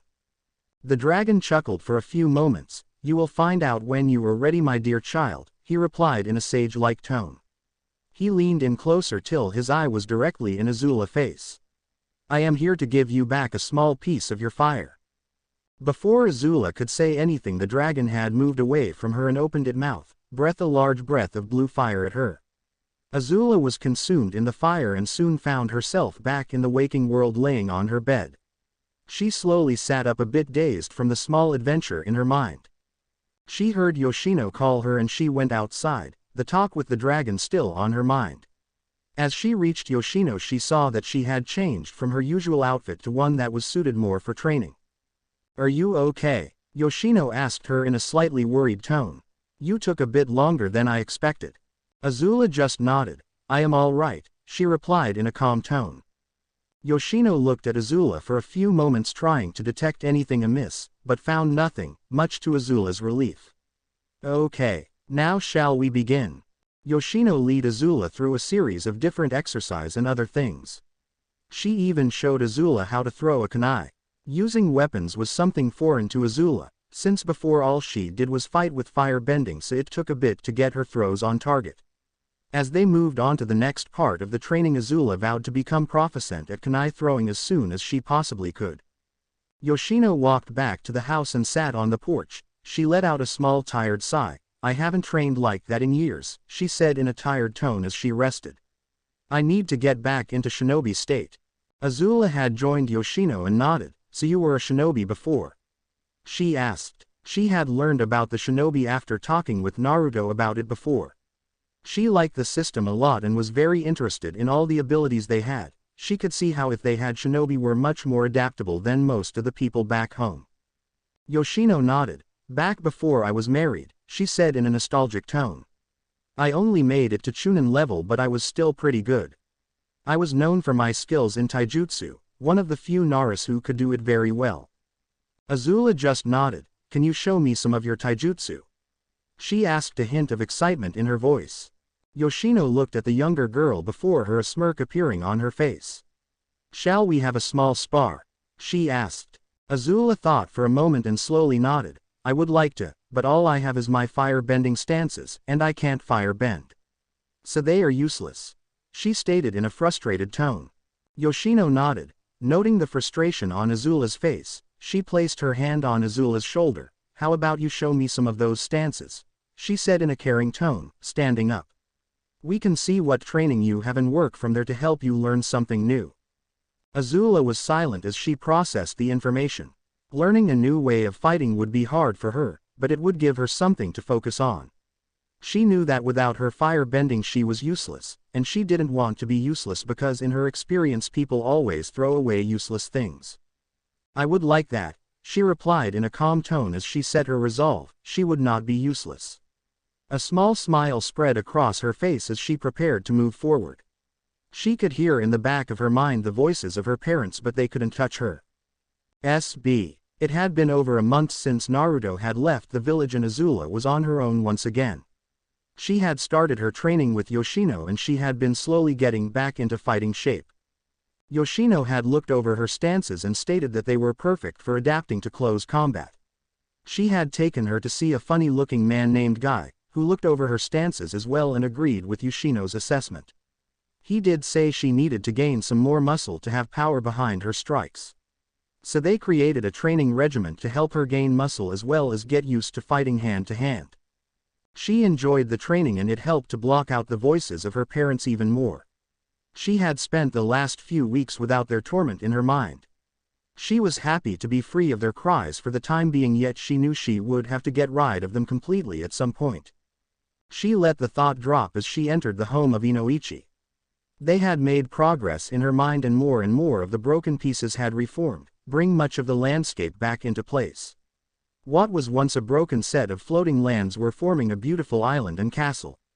There were still areas that had yet to reform, such as the courtyard where she fought Zuko and the mountain behind the palace. She knew that she had to enter those places to fully be healed, but as she was now she was not ready to face all of those things yet. She let out a small sigh, as she assessed herself, knowing there was much work for her to do. She was pulled out of her thoughts as Inoichi came over to her and gave her a hug. Since the time of the dragons he had taken it upon himself to act like a loving father to her. It had surprised her at first, but she quickly came to enjoy the time they spent together. He even showed her a bit on how to arrange flowers. "How are you feeling?" he asked as he broke the hug and looked at her with a comforting smile. Azula just let a small smile grace her face. "I have been doing well. Yoshino has been helping me train. It has been wonderful," she replied as she looked up at Inoichi. Inoichi nodded, a smile on his face. "That is good," he replied as they moved through the house toward his office. "I am glad you are enjoying training." Azula nodded in agreement as they entered the office. Inoichi watched as Azula lay on the couch and closed her eyes. He quickly performed his jutsu and found himself standing next to Azula in the Hall of Fire Lords. Azula led him out and into the palace. They walked past the pond and down a hallway lined with pillars. They stopped at an area where there was no ground. This was where the gate to the rest of the palace would be. Inoichi looked at the floating lands in the area and then to Azula. They had made much progress on her mind, and much of her personality and traits were beginning to come out once again. Since this was occurring, he knew they were coming to the hardest part of her healing. "Azula," he said in a calm tone as he looked down at her. "I want to ask you about your relationship with your mother." Azula was silent, not wanting to talk about that, a small fear that she would appear to try and torment her. "All right," she said as she steeled her resolve, casting away her fear. "My mother and I never seemed to get along. When I was little she seemed more concerned with my older brother Zuko." The world around them changed as Azula's memories started to play. They watched as Ursa would spend more time with Zuko and leave Azula alone with her father. Sometimes they would spend time together, but Ursa would always seem to be worried about the way Azula acted. The memories played until Ursa was banished, and they soon found themselves back at the edge. "She seemed to always have love for Zuko and I was only a monster," she stated in an angered yet sad tone. "It got to the point where I actually agreed with her." Inoichi watched as another memory played before them. It was Azula, Zuko, Mai, and Tai Li at a beach surrounding a campfire. They each shared something, and Inoichi saw as Azula talked about Ursa and agreed with her, but Azula said it still hurt. "She never really seemed to love me."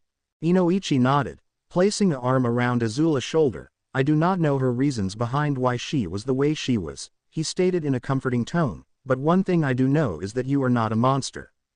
Azula looked at him. "Are you sure?" She asked in a low tone. More memories of her past appeared.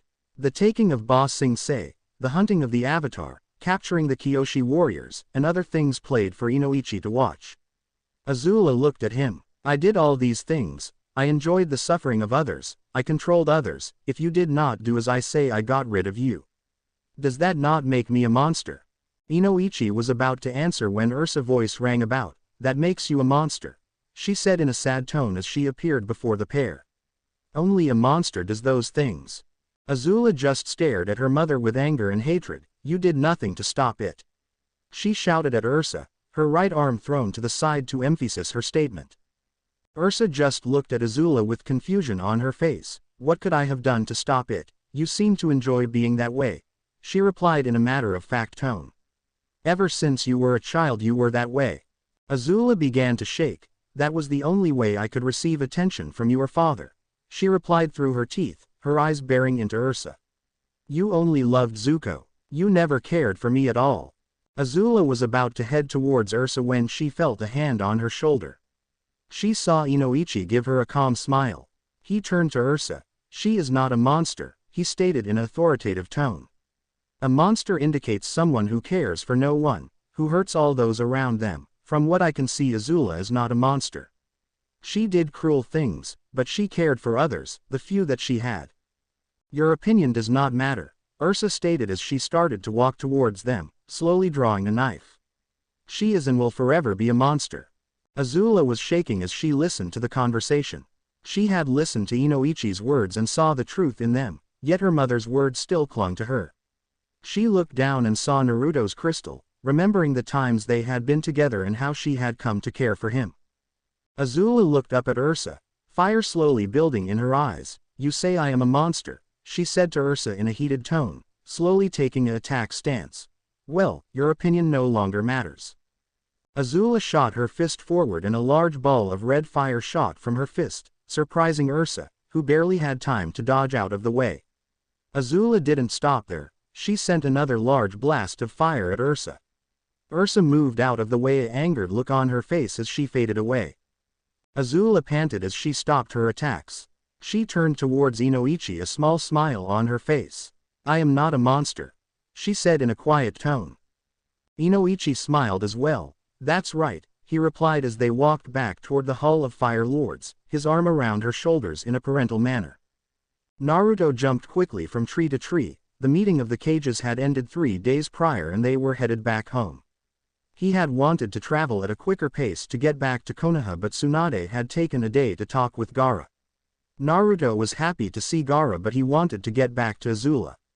She had occupied a lot of his thoughts over the past 2 months since he had left the village. Azula was someone he had grown to care for. She had gone through a lot in her life, and it had left a deep scar on her. Naruto had seen the scar heal and peace replace fear. Her once sad face had been turning into one of happiness. Just being around her made Naruto never want to see her sad again. He was pulled out of his thoughts as the gates of Konoha came into view and a smile began to come across Naruto's face. He was about to pick up the pace even more when he heard Tsunade call his name. He turned and saw her motion for him to stop. Naruto nodded in agreement, a little miffed at having to stop. He hopped down onto the main road and waited for Tsunade to join him. Tsunade landed next to him, a large smile on her face. Now Naruto, she stated in calm tone. No ramen before seeing Azula, okay? Naruto just smiled. Then I have to take Azula with me to get ramen then, he replied. Can I go now? Tsunade nodded and Naruto shot off into the trees. She let a smile graced her face. She couldn't believe how much he had come to care for this girl, and he had only known her for the past 5 months. With Naruto, Naruto quickly made his way into the village, only stopping for a quick moment to say hi to the gate guards. He ran quickly over the rooftops, his destination soon coming into view. He hopped down from the rooftops and landed in front of the Nara compound. He took a few breaths before he knocked on the door, his excitement clearly evident on his face. He heard the sounds of footsteps and the door slid open, revealing an tired Shikamaru. He looked at Naruto with annoyance. What is it, Naruto? He asked with a yawn. Naruto gave Shikamaru a large smile. Is Azula here? Shikamaru shook his head. She is out with mom. Naruto nodded. Thanks Shiki. He jumped away and headed into the village. Shikamaru just sighed and closed the door, ready to go back to his nap. Naruto ran quickly and was soon in the village's main shopping area. He looked around for any sign of Azula or Yoshino, but found nothing. He frowned slightly but continued his search. He created a few shadow clones and had them go to different parts of the village to see if they could find the pair. He ran all about until he felt one of his clones disappear. He smiled as the information came into his mind. He turned quickly and ran towards Training Ground 7. With Azula. Azula dodged another punch as she sparred with Rock Lee. She turned quickly and kicked at his side. He blocked the kick with his arm and threw another punch at Azula's chest. She redirected the punch to the side and got in close, brought her hand into her chest, and struck Rock Lee with her elbow. He stepped back a few paces and smiled. What a youthful hit. He stated happily, bringing his hands back up into his basic stance. Azula just smiled, and charged forward. She brought her right leg up and kicked towards Lee's head. He blocked the attack and sent a punch at Azula's shoulder. His attack hit, knocking her a bit off balance. He pressed his advantage and struck with a lightning-fast kick, knocking Azula to the ground. Azula got up quickly, her eyes filled with resolve. I will not lose, she told herself, and she charged in once again. She engaged Lee and they continued to fight, each blocking and countering as best as they could. While this was going on, Yoshino and Guy watched from the side, evaluating the two fighters. She has gotten used to being up close, Yoshino stated as she watched Azula sent a low kick at Lee, who blocked and countered with his own kick. Guy just nodded. She has, he replied, as he crossed his arms under his chest. He then noticed a shadow out of the corner of his eyes, which then disappeared into smoke. A smile spread across his face. He walked toward the sparring pair and held up his hand. That is enough, he called, stopping Azula and Lee. The pair looked at Guy for a moment but stopped fighting. Azula gave him a look of confusion. Why did you stop the spar? She asked, slightly annoyed. Our time is not up yet. Guy just gave her a smile. We have a visitor, he said, and suddenly someone appeared. Azula's eyes widened as she saw Naruto stand up and give her a happy look. Hi Azula, he said with a large smile. Azula's body acted on its own and she rushed over to Naruto, wrapping her arms around him, and rested her head on his chest. She didn't know why she did this, but it felt right. She felt him wrap his arms around her and held her tightly. I've missed you, he said, resting his head on top of hers. I've missed you as well, she replied with joy. He was back. He had kept his promise to her. That is so cute, they heard someone say, and turned to see Yoshino. Guyan had a camera in her hands, a large smile on her face. Naruto and Azula quickly broke apart, Naruto having a large blush on his face, while Azula had a look of anger and annoyance on her face from the sudden break of contact. Guy walked over to Naruto and slapped him on the back. Welcome home Naruto. Yoshino just walked over to Naruto as well, a warm smile on her face. Welcome back, she said as well, sliding her camera back into her pocket. Naruto just smiled. It is great to be back, his eyes rested on Azula. Yoshino followed Naruto's vision and giggled. I bet you are. A knowing smile on her face. Now let's go back to the house, I bet you and Azula want to catch up. Naruto smiled. That sounds great, he turned to Azula and held out his hand. Shall we go? Azula just smiled, her hand sliding into his, and stood beside him. She couldn't explain the feelings she was having, but she knew that it was something that she wanted to have. Naruto and Azula left the Nara compound after several hours of catching up. He had told them all about the meeting as well as the attack by Sasuke. When Azula heard about the attack, she nearly set her chair on fire. She vowed if she met Sasuke she would make him burn. Now they were on their way back to their home. Naruto held Azula's things in a bag. They walked through the village at a level pace, both happy to be in each other's presence once again. Naruto looked at Azula and couldn't help but be happy with all the changes that had occurred while he was gone. When he left she was still very dependent on him, yet now she stood tall on her own. She was once scared and now she was strong. Naruto, he heard Azula say, a calm look on her face. Yes Azula, he replied. I am glad you're back, she said in a whisper, leaning against him as they walked. Naruto smiled. I am glad to be back, he replied. Their home soon came into view, a sigh of happiness escaping from Naruto's lips. They entered and took a seat on the couch. Azula brought her legs up and rested against Naruto's side, her eyes slowly being overtaken by sleep. Soon she was asleep and Naruto just wrapped his arm around her sleeping form. He soon joined her, letting the rest of the day go by. A few days later, 4 days had passed since Naruto had returned. It had taken them a few days for the pair to readjust to living with each other, but some things did not change. Their second night that Naruto was home, Azula had joined her in his bed. Even though she was able to silence the voices by herself, she said she felt the safest when she was near him. Now they were in their backyard, enjoying the day. Naruto simply smiled as he watched Azula going through her stances. Her strikes had determination behind them, and he could swear he saw some slight fire coming from her fist. She looked at peace as she trained, and Naruto couldn't help but admire her natural beauty. She finished going through her last stance and turned to look at Naruto, a large smile on her face. Shall we spar? She asked excitedly. Naruto just stood, cracking his neck as he got ready. I am down, he stated as he took his stance. Bring it. Azula nodded and charged forward. She threw a quick punch at his face. Naruto blocked it and countered with his own punch. She redirected the punch and struck his chest with her fist. Naruto didn't show any pain from the hit and brought his foot up and kicked at her side. Azula blocked the attack, but it made her slide away from him, by the sheer force of the kick. Her arm was slightly numbed from the attack, but that made her more determined. She didn't have time to think when she saw Naruto in front of her throwing a large haymaker at her. She ducked under the punch and got in close, using her palm to push Naruto away. He slid back a few feet and smiled. She just smiled. It seems that you are weaker than I thought, she stated with superiority. I expected more from you. Naruto continued to smile. I am just getting warmed up, he replied as he settled into his stance. Azula tilted her head to the side, a wicked look on her face. Then show me, she shouted and charged forward. With Mei, Ty Lee and Toph, the trio sat in a wagon with Tazuna. It had been about 5 days since they left Wave Country to go to Konoha. Ty Lee had spent most of the trip talking with Tazuna and learning about his family. Mei had spent the time looking over her weapons and things, and Toph just relaxed in the wagon.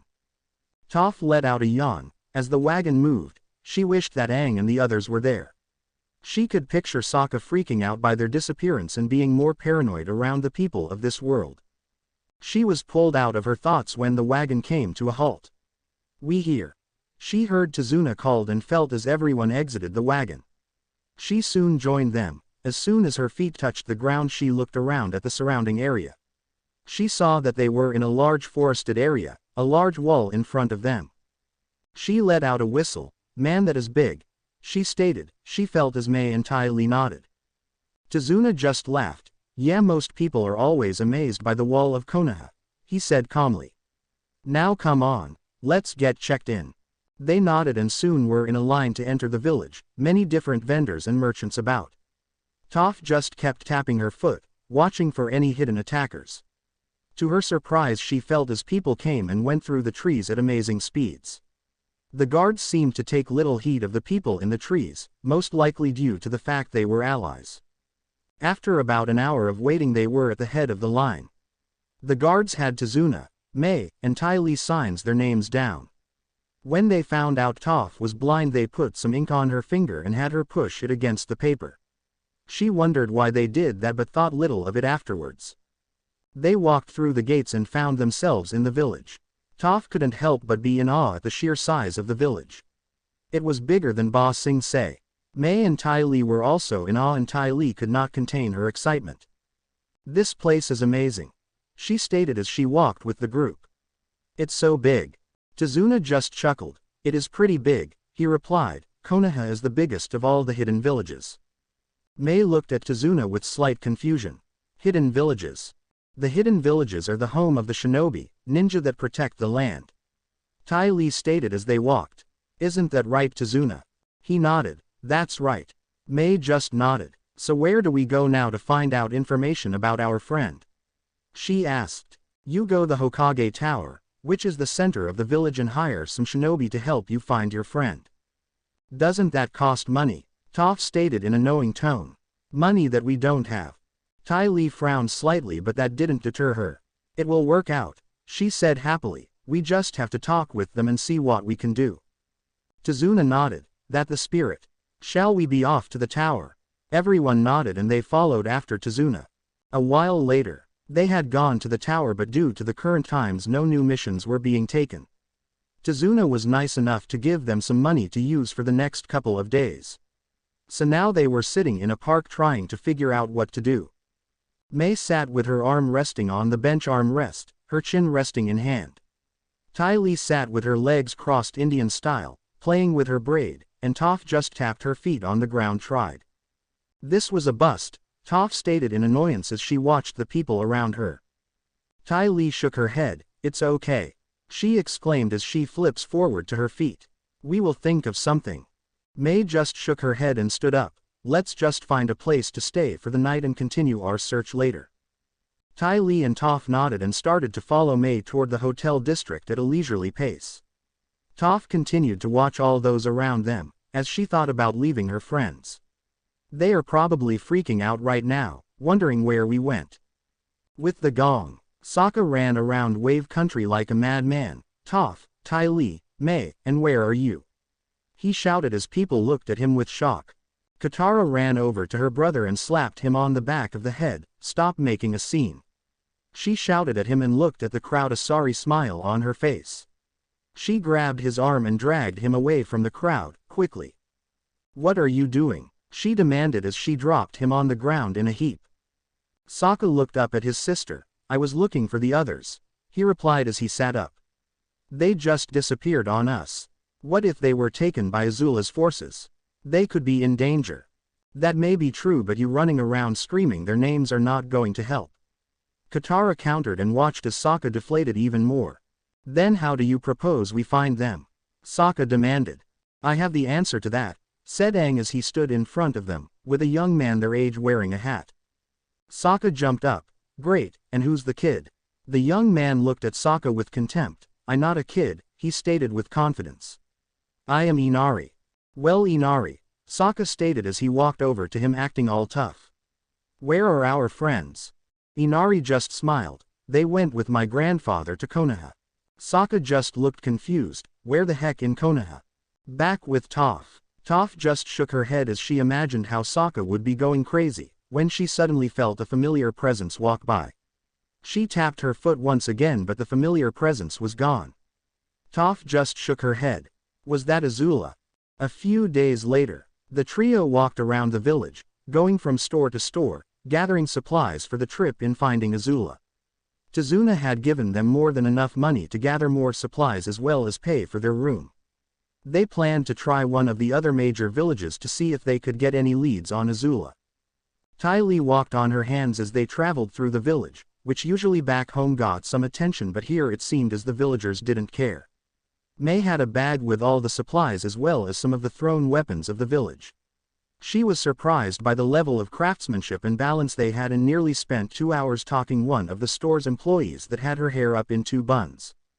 Toph just let out a yawn and ate a piece of bread that tasted like melon. She had to admit the food in this world was really good. She yet a tired yawn escape her lips as she sent another seeing wave out. As she looked at all the people around her, nearly dropped her bread in shock. On the other side of the village stood Azula. She stood tall and seemed to be not crazy, which threw Toph for a loop. She watched as a boy walked over to her and they started to head toward the other end of the street. Mei, she stated, getting the girl's attention. Azula is here. Mei looked at Toph with surprise. Are you sure? Toph nodded. My feet don't lie, she stated simply and started down the street. I am keeping track of her and her new friend. Ty Lee jumped in excitement and grabbed Toph's hand. Let's go see her, she cried and started to pull her along, only to feel Mei's hand on her shoulder.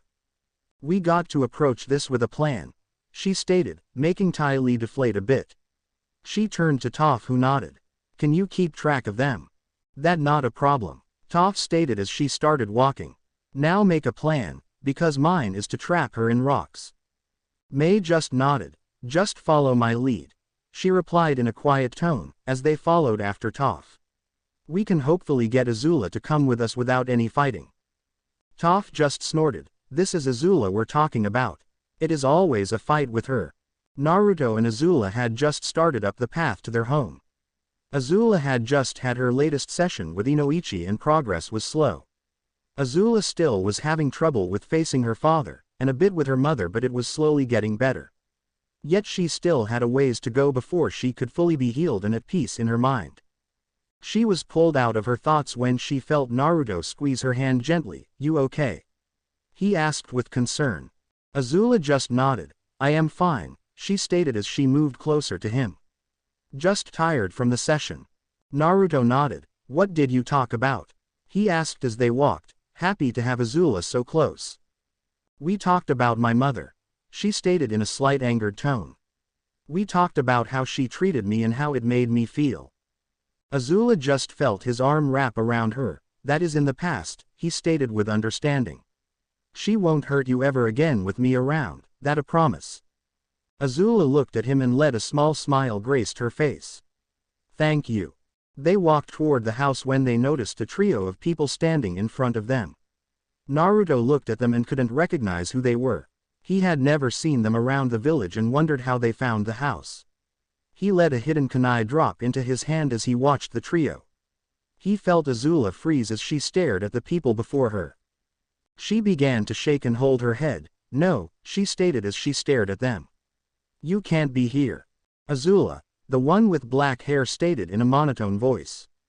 Naruto quickly stood in front of Azula, the kunai raised in front of him. Who are you? He demanded as he began to gather chakra. What you want with Azula? I am Mei, the girl said simply and pointed towards the other girls. This is Ty Lee and Toph.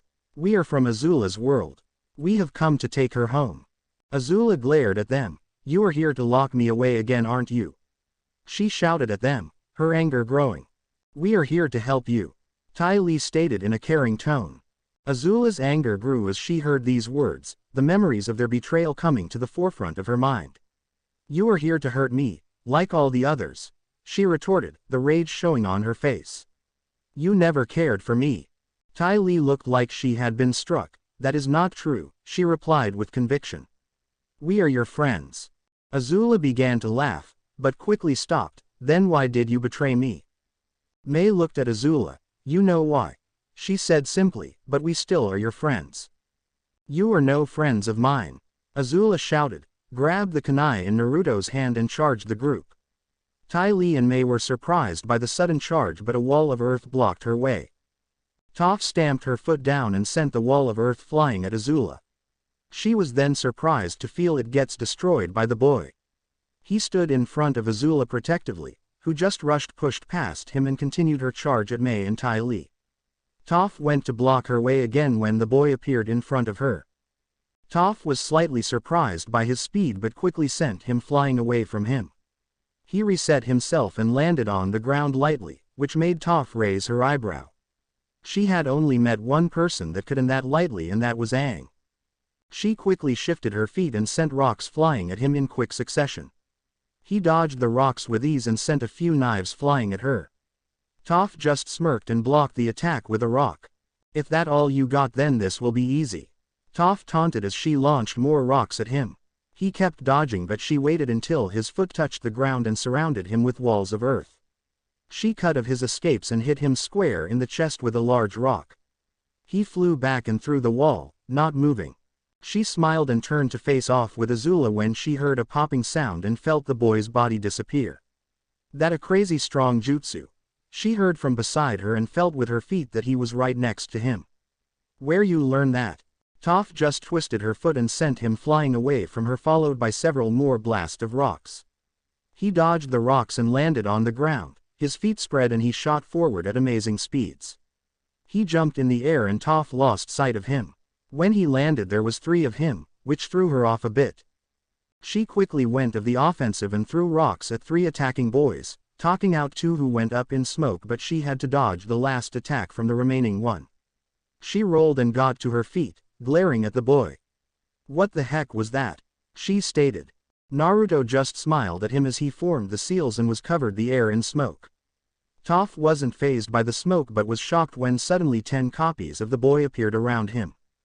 This might be harder than I thought, she told herself as she started her next attack. With Azula. While Toph and Naruto were fighting, Azula had continued her attack on Mei and Ty Lee. She dodged several of the Mei's knives and was able to counter a Ty Lee's Kai attack with a kick to the chest. She glared at her two former friends and her anger growing as the fight went on. Why were they here? What caused them to betray her? Those thoughts raced through her mind as they fought. She was pulled out of her thoughts as she dodged away from Mei's knives. She then barely dodged Ty Lee's attack on her arm. She put some distance between herself and the duo, panting a bit from their exchange. Ty Lee looked at Azula with sadness. Azula, please, she said as she lowered her arms. We just want to talk. Azula just growled. There is nothing to talk about. She spat back, not lowering her stance. She charged forward, her attack aimed at Mei. Mei dodged to the side but Azula was hit by Ty Lee's attack, making her arm go limp. She put some distance between them, not wanting to be taken out by Ty Lee once again. Azula, Mei stated as she aimed her knives at her. Calm down. Never, she shouted. You left me. Why? I needed you. Ty Lee looked at her with sadness. You didn't listen to us. She stated. You never took into account what we wanted. Mei lowered her knives. You were the one who left us, she said in her emotionless tone. Azula growled, small tears pouring down her face. You chose to leave me, she replied, her emotions getting the better of her. You left me, you didn't care for me. You were just like my mother, you never cared at all. All those memories we had mean nothing. Ty Lee started to cry. We do care for you, she stated with conviction. We just wanted to stop you from doing something you regret. Enough talk. Azula screamed and charged forward, ready to remove Ty Lee and Mei completely from her life. Ty Lee dodged to the side as Azula tried to sweep her legs out from under her. She frowned as her friends stood there panting in rage. None of their words reached her as she continued to attack. Ty Lee was pulled from her thoughts as she dodged a high kick to the face, and was about to counter-attack when Azula put some space between them.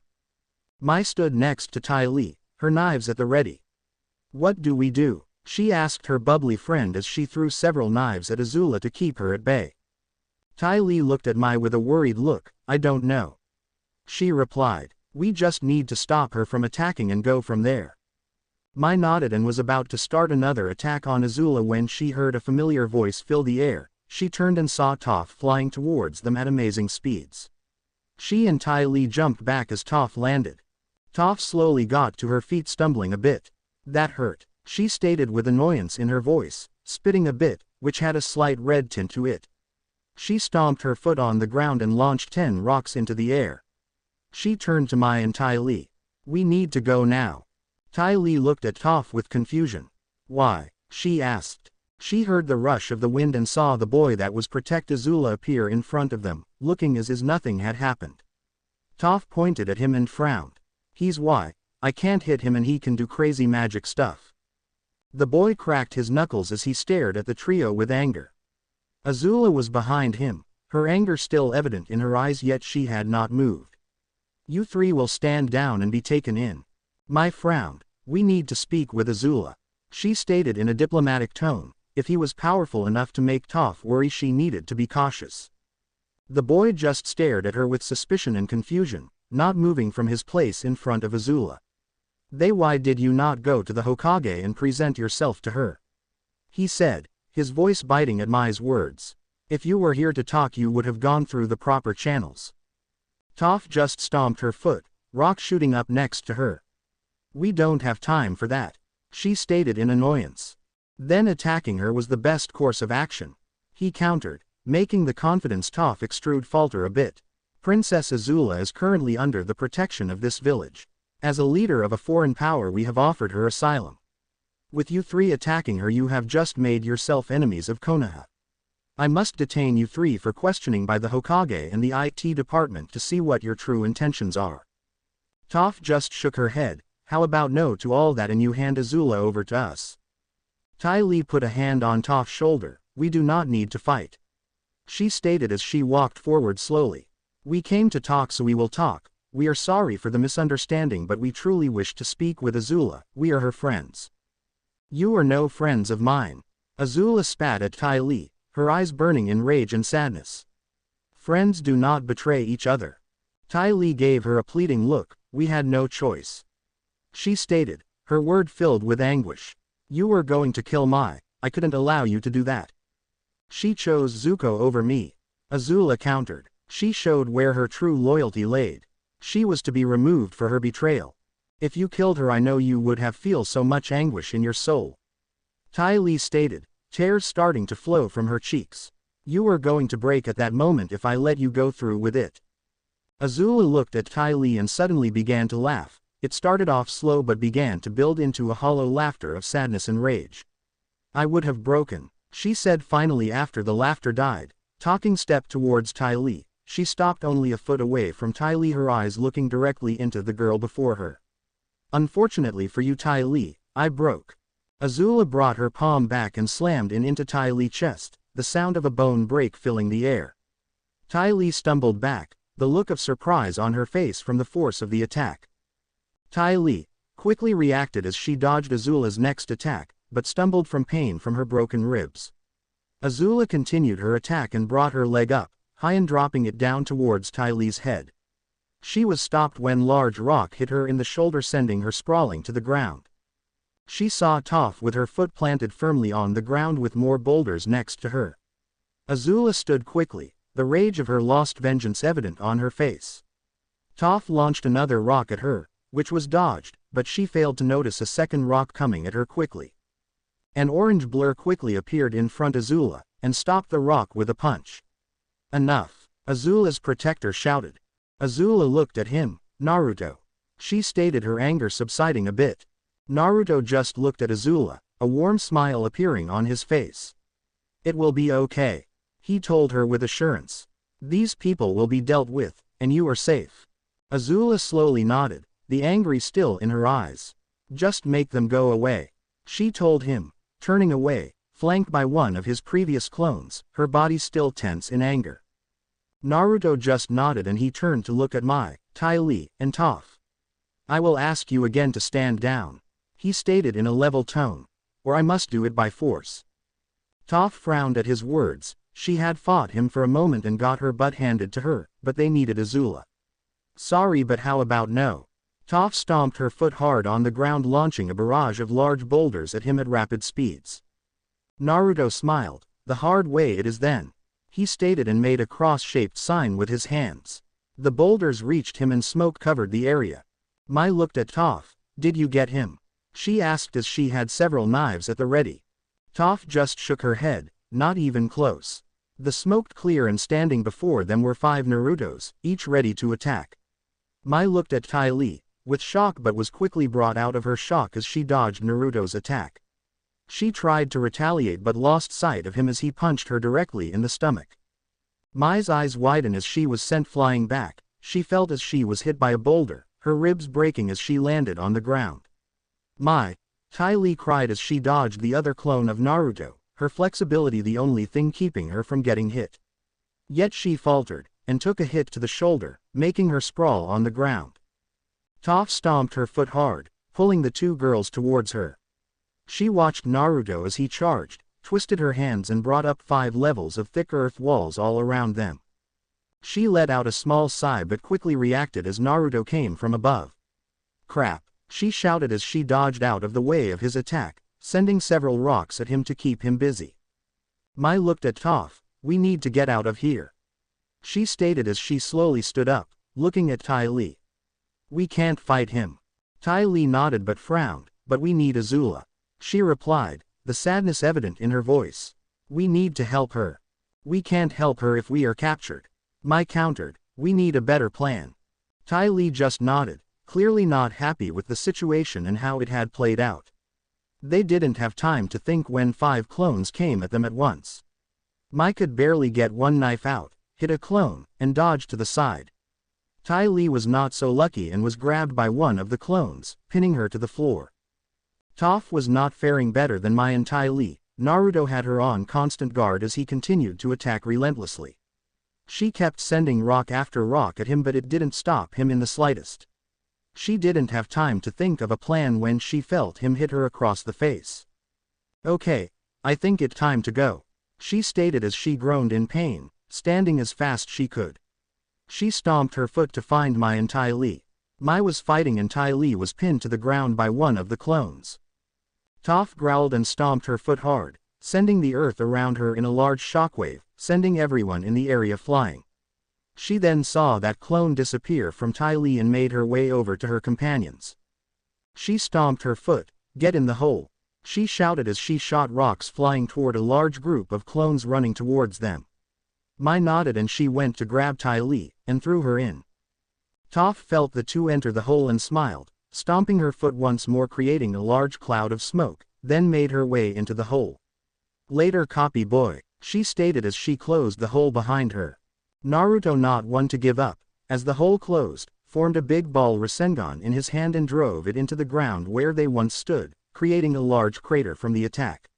Yet there was no one there.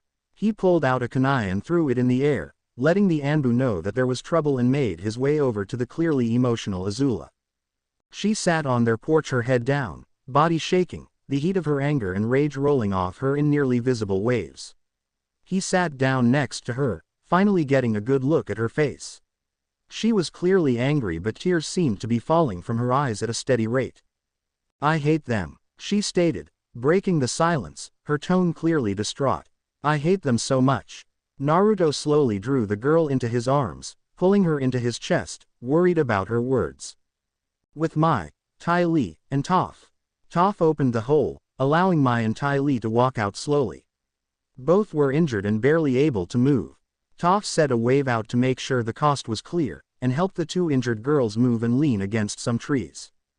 That did not go as planned, Toph stated, only to receive a small glare from Tai Li. "What?" Mai sighed, but grimaced in pain. "We didn't really plan," she replied. Toph nodded. "So what do we do now?" "We need to go back," Tai Li said. "We need to go to Azula."